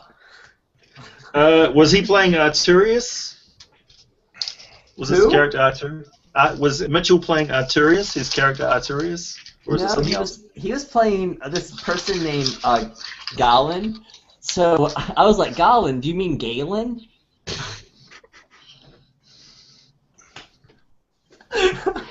I couldn't help it. Yeah, I'm going to play all my one-shots hardcore, so like iron one-shots. So if you kill one of my characters in one shot, I have to roll up a new character. That's it. That character gets retired with a description of how he died, by who, where, when, and never played again. Not only that, but I'm going to go through every single name that they list in the player's handbook. So my my tiefling starts. That's Akmenos. That's the first name on the list. Oh man. So I'll be able to. I'm look at running the a player's deep handbook and grinder go, if you want to go through those names. We need what happens when I run out? We need a graveyard post on the one-shot group where when you run a one-shot game and a character dies, you post him there and how he got killed. Yeah. Oh, that's good. Hey, all I know is AJ is probably the only one who has ever played the original Tomb of Horrors in first edition and felt the fucking wrath of that shit. Yeah. Yeah. I know you're old, AJ. Rest in peace board for something like that. It can't be any of these games that go more than one shot, though. It has to be only the one shots. No, seriously. Have any of you guys, other than AJ, because I know he probably has, played the original Tomb of Horrors first edition? Yes, I have. You have? Yep. How far did you get? I got killed at the wrong entrance. Yeah, right, exactly. Cave in? Yeah. Yep. Mm-hmm. There you go. Actually, I don't remember if it was the cave-in or if it was the one where you get sealed inside. Yeah. Yeah, it was one of them. Yep. That would be nice to have this offshoot of the group where we just run classic D&D modules. Dude, that would be fun. I love that stuff. Like, I got killed basically everything Too Much can kill you by doing, I've got killed by it. I mean, you know, I'm old, so I was killed by shit before most of you guys were even born, or you probably learned to ride your bike. Man, I can make a mountain out of this stuff. Yeah, I mean, wow. Carve into it. Yeah, I think AJ is probably in my age group, but yeah. Yeah, I'm 42 this February. See, I'm on the peak of 40. So. Well, you guys, I hate to say this, but you're 6 years older than me, and then you're 9 years older than me, so not that big of a difference. Yeah. Unless we're in school. You're like, one's in kindergarten, I'm so much older. Oh, you guys are crazy. 6 years of horrors that's a lot of horrors. Let's take it down a notch. I mean, 6 years of, you know, deathly dungeons is kind of a lot. No, well, Andrew, what are you, like 22? No, I'm 27. Oh, you're 27. Okay. Yep. I'm 29. I can't even remember my own age. I'm just like, how old am I? Like, oh, wait till you're 29. You start like, doing it even worse. 80. I have a December birthday, so 86. 86. Very good. I only really care because when's your birthday? Is it December 4th? 4th. Sagittarius. Yep. Yeah. Always refer to my stars. Me and AJ were painting minis when you guys were learning to ride your bikes. Yep. We're old. I learned to ride my bike in '88. I was 6. You were 12. I was rolling up characters while you were a zygote. You were riding a bike early, Juice. I had training wheels. I did. I remember I rode that bike for a long time. I remember I exceeded the weight, so it got to a point where you couldn't even use the training wheels because it would just fold up from leaning too far one way. Hey, did the bike you learned how to ride have a banana seat? No. Okay, yeah, well, you're young. I wasn't sure where you were going with that one. Yeah, the original choppers. Yeah, hardcore chopper. You guys are funny, man. I've been laughing too much tonight. My wife came in here. She's mad that I'm still awake. Dude, I saw that picture of you. Saw that picture of you and Ed Greenwood, and that like made my day, man. It made your day. that was the most sincere smile I've ever seen you have. That was so fucking epic. I was like, holy shit, that's my boy with Ed. Oh, it was so cool. I was so excited. Great, man. That was so cool. That made my weekend right there. It better. Tomorrow I'm going to sit through his seminar and try to stay awake the whole time. Man, if I was... If you were what? Listen, I keep cutting out, don't I? Man, it's terrible. If I was an author and stuff, and I met one of us who talk about their products all the time, free promo material, damn right I'd sit down and take a photo with one of us. Oh yeah, he was real cool about it. I hope he just games with us online someday. Yeah. Oh god, that'd be awesome.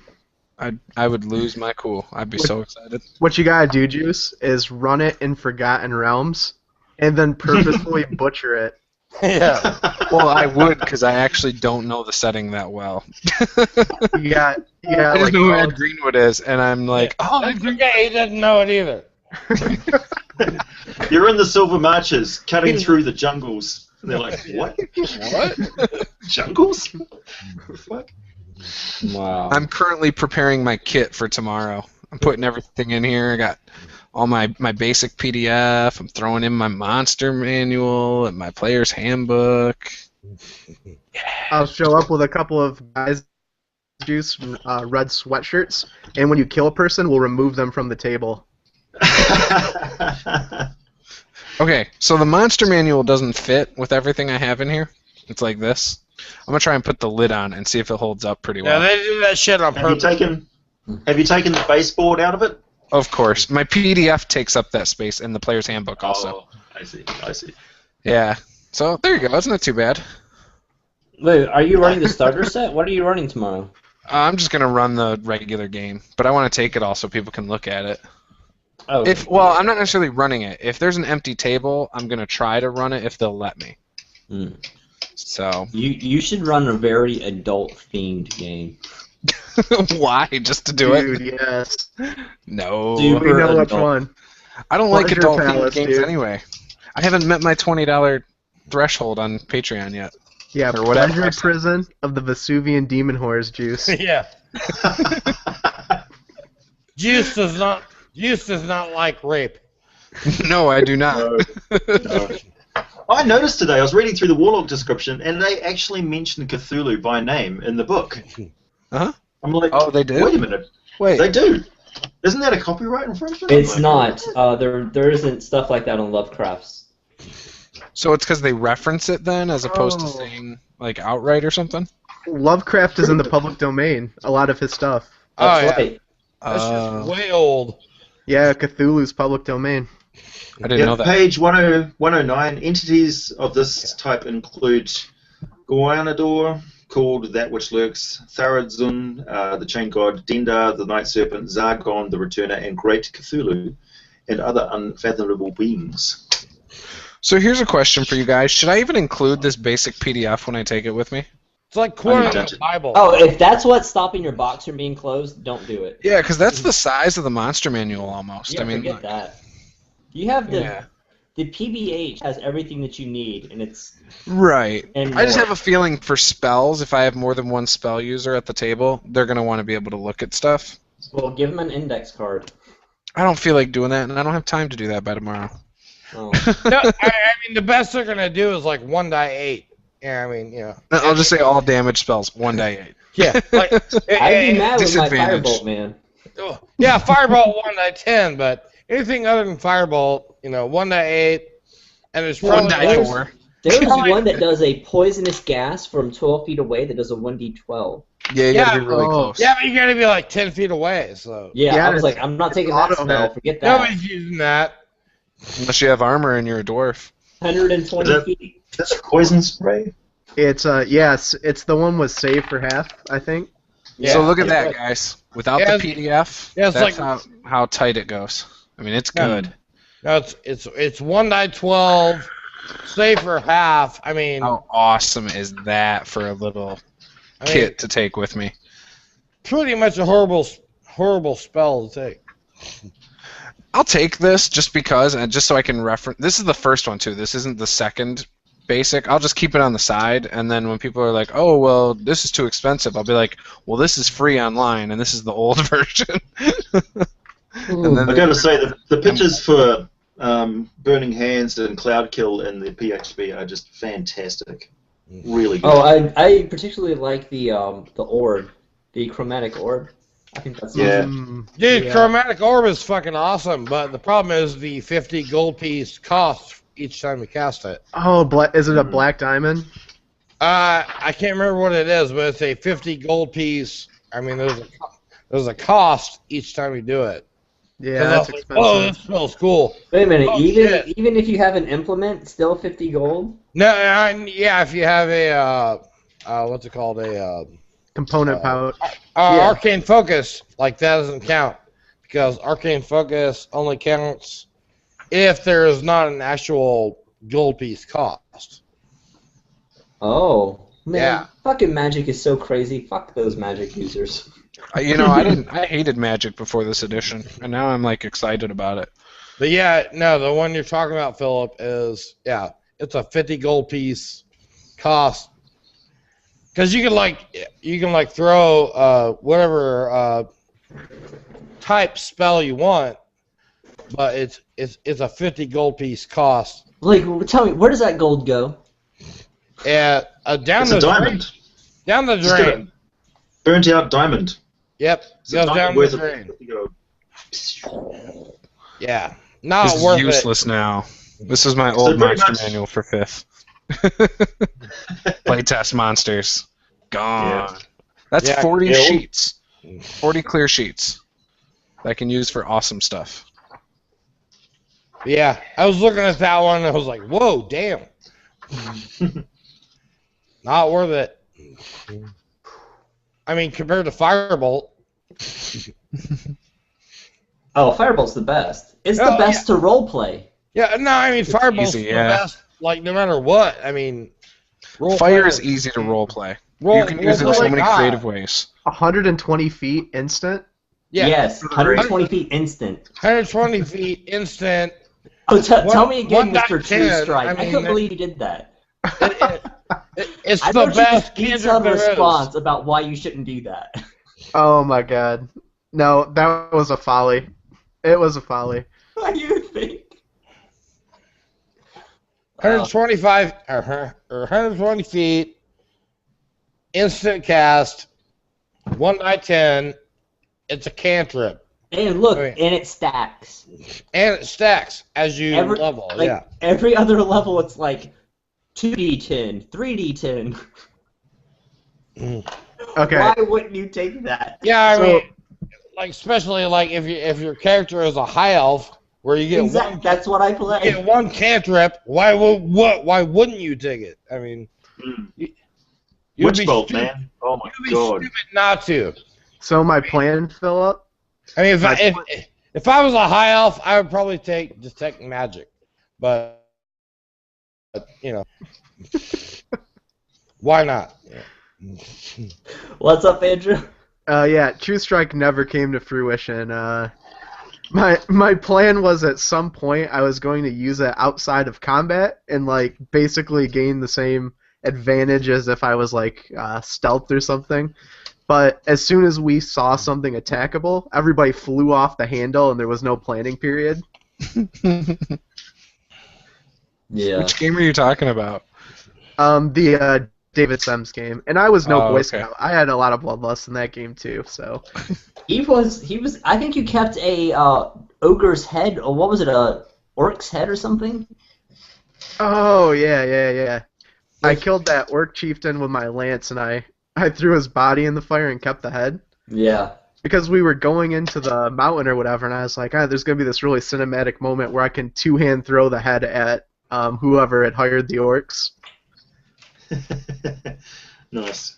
But I actually blew it early because I threw it at those two. If I would have waited until the next room, I could have double hand thrown it past that fire giant into the cauldron. So that was upsetting. I'm preparing to film tomorrow. Ugh. I take my power cord, so if my battery dies, I can just recharge it. That's a team. Dude, I was finding that character hilarious, though, the whole concept of a paladin of Cord. That was good. It was letting me do some stuff you can't do normally on a paladin. Like at the end there with the prisoners, since like Cord's all about inspiring courage, instead of just simply freeing the prisoners, I was able to conscript them, basically. I don't know if you guys watched any of the new promo stuff for the World of Warcraft expansion. I don't play World of Warcraft, but I watched that stuff just because they do some really good videos and things with with what are they called? Those guys, and they've got this. Yeah, they've got this. Or Blizzard. Blizzard, yeah. So they got this film segment where it's one of the Orc warlords, and they're called the Claw. My video is done. Oh, Sorry. The Iron Horde. Yeah, yeah, and they've all got one hand removed because this guy is in prison, and he's been like stretching, and he has to break his hand and shred it in order to reach a rock, and then he sort of strikes his stump off with this sharpened rock, and then when he steps away from there's all these other orcs surrounded him in a similar situation, and he just tosses the rock to them. Doesn't bother freeing them, just tosses the rock in their direction. I thought, yeah, Paladin of Cord. You want to free yourself, you have to be as strong as I am. Yeah, they have really cool lore for some of the stuff in that game. Like, I've always been a fan of the Warcraft universe. Yeah.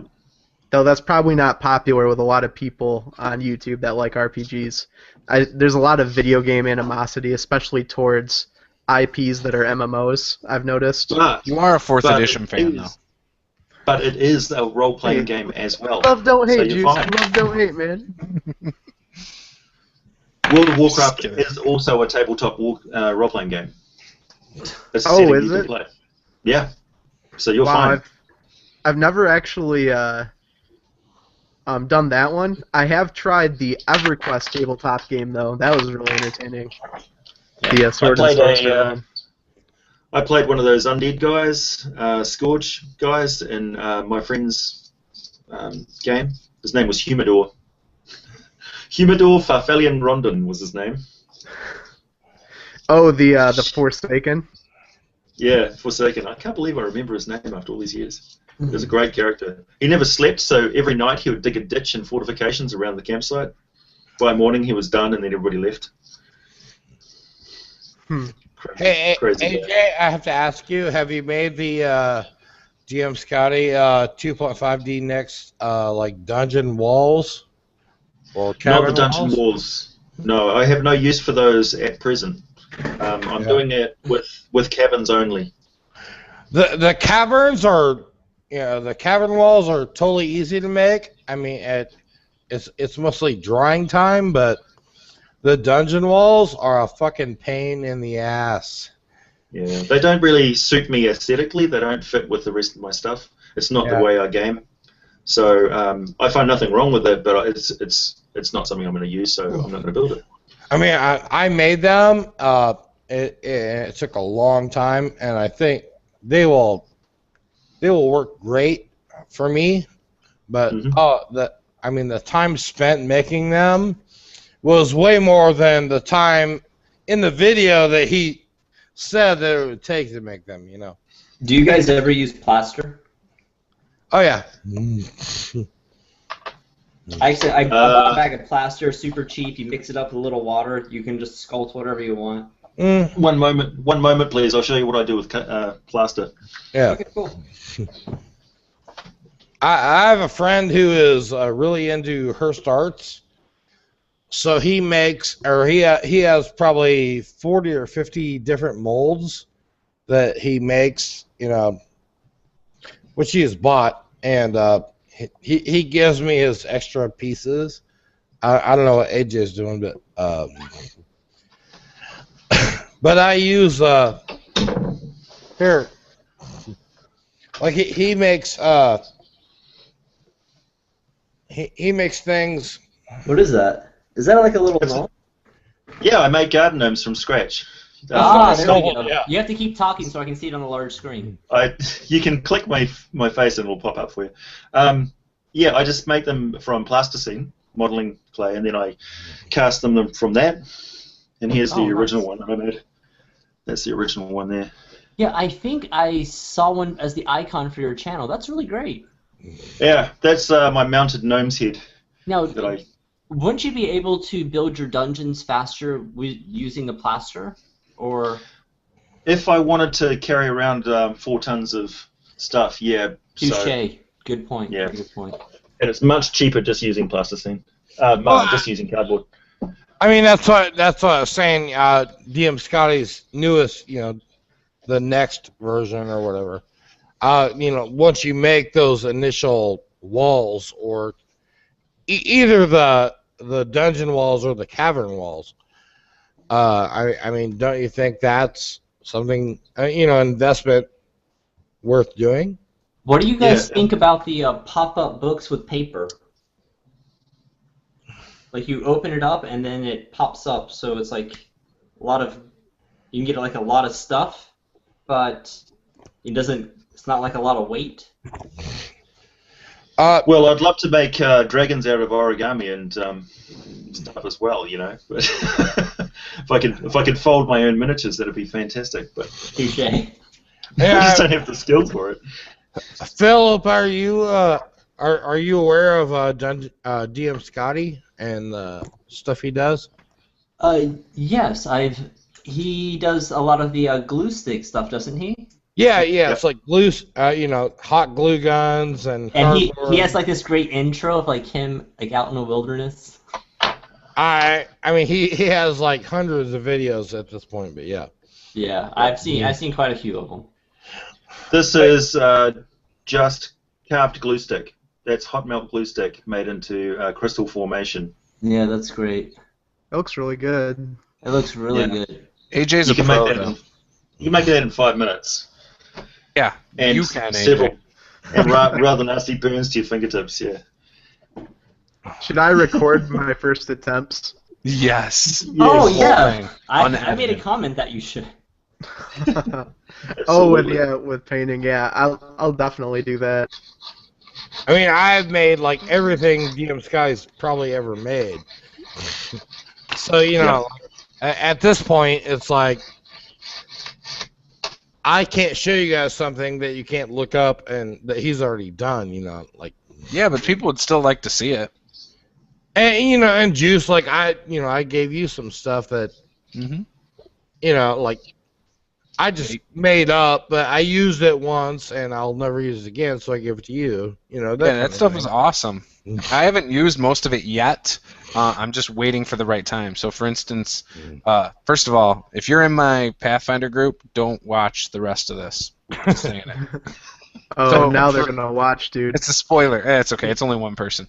So anyway, WASD20 basically. But I trust him. No, that throne you sent me, the green and black, that's gonna be my throne for the vampires that they've encountered. Yeah. So if they ever pursue that, that's the plan. You know, and that was like one of those things. It's like I made that up on my own. I watched DM Sky's videos and kind of learned from him, you know, and sort of did my own twist on it. But you know, yeah, I mean, it's awesome. I love it. There's no other one like it. You know? I mean, what I really connected to with doing crafts was I saw some of the things that they were doing at PAX, and I saw the crowd's reaction, and I saw the players' reactions to seeing these sets. And for me, I was like, I would love to be able to bring that to my table. So that's what kind of got me inspired to doing it. Yeah. Just like having these huge, really large things that your characters can interact with. Yeah, it's awesome. My there's also group, the something to be first said session about we ran. Like the how's it simulation going, man? of time. Whoa. Sorry. The first session we ran, we ended up using, what was it? I did a mine, which you can see in a video I did a while back. But I made a mine that had a secret wall that an earth elemental came out of the wall to reveal the secret door, and they just loved it. Like Nate, that was his first time being exposed to that kind of terrain, like out of cardboard and stuff. And he's like taking pictures at the table. He thought it was so cool, and I was like, all right, cool. I get my players taking photos of my stuff all the time. It was great. Stop for photo op. Yeah, Selfies. it was great. It made me feel like I did something right. Yeah. I mean that's the thing. It's like, you know, there's kind of the argument about, you know, the theater of the mind versus, you know, the miniatures and all that shit. Like I personally believe you can have both, you know. Oh yeah.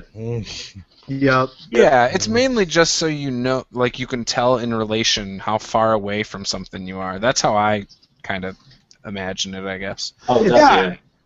You know, and it's like, you know, when I started playing D&D again, I was playing with my wife who has never played, and my two kids who are, you know, 6 and 9 years old, and our neighbor who is, you know, he's 23, I guess, but he's never played either, you know, and like they had no clue how to play, and we started off playing 3.5 edition, which is, you know, confusing as hell.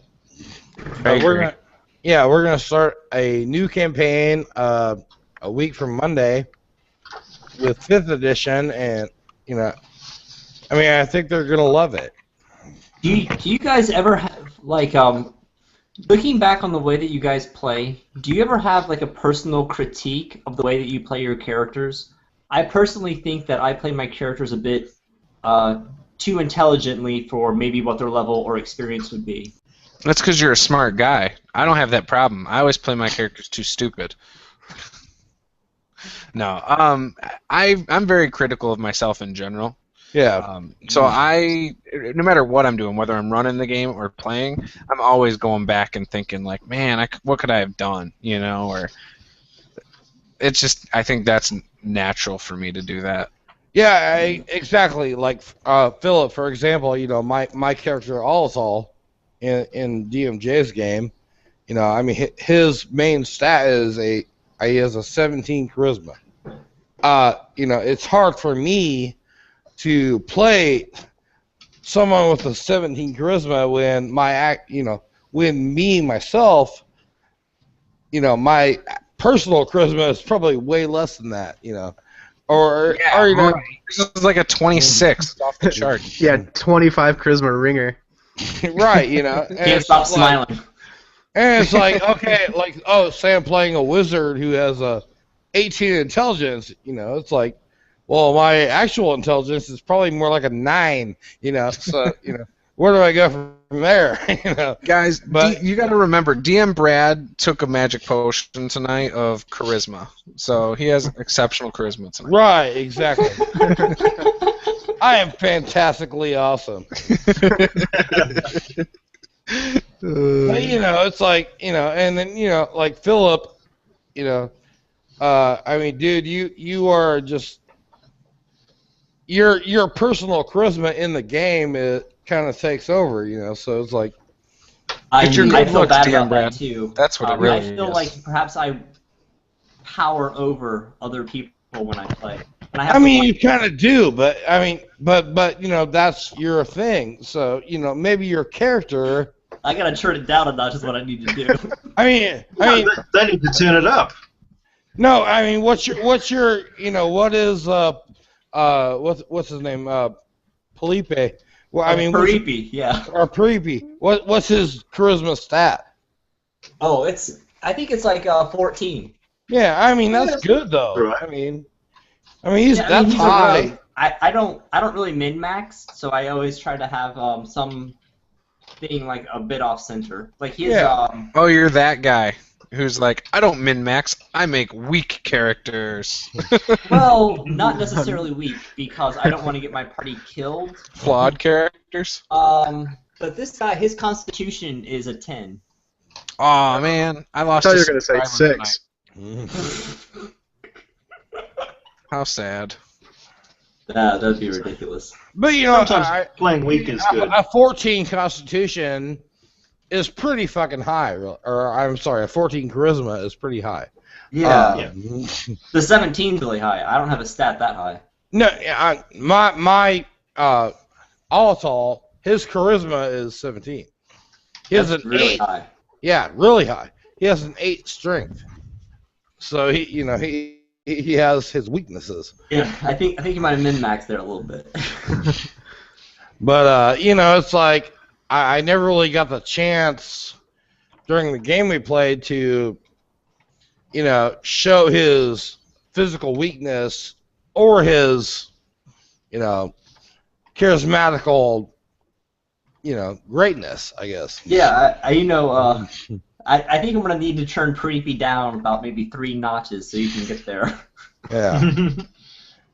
You know, something I've noticed too with online games, it's very easy for one person to dominate the talking because people don't want to overtalk each other.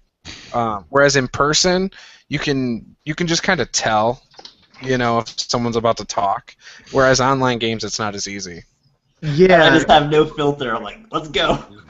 You know, Rick said something about that in that David Sims game that we played in. Yeah, he's completely right. Yeah, it's true. And it was like that in the first one-shot we did, the first 5e one, we were having problems with people would wait because of the lag. We wouldn't want to talk over people, and there would be dead space because no one could figure out if they should jump in. Right, yeah. Something that does help is if you're watching for the mute button or not. So, because you'll see everyone's on mute, and you can tell if someone's about to talk because they'll unmute themselves. That is something that helps for that. Unfortunately, I'm on the iPad and I can't get that. Oh, really? Mm. If you go to the top of the screen, you don't have a mute option? Well, I have a personal mute option, and I can actually select your photo and mute you if I want to. But Really? Yes, sir. Mute me right now. Give me 1 second. Let me. Can you? When I was running the one shot, I had a bunch of people who. Try and talk, Juice. How the heck can you do that? How do you do that? No, I can still hear you, Juice. Well, yeah, because I unmuted myself. Like, I thought only the person who did the broadcast could mute people. I can do that to anyone I want.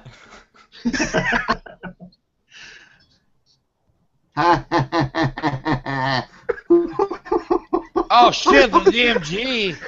There we go. Wait. Okay, Andrew, go over to somebody's picture, maybe mine. See if you have the option to go to the arrow and mute me. There's like an arrow when you go over my picture. There it goes. Everybody can mute everybody. That's some bull crap. That's democratic. It's like, how are we going to deal with this over-talkative player? Just mute them. In relation to running one-shot games and people talking over top of each other, I kind of keep I establish the idea that when I'm asking for them to... Yeah, that's nice. Man. I had to do it. And we're back. AJ, I muted you, buddy. You show them that they have power, they abuse it. Well, I knew I could do it. I didn't know everybody could do it, though. Oh my god, I did that to DMJ in our last game. I'm gonna do that sometime. But that sucks because like that means anybody can join your chat. You have to unmute yourself. Unmute yourself. Mute the Dungeon Master. We all win. Yeah, but like that bothers me because that means like random people can come into your broadcast and just mute people and just be disruptive as hell. Yeah. I mean, you can kick people out of your chat though, right? I can kick anybody out. Can someone kick me out? Because then it ends the broadcast. I don't know if it gives you that option. Let me click on you. I see a pen. Oh, no, I see like this little circle You don't have an eject slash through it. button? That's just the ignore. Oh. I have a mute, eject, profile, present to everyone. Ooh, what's that do? Let's try that. Does that make it your screen big on everyone's page? Yeah. Ah. Interesting. So stop presenting. Very cool. All right. I have so much more control than I thought. Oh my But in some ways, I have so much less control. Oh, wow. Why do they do that, man? They're really bummed. Oh, I can hide people from the broadcast. Okay, let's see what happens. Who did you hide? Andrew, can you see him still? I can still see him, yeah. He's just blacked out. No, he's not blacked out. I see him perfectly fine. Maybe he just won't be downloaded onto YouTube. Hey, Andrew, can you unmute yourself? Oh, so that's how you can do it. All right. So if someone comes in and is disruptive, you hide them from your thing, and then they can't do anything. That's the troll button. The troll button. Good. Or that's how Andrew could do his meat grinder. Get everybody in the room and just do that if they're not in the game. Yeah, that's a good idea. And as they die, just boom, you're hid from broadcast again. Yeah. As soon as they hit 0 hit points, boom. Stop broadcast. You're dead. I like it. I'm going to do that to people if they die in my one-shots. I'm just going to hide from Can you guys hear me? Yeah. Yeah, what's up? I want to show DMJ or DMG. Nice. Blood fountain. That's his old blood fountain. That's the original, the one and only. I was just thinking to myself, that looks pretty like an exact replica. Yeah, that is the blood fountain. That's DMG's real blood right there. Yeah, that's it. Right there. Nice. I think I was the 200th or maybe 300th subscriber or something. Yeah. I won that. He shipped me that from South Africa. Direct from the Serengeti. Yes. Right from the heart of South Africa. Yes. I've got diplomatic immunity. Community. I'm telling you, that's one of my like prized possessions. Excellent. I have to make a whole lot more now, though. I have the original though. Yeah, I mean. That's right, the original. Yep, I should put it on eBay.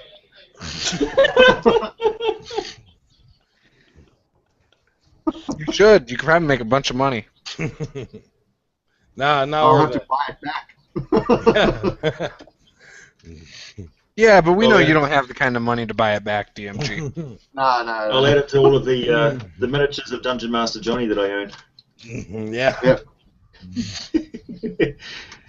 Oh, you bought a bunch of DMJ's miniatures? All of them. How many? About $2,000 worth. Oh no, $1,000's worth. $1,000 worth. Holy shit! That's like 700. Yeah. Jeez, So, two boxes. Hang on, I'll show you. I just happen to have them here. Well, I don't want to see each one individually. That'll take too long. Yeah. You've already gone like 5 hours. I bet DMJ regretted that one. We all, like, there were so many of us who told him not to do it. No, you remember Don't when he was do like, it. he was like, hey, should I start getting miniatures again? Everybody was like, no, don't do it. Don't do it. He's going to. I don't know if he started to again. Oh, he's going to. He probably already has, but yeah. But yeah, when he was selling off all of his stuff, all of us were like, dude, don't do it. Don't do it. I offered him $500 for his adventure creation binder. And as far as I know, So here we have, I think this is something deep. Matt Click bought it. So Yeah, he did. I don't know what he offered, but I offered him $500. That thing went for $500 at least. I offered him $500 and I didn't get it. So I don't know what Matt offered, but yeah. Matt's his buddy. So it could have just been like a, hey, buddy, here you go. Which is cool. No, I mean, me and Johnny have traded like some other shit. Like when he was in Kings of War. Yeah. I traded some shit back and forth with him for that, but I mean, not like we're fucking the best of friends, but Right. I don't know what earlier actually. I don't know What what is Matt that? I don't know what Matt offered him, but I really all I wanted was What is that? A tree ant? I just wanted his Pathfinder. AJ, you have to talk so I can see it on the large screen. Here, This present is, to everyone so that we don't have to worry about this. This is Yonti Anathema. It's made out of snakes. That's huge. That's Yeah, it's huge. huge. Is that pewter? No. No, this is all vinyl. Oh, okay. This is a treant. It's like an int. Yeah. Those are sweet. This is a bag just of, this is most of the undead that I own. This is most of the dragons, well, this is the smaller scale dragons that I own. But a couple of boxes of orcs, just crap loads. And all of these stuff get shared between 3 different active games, weekly games. So they're getting paid until the paint comes off them. Wow. That's awesome. That was something that I could promise Dungeon Master Johnny when I started. Is that, yeah. I think I only have maybe 200 miniatures. I feel like I need so many more. I currently have 150 metal miniatures on eBay right now in one lot. They're mostly Reaper. There's a lot of them. I tried to buy this one affiliate pewter miniature off one person, and they won't sell them for like $7. They gotta have that 9. No. See, basically what I do for money is I buy and sell miniatures. I got a garage sales. I got a flea market. Oh, so you're that $7 guy? No, Yeah.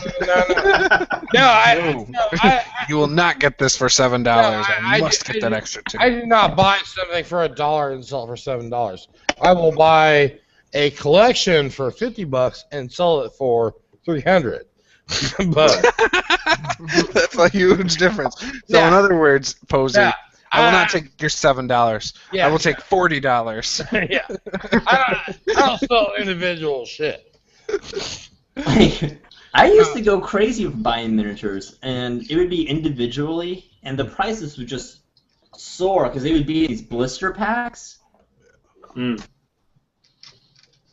I could never afford it. It never happened. Yeah. The good thing about these is that they're never going to make these again, so I can hang on to these for another 40 years or so and then sell them to the generation the generation that is starting now. Well, I can sell them to a son. Right, yeah. Oh, and there you go. They always need goblins and... You can sell them to DMJ's son. Orcs. Oh, yeah. Is anybody going to be doing the one-shot with DMJ's kid? I want to. I told him I wanted to. He said I could get in on it, but I don't know when it's going to be. So, DMJ told me that his son asked him why he kept calling my character Creepy. Instead of Paripi. I was like, that's great. I was wondering about that. Did you name him in any way after the character from the Narnia thing? No. Reaper Cheap is the name of that character, I think. Paripi is my name in Maori, Maori, Maori. I'm probably pronouncing that wrong. Yeah, you're quite correct. Since I am a New Zealander, Maori is how you pronounce it. Yes. Or Maori. Anyway. Maori. That's how you should roll a bit. And there's also a map maker who was Muslim, whose name started Piri. And I was like, oh, this is kind of interesting. So I thought Paripi. Cool. My character in the same game, Olatal, originally when the game first started, I was going to be a rogue, and I had looked into the I think it was the 2nd edition Elves Handbook or some crap, and it was like a combination of names from that, and it was like Olatal was like Silent Blade or something like that. You mean this one right here? Yeah, that one. Oh, nice. Yeah. It was like Silent Blade or Dark Blade, something Blade, I think. But that's where I got Olatal. And yeah, and then I ended up being a sorcerer or a half-elf sorcerer, in the end. But so I kept the same name. The art in this book, what would you guys rate it as now? It's okay. No, dude, back in the day, that was the shit. Oh yeah, that was the shit. I mean, I was totally like captured my imagination. Yeah, I like the Palladium Books black and white artwork from their older books. Do you guys remember? A lot of the new Jeff artwork Dees? doesn't invoke this idea of narrative, and I think it was the narrative of the paintings I was seeing that I was getting drawn into. Now it's just how does this character look, and it's not like what are they doing. That's just me. Do you guys remember the original picture of a halfling? I think it was in the red basic book, and it was a guy kneeling down next to a halfling man and a woman, and he's sort of putting his hand out like this, and the halfling's got his hands on his hips, and he's sticking out. It's a Jeff D black and white picture. I'll see if I can find a link to it for you. That is a halfling. As far as I'm concerned, that's what a halfling is. It's never changed. Wait, what, AJ? You don't like the new halflings? The ones in 5e? The one that looks like DMG? Excuse my language. No. Okay, here's DMG. Here's the image. You do agree that looks like you, right? The halfling? I haven't seen it. I don't know. Oh, you're going to see it right now. Oh, yeah. You're going to see it right now. Okay. I'm pulling it out. Can In the you player's guys, handbook. In the player's handbook. Oh yeah. I got it. can you guys see that image? If you, I've linked it there in the chat. Yeah, I'll look at it in a minute. All right, Does half. anybody know how to run these? No. No interest. Psionics? Psionics. Has anybody learned about psionics in 5e? It doesn't exist. Master manual.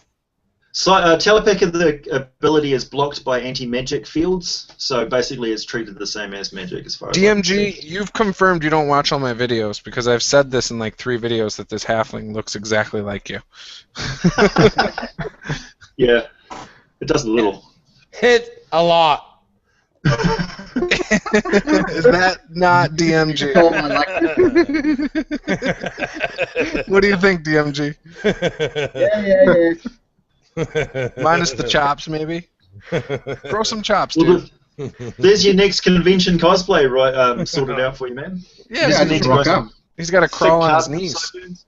Yeah. Thick sideburns. What you got to ask yourself is, does it look like me or I look like it? I think you look like it. Or, I mean, I don't know. It looks like something. Hey, Something looks like The problem something. is I'm 6'1" tall, so it's not going to work. you guys can give DMG all the shit you want. All I know is this. That is just like a really messed up glory hole. I have the original. Take it off air. Fountain. Blood fountain.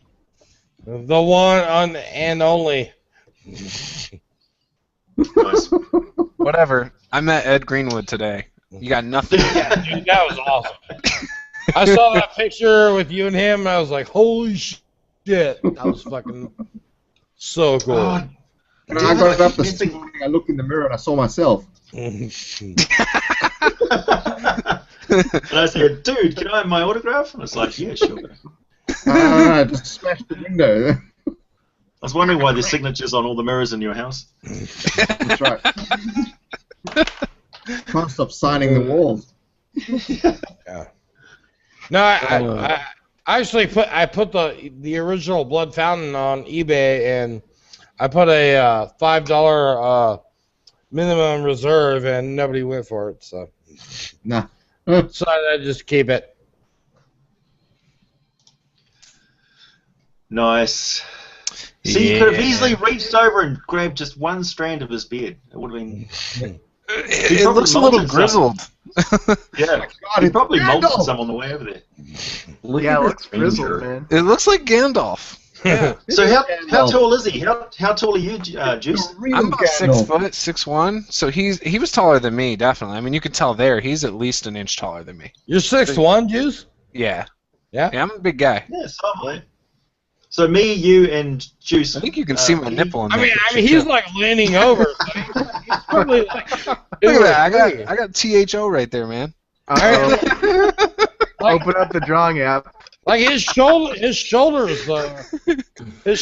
are like, you know, at least like probably an inch or two higher than yours. So. Well, doesn't he look like the sort of rangy dude who would live in a cabin and comes out with an axe? And, Oh yeah. He looks like Elminster. Yeah. You That's from what the everyone government? says, yeah. Yeah. Yeah. Seeing as how he invented the character, yeah, that's probably. He is Elminster. What are you talking about? He is Elminster. Earth is just another forgotten realm. I tried to open the draw app. It's not working. Yeah. Is that Juice in 30 years? Oh, there it goes. You know what? It would probably take me 30 years to get my beard to grow like that, though. That's not a real beard. He takes it off so that no one will recognize him when he's walking around in the street. All right. He really Have looks a good like... night, guys. I gotta get out of here. Nice. Later, Philip. See you in a couple days. Oh, man.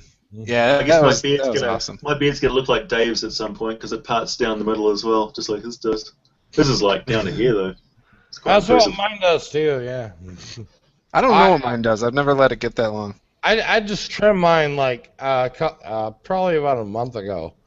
And, yeah, definitely not as long as Ed's, but... Wait, that's yours after a month right there? No, right here, like, it's short as shit. But, yeah, snip, snip, snip. Yeah. But, like... This is the first time I've ever let it fully grow out, so... No, like I told you, Juice, I I started a new job like last week, so I like cut like 3 inches off it. All backwards, and I had like a beard drawn on me or something. Is that crap? Oh, awesome. My beard doesn't grow long; it grows out like a chia pet. Oh yeah, so is mine. Chia. Yeah, like this is the shortest you'll ever see mine. Good deal. Yeah, I'm really looking forward to Ed Greenwood's seminar tomorrow. Dude, that picture was fucking priceless, man. You know, it's not the best picture of me, but it was it's so cool for the day. Yeah, I mean, you get to like hug him and like. No, I didn't hug him. Not hug him, but I guess he hugs all the girls though. I mean, put your arm around him and like, this is me with fucking Ed. I got to fondle him. Yeah. Hey, I felt that was fucking sweet, man. Like when I saw that, I was jealous as hell. DMJ was too. He was pissed. Yeah, he should be. Yeah, he was jealous, man. I'm totally jealous. It was cool. It was very cool. But yeah, I don't know. I'm like I said, I'm looking forward to the thing tomorrow. I have no idea what to really expect, but I plan on taking a pad of paper and a pen. Maybe I can jot some things down, some good notes or something. And I'm going to try and videotape it. Hopefully they won't tell me I can't. So I don't know what the rules are, but yeah. It's a free seminar, so I can't imagine they'll be like, no, you can't record this. Yeah. But yeah. Yeah, it'll be interesting. You'll have to let us know how it goes if you can't record it. Do like a recap? Yeah, and then AJ, you want me to get a strand of his beard for you? Yeah, if you can. I'll ask him. Or maybe I'll just go up and do it. I'll just go up and go snip and then run. No, Juice, you owe me.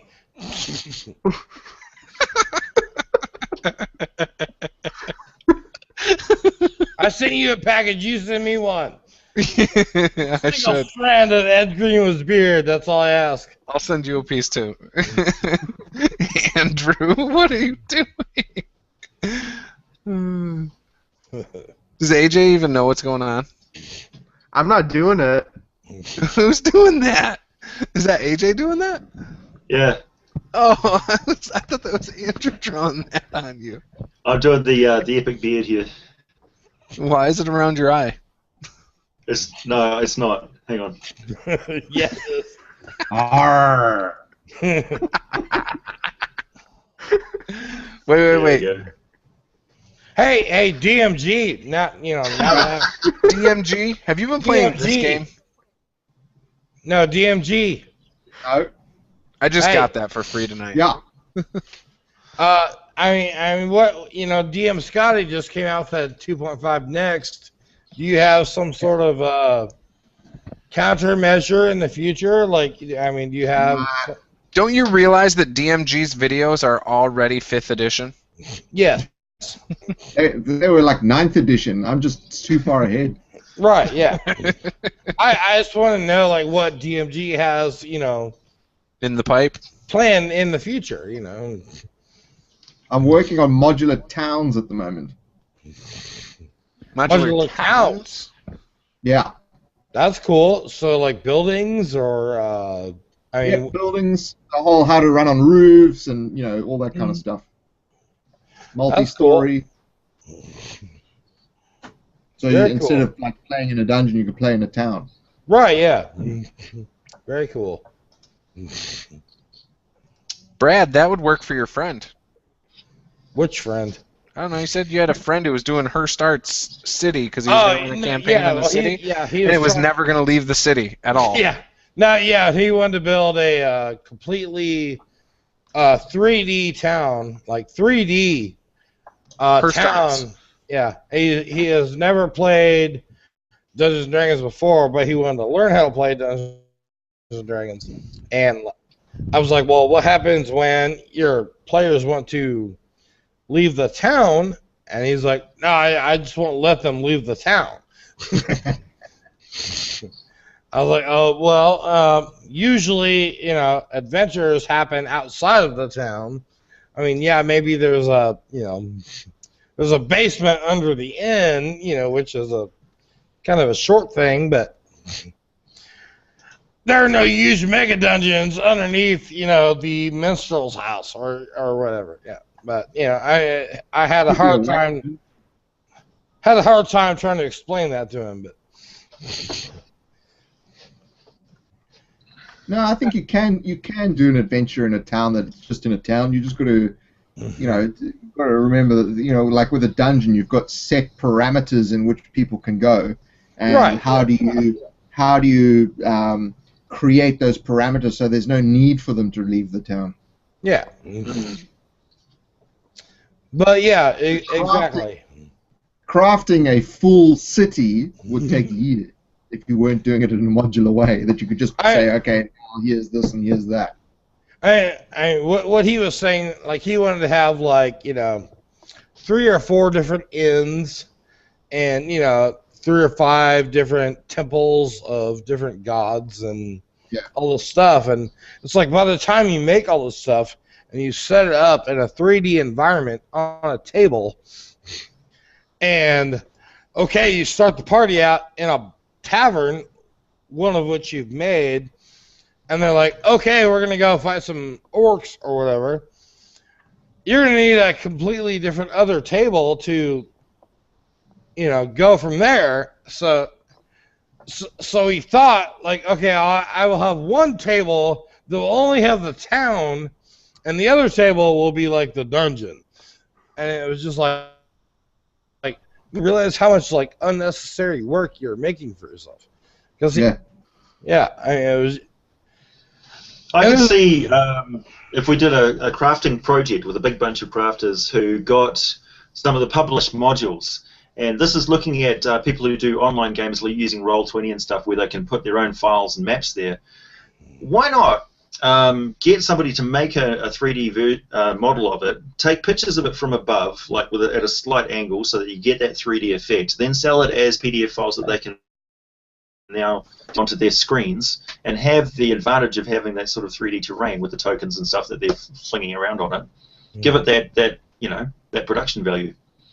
Right, that would be awesome. But I mean, basically, this is a guy who I am fortunate enough to live about 10 miles from Gen Con.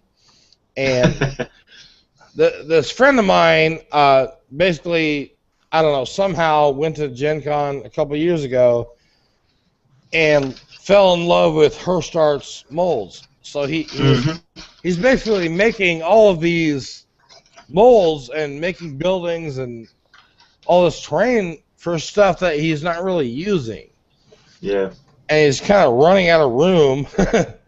And he's not making stuff that he needs. He's just making stuff that he wants to make for fun. Yeah, but that's a hobby inside of itself. Right, yeah, exactly. So, I mean, he's still enjoying himself. No, and he is. But AJ has $1 million idea right there. Yeah. I can't implement that one, though. Right, yeah. And no one can. But he was like, I want to make this big town, and then, so, he has all the molds to make all these buildings, but then he also has the molds to make the dungeons.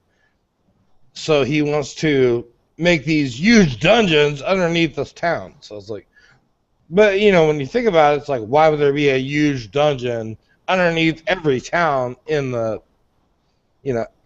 why would there be a huge dungeon underneath every building in the town? And how they, yeah, exactly. It's yeah, I know, dude. Each building is the tip of a large dungeon iceberg below the town. Right, exactly. Yeah, exactly. I blame the dwarves. So you guys, so you know. Demonic cobbler that lives like the bottom of a cobbler shop. Every time they die, that sort of the level rises and there's like another level.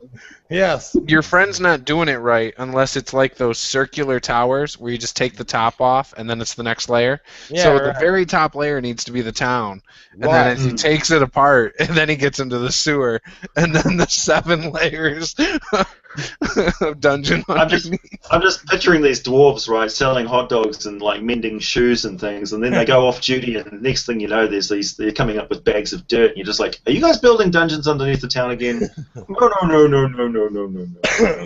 No, but what I was trying to tell him was okay, he makes this like really cool 3D tavern, out of her star stuff, and then like, okay, the players walk in and they talk to the NPC and they say, all right, we're gonna go to the dungeon. So he like built this whole fucking town when they're, nobody's ever gonna go into any of the other buildings. They just want to go straight into the dungeon, which is in the basement of the tavern. Right. See what I'm saying? It's like, I mean, he's and spent in the dungeon is a level which is actually a complete replica of the town. Because they're planning an invasion of the surface world. Yeah, Hey guys, I posted in the side there. I have to go. Somebody's in trouble. Oh. I was laughing too loud, I think. Yeah, it's getting early here, man. We're at 4 a.m. Yeah, I got to be up at 7 Oh, for breakfast. It's like 8 p.m. here. Ah, you lucky dudes. Yeah, it's only 6 o'clock in the evening. What are you talking about? Yeah, but I'm going to like midnight tomorrow. Yeah, Today. I might run a game. Somebody started a new one. Nice. All right, guys, I'm out of here. Have a good one. Yeah, Okay, I'm see you, out man. too. I'll see you guys later. See ya.